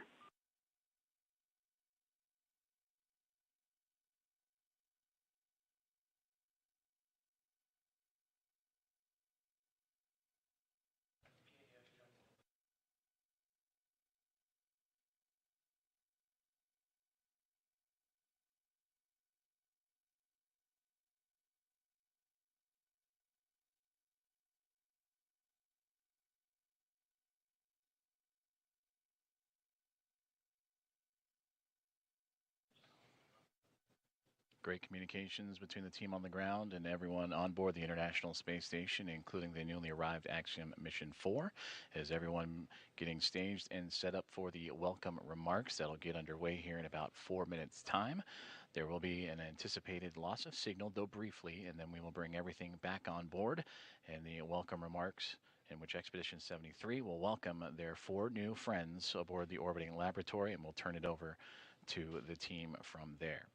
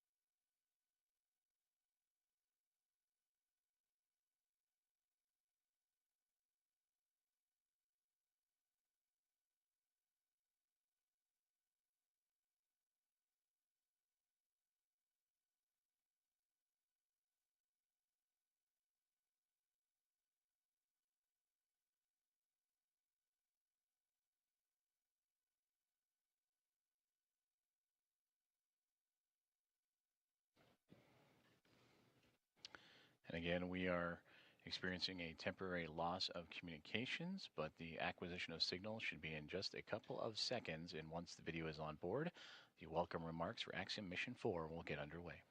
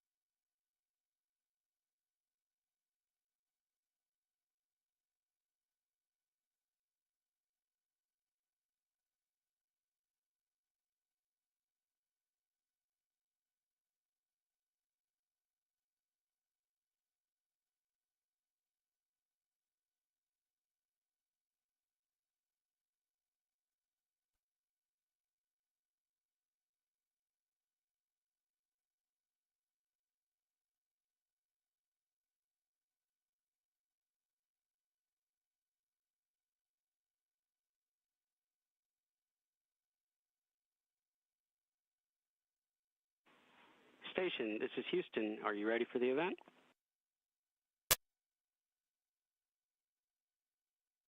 Houston Station, we are ready for the event. Please begin the welcome ceremony. All right. Grace crew, welcome aboard the International Space Station. On behalf of Expedition 73 crew, I would like to make a couple of opening remarks. First of all, Peggy, welcome back. Thank you. It's a great honor and privilege to have such a legendary astronaut like you on board with us. And ŁYWO, Shooks, and ŁYWO, congratulations on your first space flight.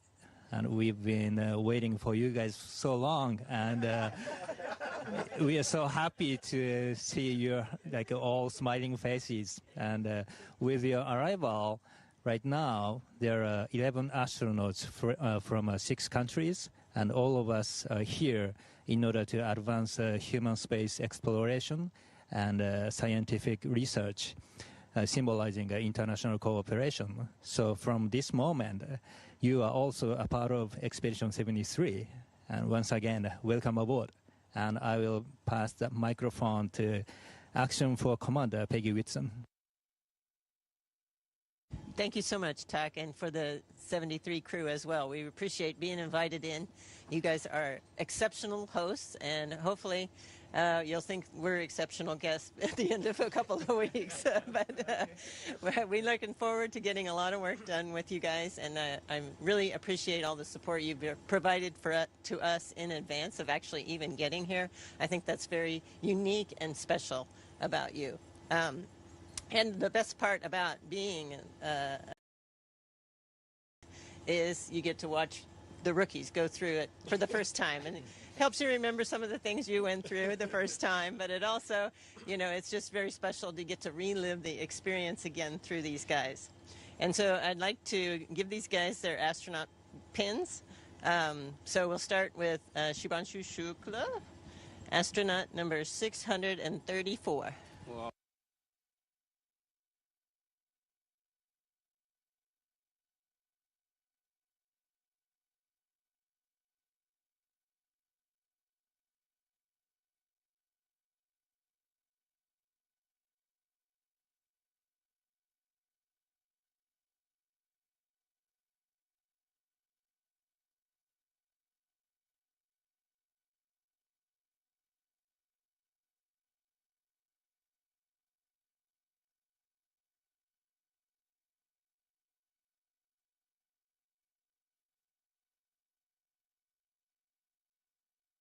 Yeah,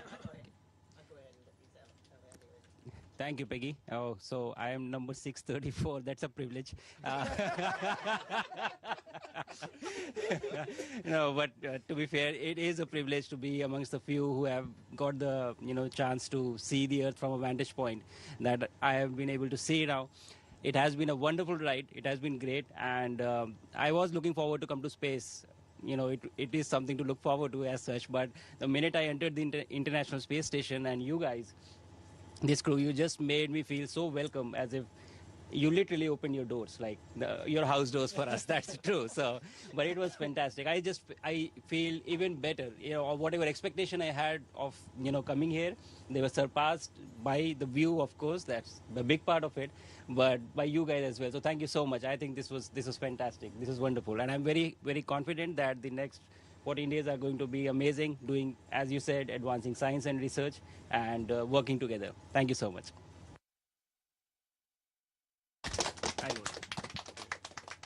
And number 635.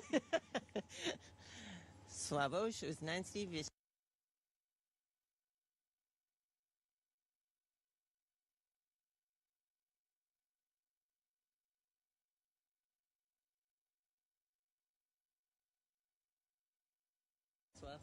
Go for it. Thank you, Peggy, and thank you all for such a warm welcome to the International Space Station. Expedition 73, 11 people. I remember this moment from our training that we met already once before, all of us, in Houston, and now we are meeting up here on the International Space Station. So this is such a tremendous place. For me as an engineer and a scientist, this is an ultimate scientific laboratory where we come to do science, to test our technologies of our countries, to do technology demonstrators and science outreach that I can't wait to do for the next 2 weeks. And we will all try to do the best representing our countries. I represent Poland for the first time on the International Space Station, as well as ESA, not for the first time. So ESA had, as an international partner, had a lot of missions to the ISS, but Poland, this is for the first time. So thank you for having us, and we are very honored to be here among you. As you said, 6 nationalities. We bring 3 extra ones, and we can't wait to spend this time together. Thank you.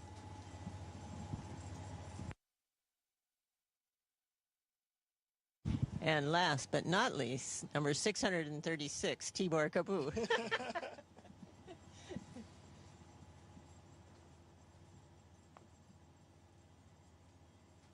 Practice. It got easier. Was an easier guy. All right. So, thank you very much, you guys, for this really, really warm welcome. I really feel that this is the best crew that we could join to. It really feels great to be part of Expedition 73. As Tak, the commander, said that we have so many countries in the same time in the space station, but we also have 7 out of 11 who are complete new flyers, which also tells me how much space is expanding towards a new era. One of my friends told me 2 days ago when I was asking him what should I tell in space, what should be my speeches about, and he said that if there's ever a time for speaking from the heart, then this is it. And my heart is so full right now because of you guys and because of seeing Earth for the first time. There is a lot to choose from. So I'm extremely happy to be here, happy to represent my country. On our ride up, we actually saw our countries flying above those. It's truly a special feeling. Looking forward for these 2 weeks. I'm 100% sure that this is going to be awesome. Thank you.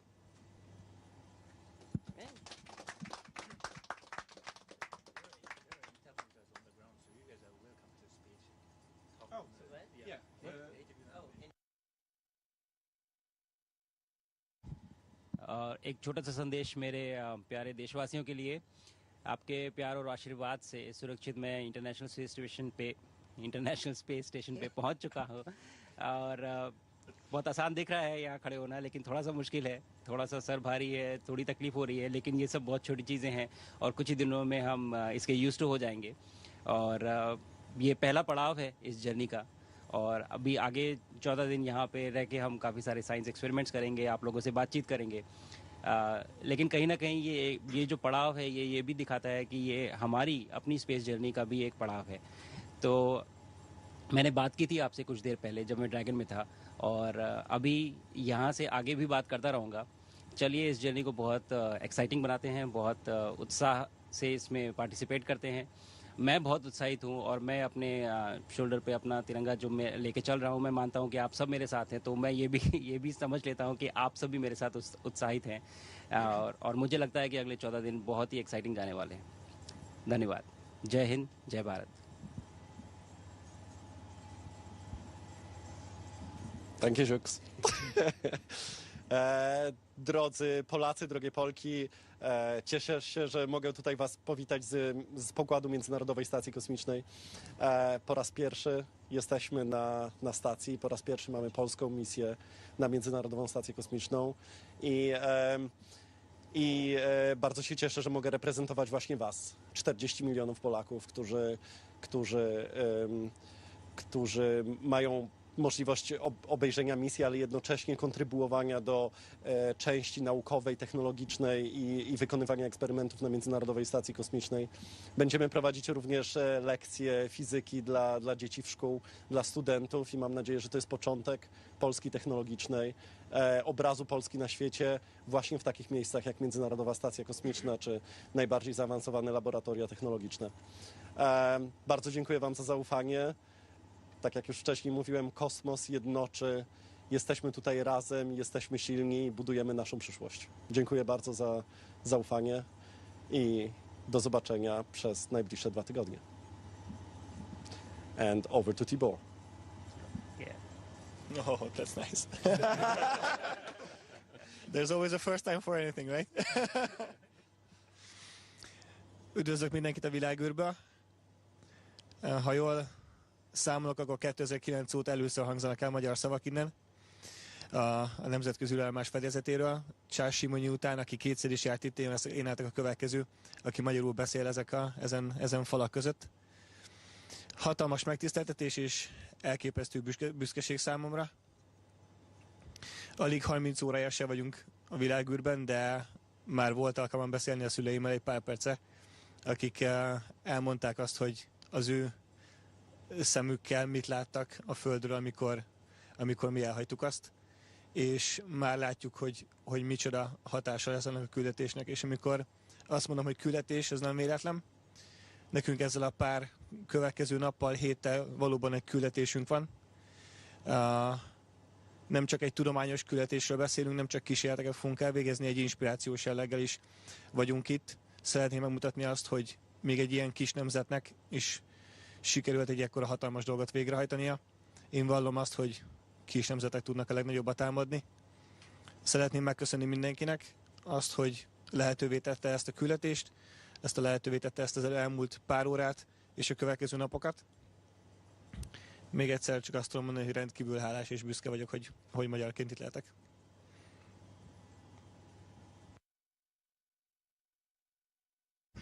Well, thank you again. Thank you again for welcoming us so openly and warmly. We really, really appreciate all of you and all of the team on the ground as well. Thank you.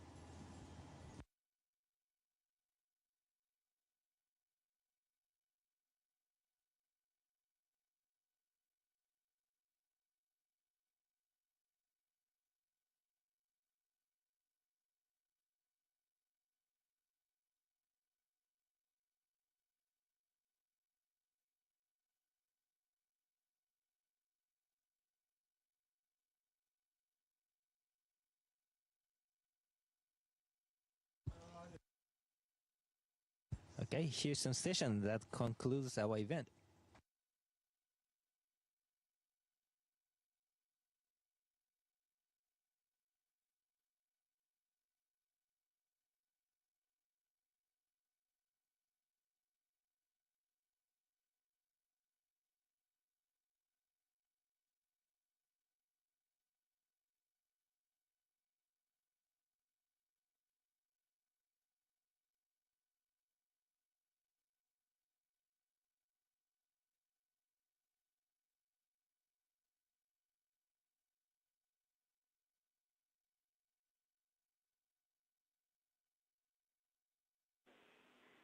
Thank you to all participants. Station, we are now resuming operational audio communications.